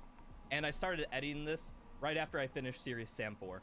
So this is the village fight in the background. And the village fight does freaking slap. That is a good OST. I give that. While is that the mod starts you... Okay, I feel like it. I know I just started for like 5 seconds and I paused again. That's gonna be the whole stream, people. You know what you're in for.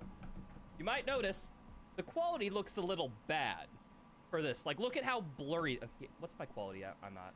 1080. I'm a little blurry there.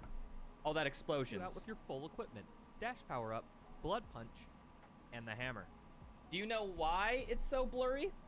It's because during this stream, I actually had an encoding error on my OBS. All my footage that I recorded, it was scrapped. It was bad. It lagged so hard every couple of seconds that it was unwatchable. So what I had to do here is I literally had to download the Twitch VOD and use it for this part of the video, which sucks because it's a little bit lower quality, but I tried to work with what I had. So it's like the whole point is of this video is me going through. I can guarantee the biggest creators do not fucking record and stream at the same time. If that, like, that is just idiotic to do that.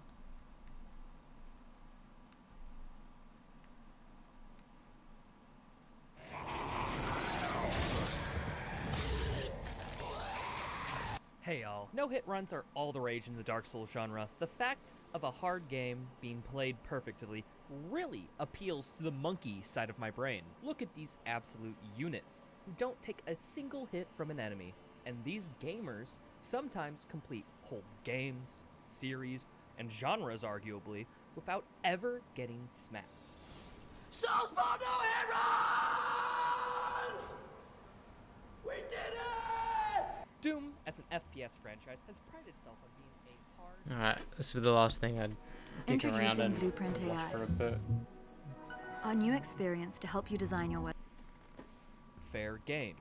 That being said, getting hit is still not as fair as the Souls games, but typically, deaths are fully avoidable because unfair attacks are pretty uncommon. So, the devs added a unique difficulty option so players can take this to the extreme.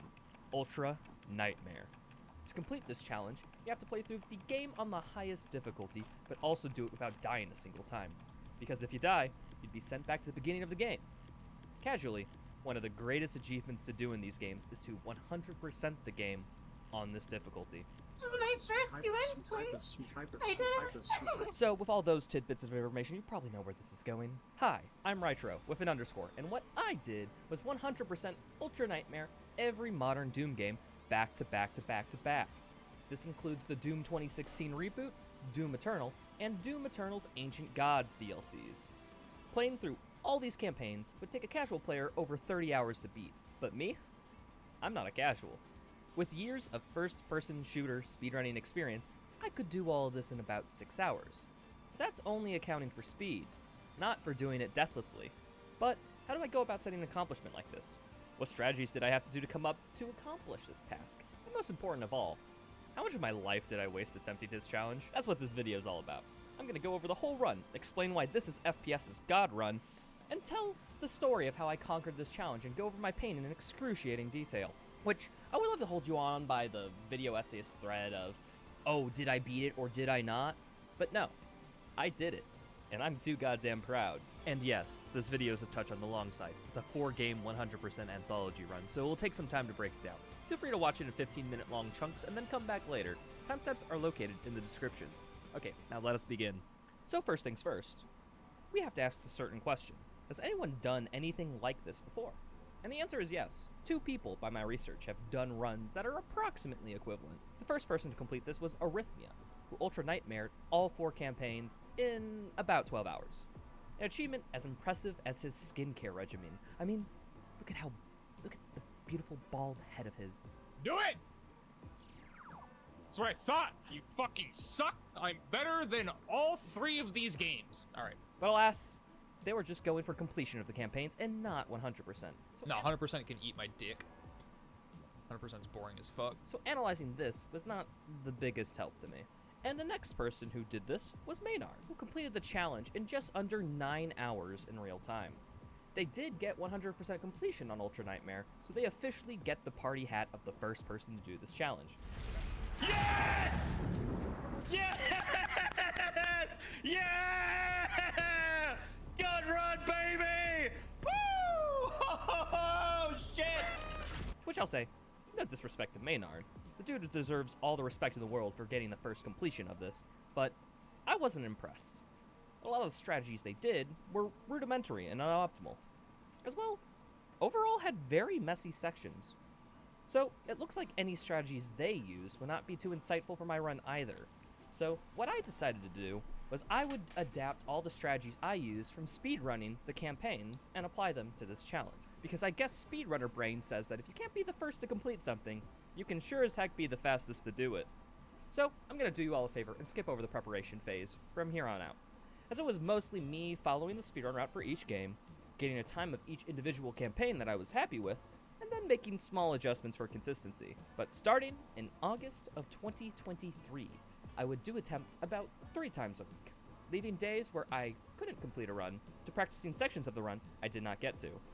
But what about the run itself? And what was I doing? Well, I guess the short answer is you could just watch the run and figure out for yourself, but this video is more meant as a educated walkthrough where I'll explain everything. So let's not take up any more time, I'll get into the run. We start this with the first Doom game, 2016, which it isn't the first Doom, but you know, when a series has over 2,000 entries, you gotta start somewhere. Welcome to our demon-invaded territory known as Mars. For those who don't know, this game is all about arena shooting and approaching fights very carefully. And it also has the worst early game out of every Doom. All early fights have a lot of RNG, are really hard to do optimally, so I gotta make Oh. Yeah, turns out you don't have to do them. Normally, there's this meter in the top right of the screen that tracks combat rating, how many demons you've killed. However, this doesn't show up until the 3rd level, so that means no fights have to be done early on. But how did that boost work? That's what's called a rail boost. I've explained this many times in other vids, so I'll keep it short. Basically, when a player barely misses a jump, the game will give the player enough speed to make the jump to make it feel more fair for our monkey brains. But some certain surfaces, like rails, don't reset the player's speed, allowing us to zoom and skip encounters. And since no fights are tracked, the first 2 levels are basically a mix of going to grab secrets and getting to the end as fast as possible. And the reason why I'm not spending too much time on it is that this section is very deterministic. It's straightforward.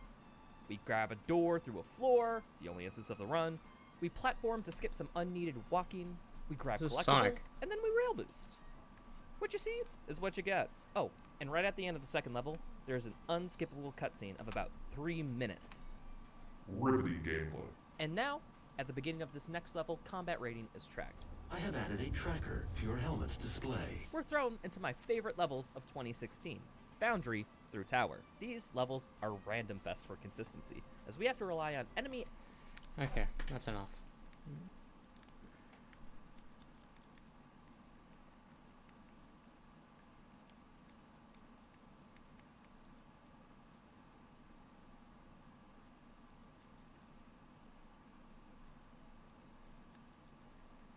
I look up myself.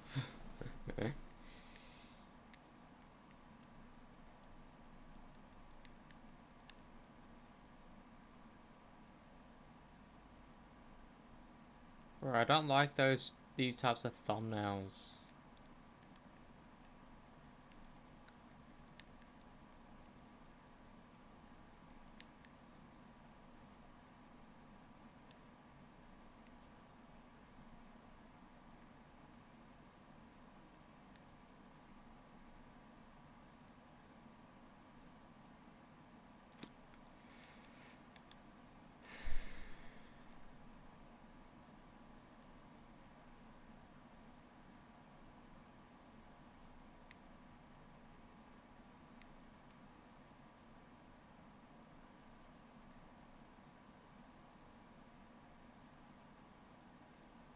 Three days in a row, I posted highly edited videos.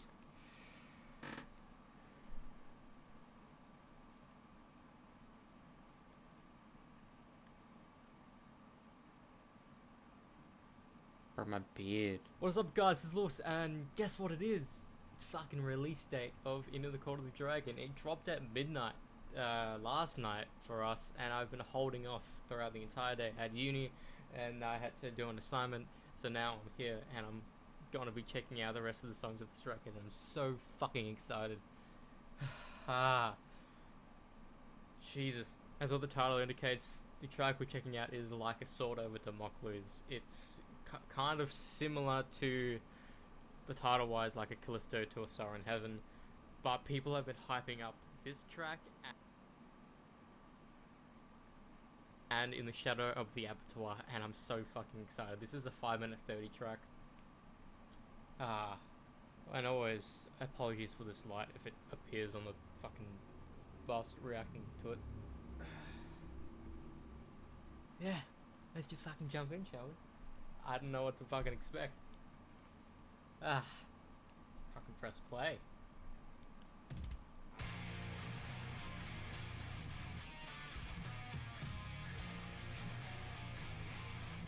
Similar to Insurrection, the Eve Phrygian thing.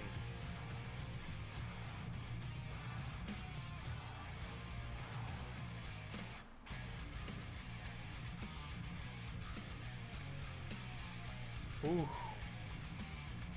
Kind of similar to In the Sentence as well.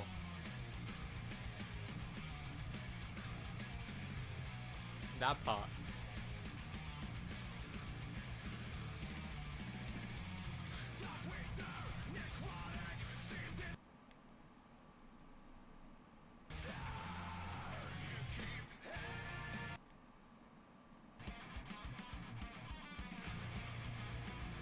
That beard, bro.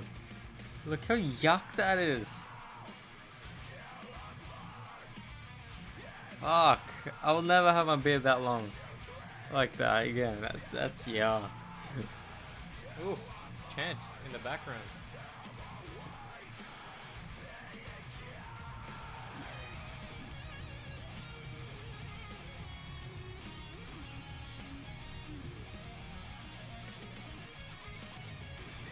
Wah solo from Matt, I think. This has to be Corey. I can't tell. Both of these solos can be by Matt.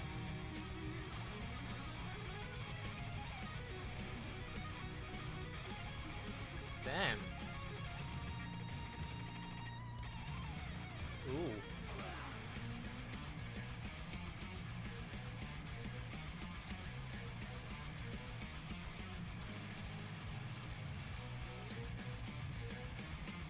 Damn. Fuck.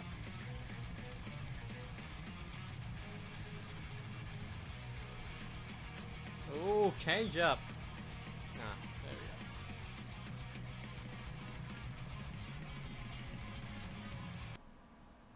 we go. What I like matters Scrap to you? Mage's Aussie house pan prices or the band latest from the White House? channel.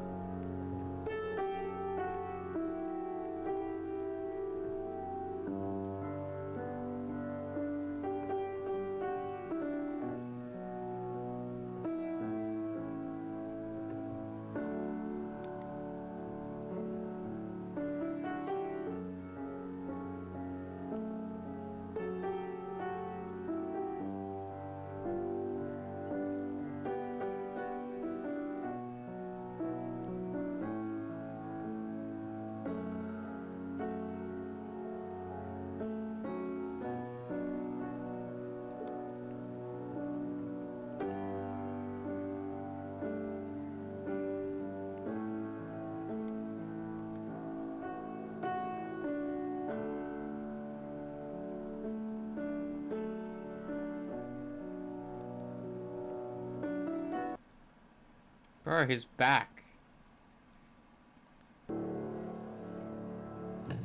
I'll stand by you. Yeah. Pretenders? Yeah. Such a good song. Yeah. I kind of. You need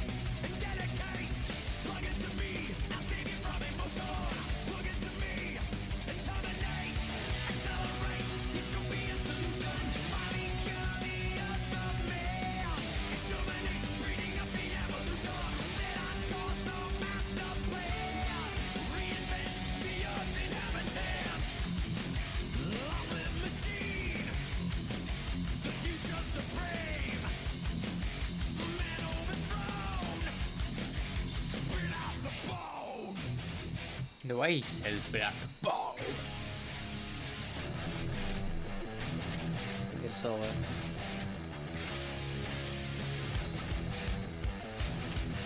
The only annoying thing about this channel is that they don't actually react to it. They listen to it, then talk about it.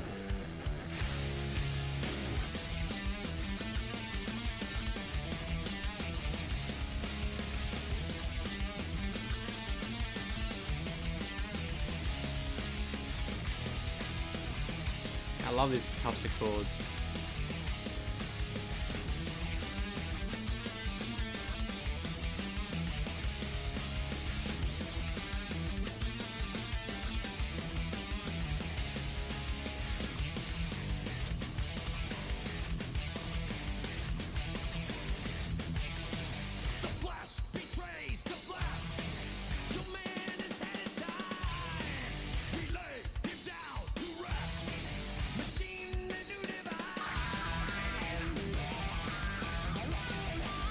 Is he gonna like the harmony? I do wonder. It's like one of the best songs of this, best parts of this song.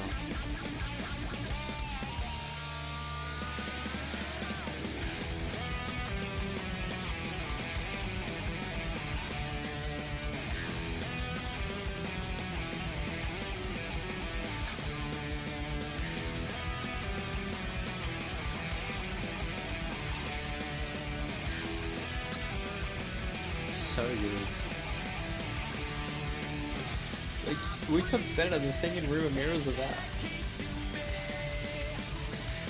But with Room of Mirrors it comes back. With Spirit of the Band it doesn't.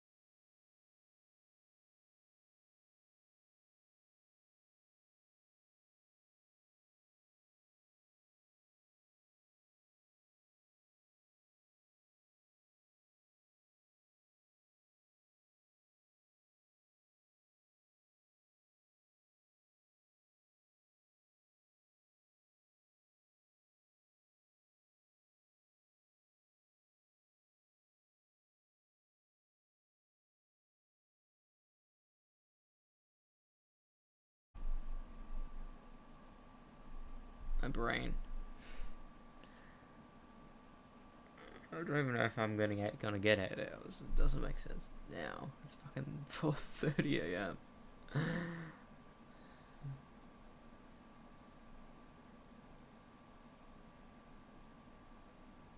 Whether you drive a zippy little number in the city streets like me, something with a bit... What did you think, Richard? I love it. Yeah, man, that's a good song. Yeah. Yeah.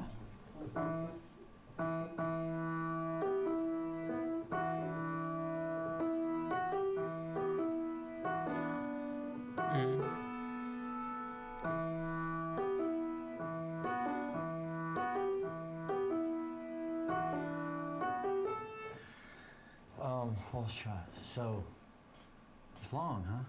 About 7 minutes. Yeah. I like that you can hear the bass. Yeah. Yeah. It's just so much. Yeah. Adds more body and substance to it for sure. But something was weird on the drums to me. What? I don't know. It seems like he's doing like a little gallop or something at some point. I don't know. Something was driving me nuts about the drums. Really? Yeah. I mean, not the whole time, you know. He does it cool. He's solid on some feels, and the bass drum sounds really good. But when they take off, it sounds like he does like a gallop at some point or something. It drives me crazy, man. Is My that least favorite part of that whole song that is the one? drum. I even liked how he him saying spit out the ball. It's great.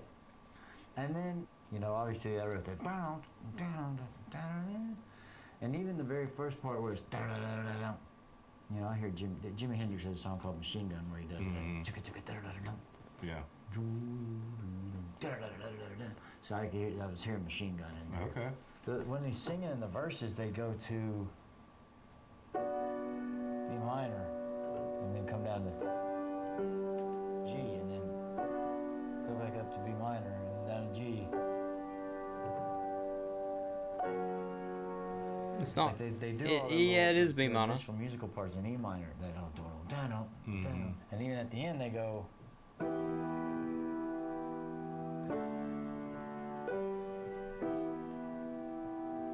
Like which is that. They do that chord structure there at the end, but then they go from that part where they go.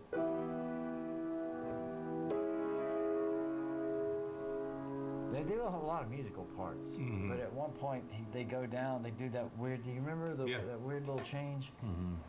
I think it's before the guitar solo. Yeah. Just out of nowhere, which is pretty cool though. I liked this because you can almost anticipate where they're going with stuff we've listened to before. But at some point, it's kind of sort of like playing the blues, right? If you're going to be playing an E minor all the time, or not all the time, but a lot of the time. So you can do the open string thing. You know, it's interesting to hear somebody try to do something new with the blues, because there's really it's 1-4-5 stuff. I mean, not all of it. I mean, obviously there's a little bit of stuff you can do, but if you're gonna stay and then you're gonna switch to another chord and sing on it and then go back to your riff. They did a lot of I like this song better than I've liked any other song by Metallica. Okay. Just because of the fullness of it, Yeah. and you hear the bass, man. The bass is just mean. Yeah. It's just lively. Yeah. Up under there, and that whole breakdown section. I think came at the perfect time. I think this is the first Metallica song that I've showed you. Not in the 80s. No, we've done some 90s stuff. Have we, Richard? Have we? We did My Friend of Misery. Yeah. 91, almost the 80s. Still aren't really out of the 80s yet. This is the first one, I'm pretty sure this is the first one I've showed you that has this bassist, Robert Trujillo, on it. And he's been with them, I mean, I guess he's now the longest tenured bassist in Metallica. He's been there since 02, 03. He's a beast. Yeah. What's this song about? Machinery and software, AI taking over, essentially. Cool. Chewing up man and spitting out the bone. Nice. That's how I interpret it. Okay. Yeah. He's singing the line, "Come unto me." Mm-hmm. Machine, the new divine. Yeah. It's pretty cool. So you can sort of hear some of the machine sounds in there, I think, maybe. Yeah. Drumming, man. What? There was something up under there when they're going along with, you know, the very first part where it's da da da da da, and you just got the bass drum kind of going. It's all cool. Yeah. But when they take off running, it sounded as if at the end of his beat measure or something, he would do a little something. You know, if you hear somebody playing and they go, but instead they go like they you know, they stutter. Yeah. That's what it sounds like. There was a stutter in there, in the bass drum or something. I don't guess I've ever noticed it. I'll have to go back and Driving me bonkers, dude. And I don't know, maybe he was hitting something on the bass that was, you know, I just couldn't find it, and it just sticking out funny to me every now and then. And props to him, like I said, they're after that many years of trying to play, you know, don't, whatever. Maybe you need a little something else. You need something that's not the same beat that you've played in so many different parts, and maybe there's a little thing for you to do that is interesting to you and makes it a little more unique, but then is also a bad idea. I don't know.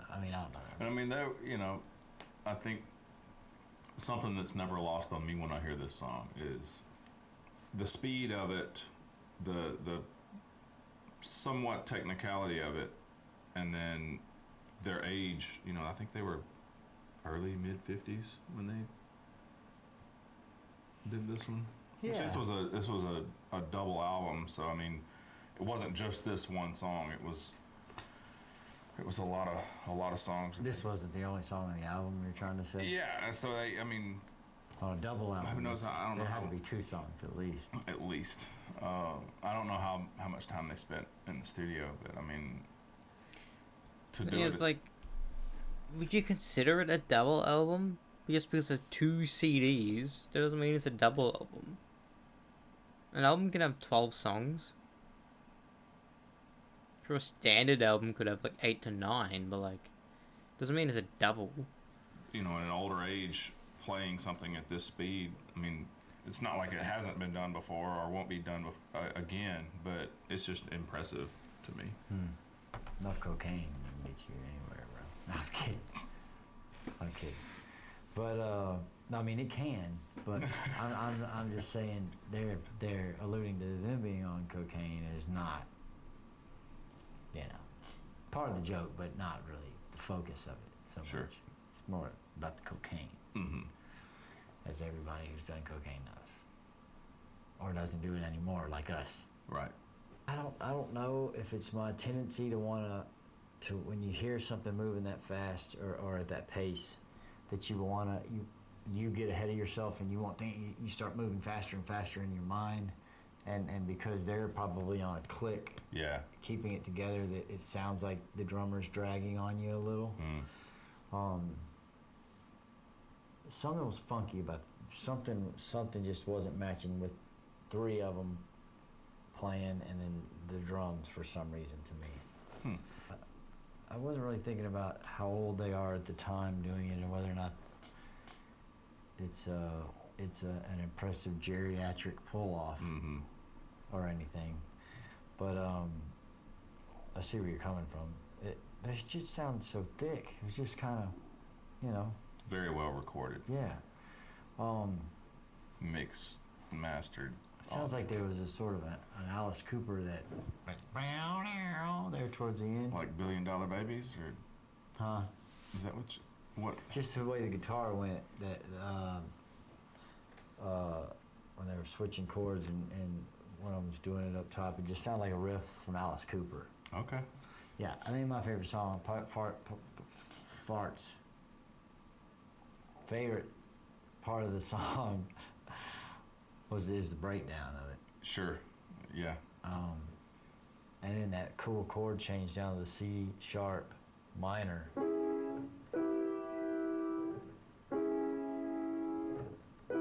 That sort of sounds like Indiana Jones or something. Or like when he finds something.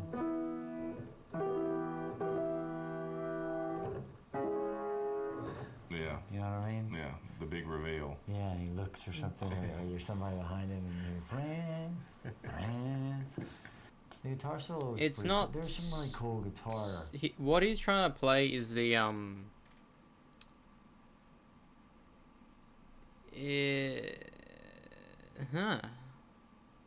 It can be considered a C minor, but I envision it as just a fat. It's a power chord which has, like, it's a standard octave power chord, but you have your index doing the string above it, so it has that deep rooted. So I don't look at it as C minor. I look at it as like a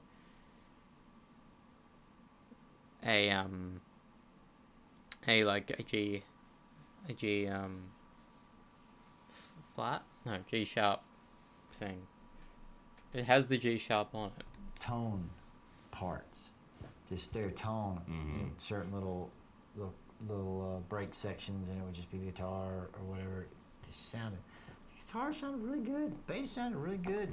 I like Metallica like this. Okay. Okay. Yeah. Bring it up into the future. Good enough. If we're gonna listen to Metallica, let's do it from. Let's do some other stuff up here. Okay.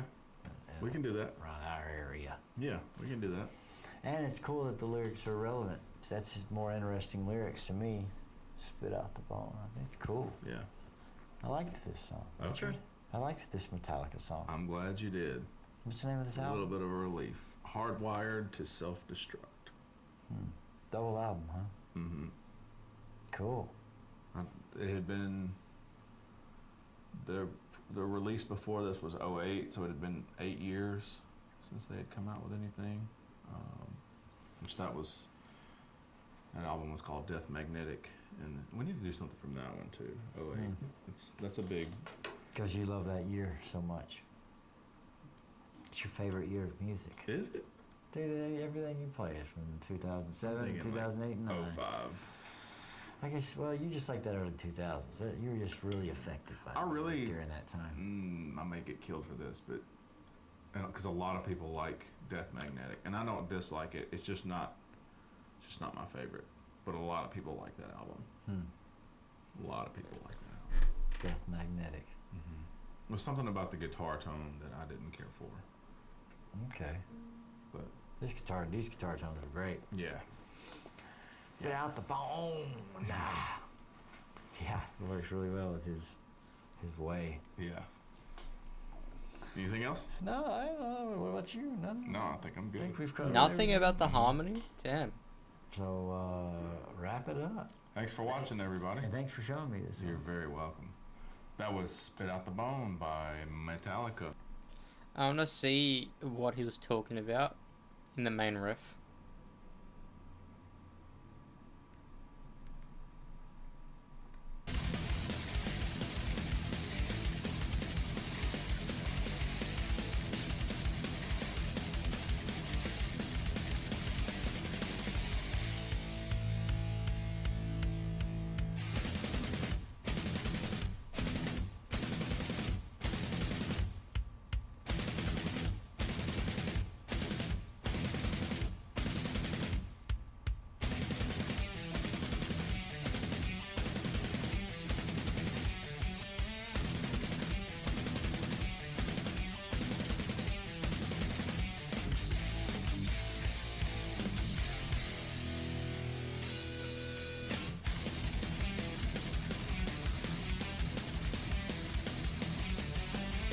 Yeah.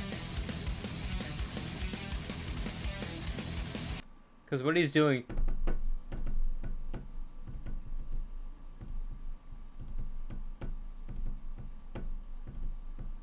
Like, it sounds off. I understand, whereas I've gotten so used to it because I've heard the song so many fucking times now that I've gotten used to it.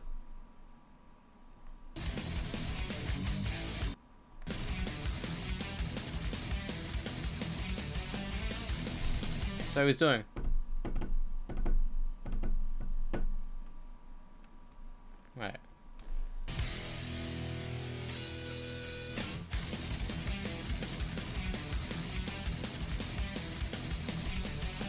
Dun dun dun dun dun dun. He's doing it. It does sound off. The way he's doing the kicks sound off. I see where he's coming from, and he picked that up quite early. You can hear it in his ears when he hears it for the first time.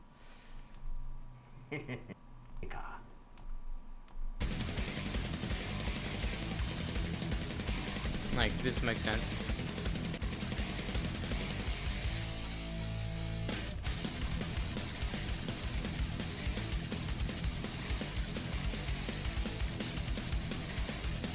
Yeah, you can tell.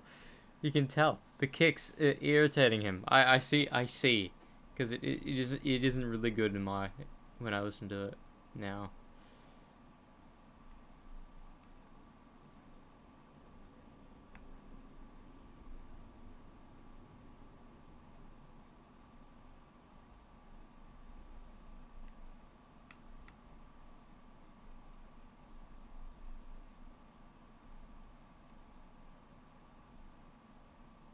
I want to see what he's actually listened to.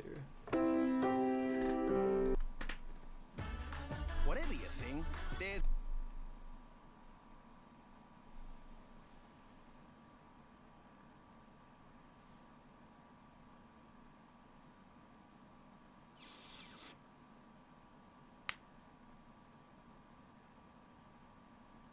Oh, their most watched video is Numa. Become Numa.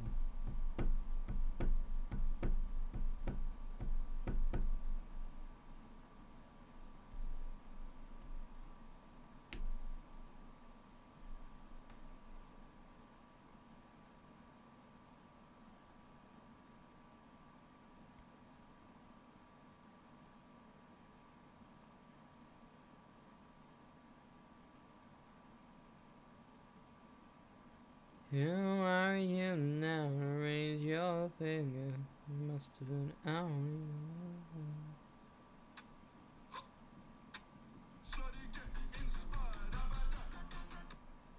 Upgrade your shave with Gillette Labs.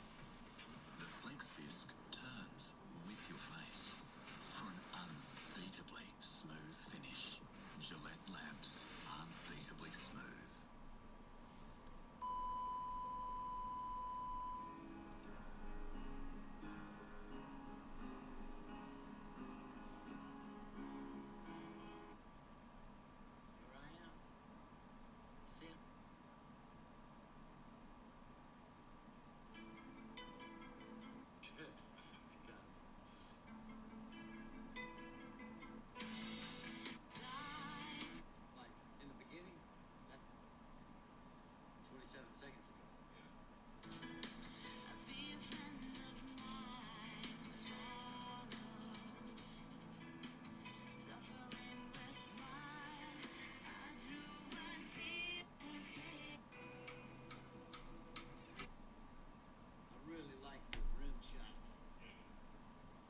Especially after you're doing something, break it down.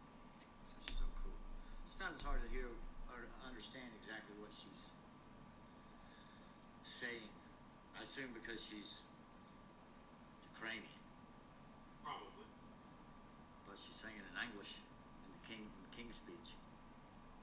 You know what that is, right? That's kind of weird. The name of the album is King of Everything. King's speech. That's an English thing. Shout out to the kingdom.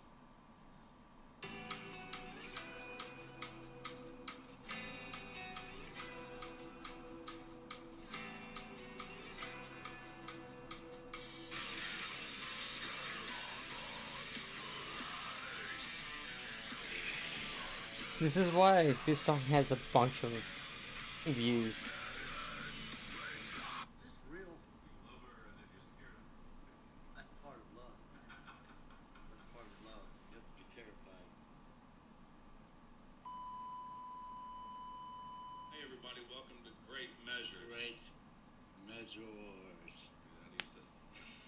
My name is Richard. This is Judson. Judson's a classically trained musician. I'm just a fan of music. Judson is not as familiar probably with some of the heavier styles of music, and then some not so heavy styles of music. So we're going to take them on a journey on this channel to experiencing new songs, new styles of music, and maybe telling some stories along the way. Stories. What do you have for us, Richard? Is called To Live Is To Die. It's by Metallica. To Live Is To Die by Metallica. I know you're familiar with Metallica, but That I am. it's a deeper track, so probably not as familiar. Like deep, like deeper. Like an ocean. Like an ocean? Yeah. Deep like an ocean. Yeah. To Live Is To Die. So it's from 1988's And Justice for All album.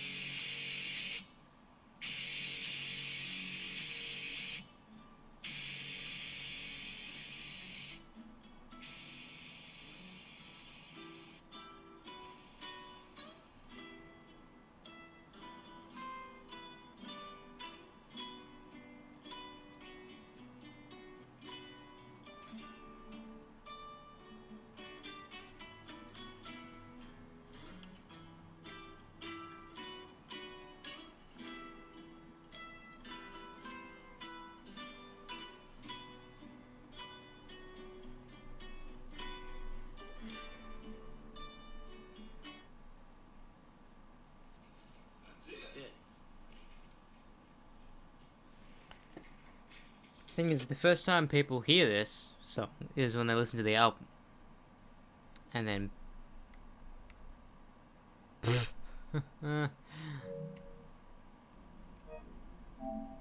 And then he just cuts to Dyer's Eve. Bum, bum, bum.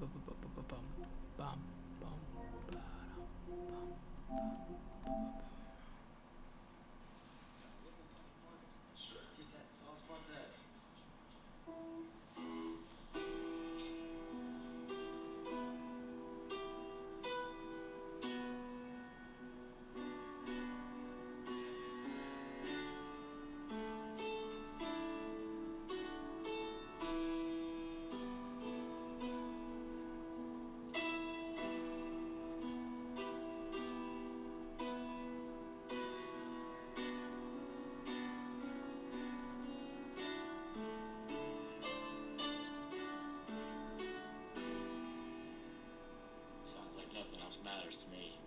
In some places. Sure, yeah. It's in E minor, like, which is fine, it's the same thing. The other part.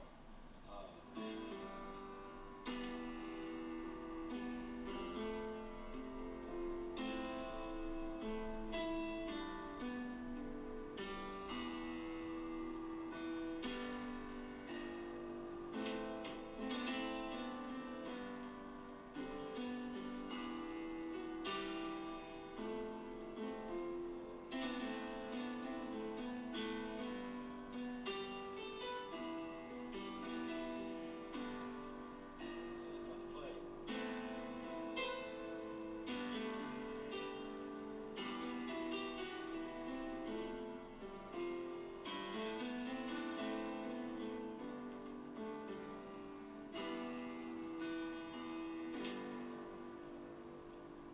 Metallica. What key is that in? Which one? That was second section. A minor. A minor. Down to G. E minor. F. A minor again. G. E minor.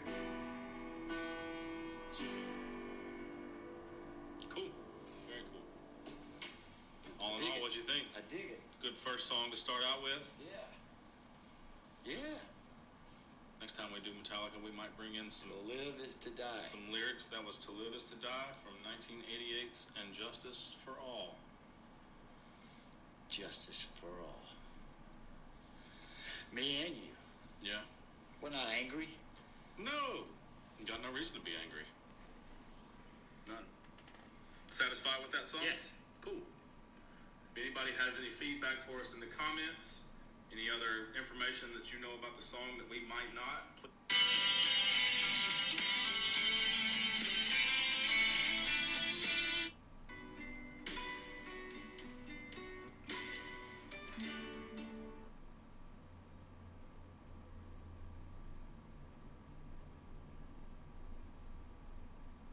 Alright.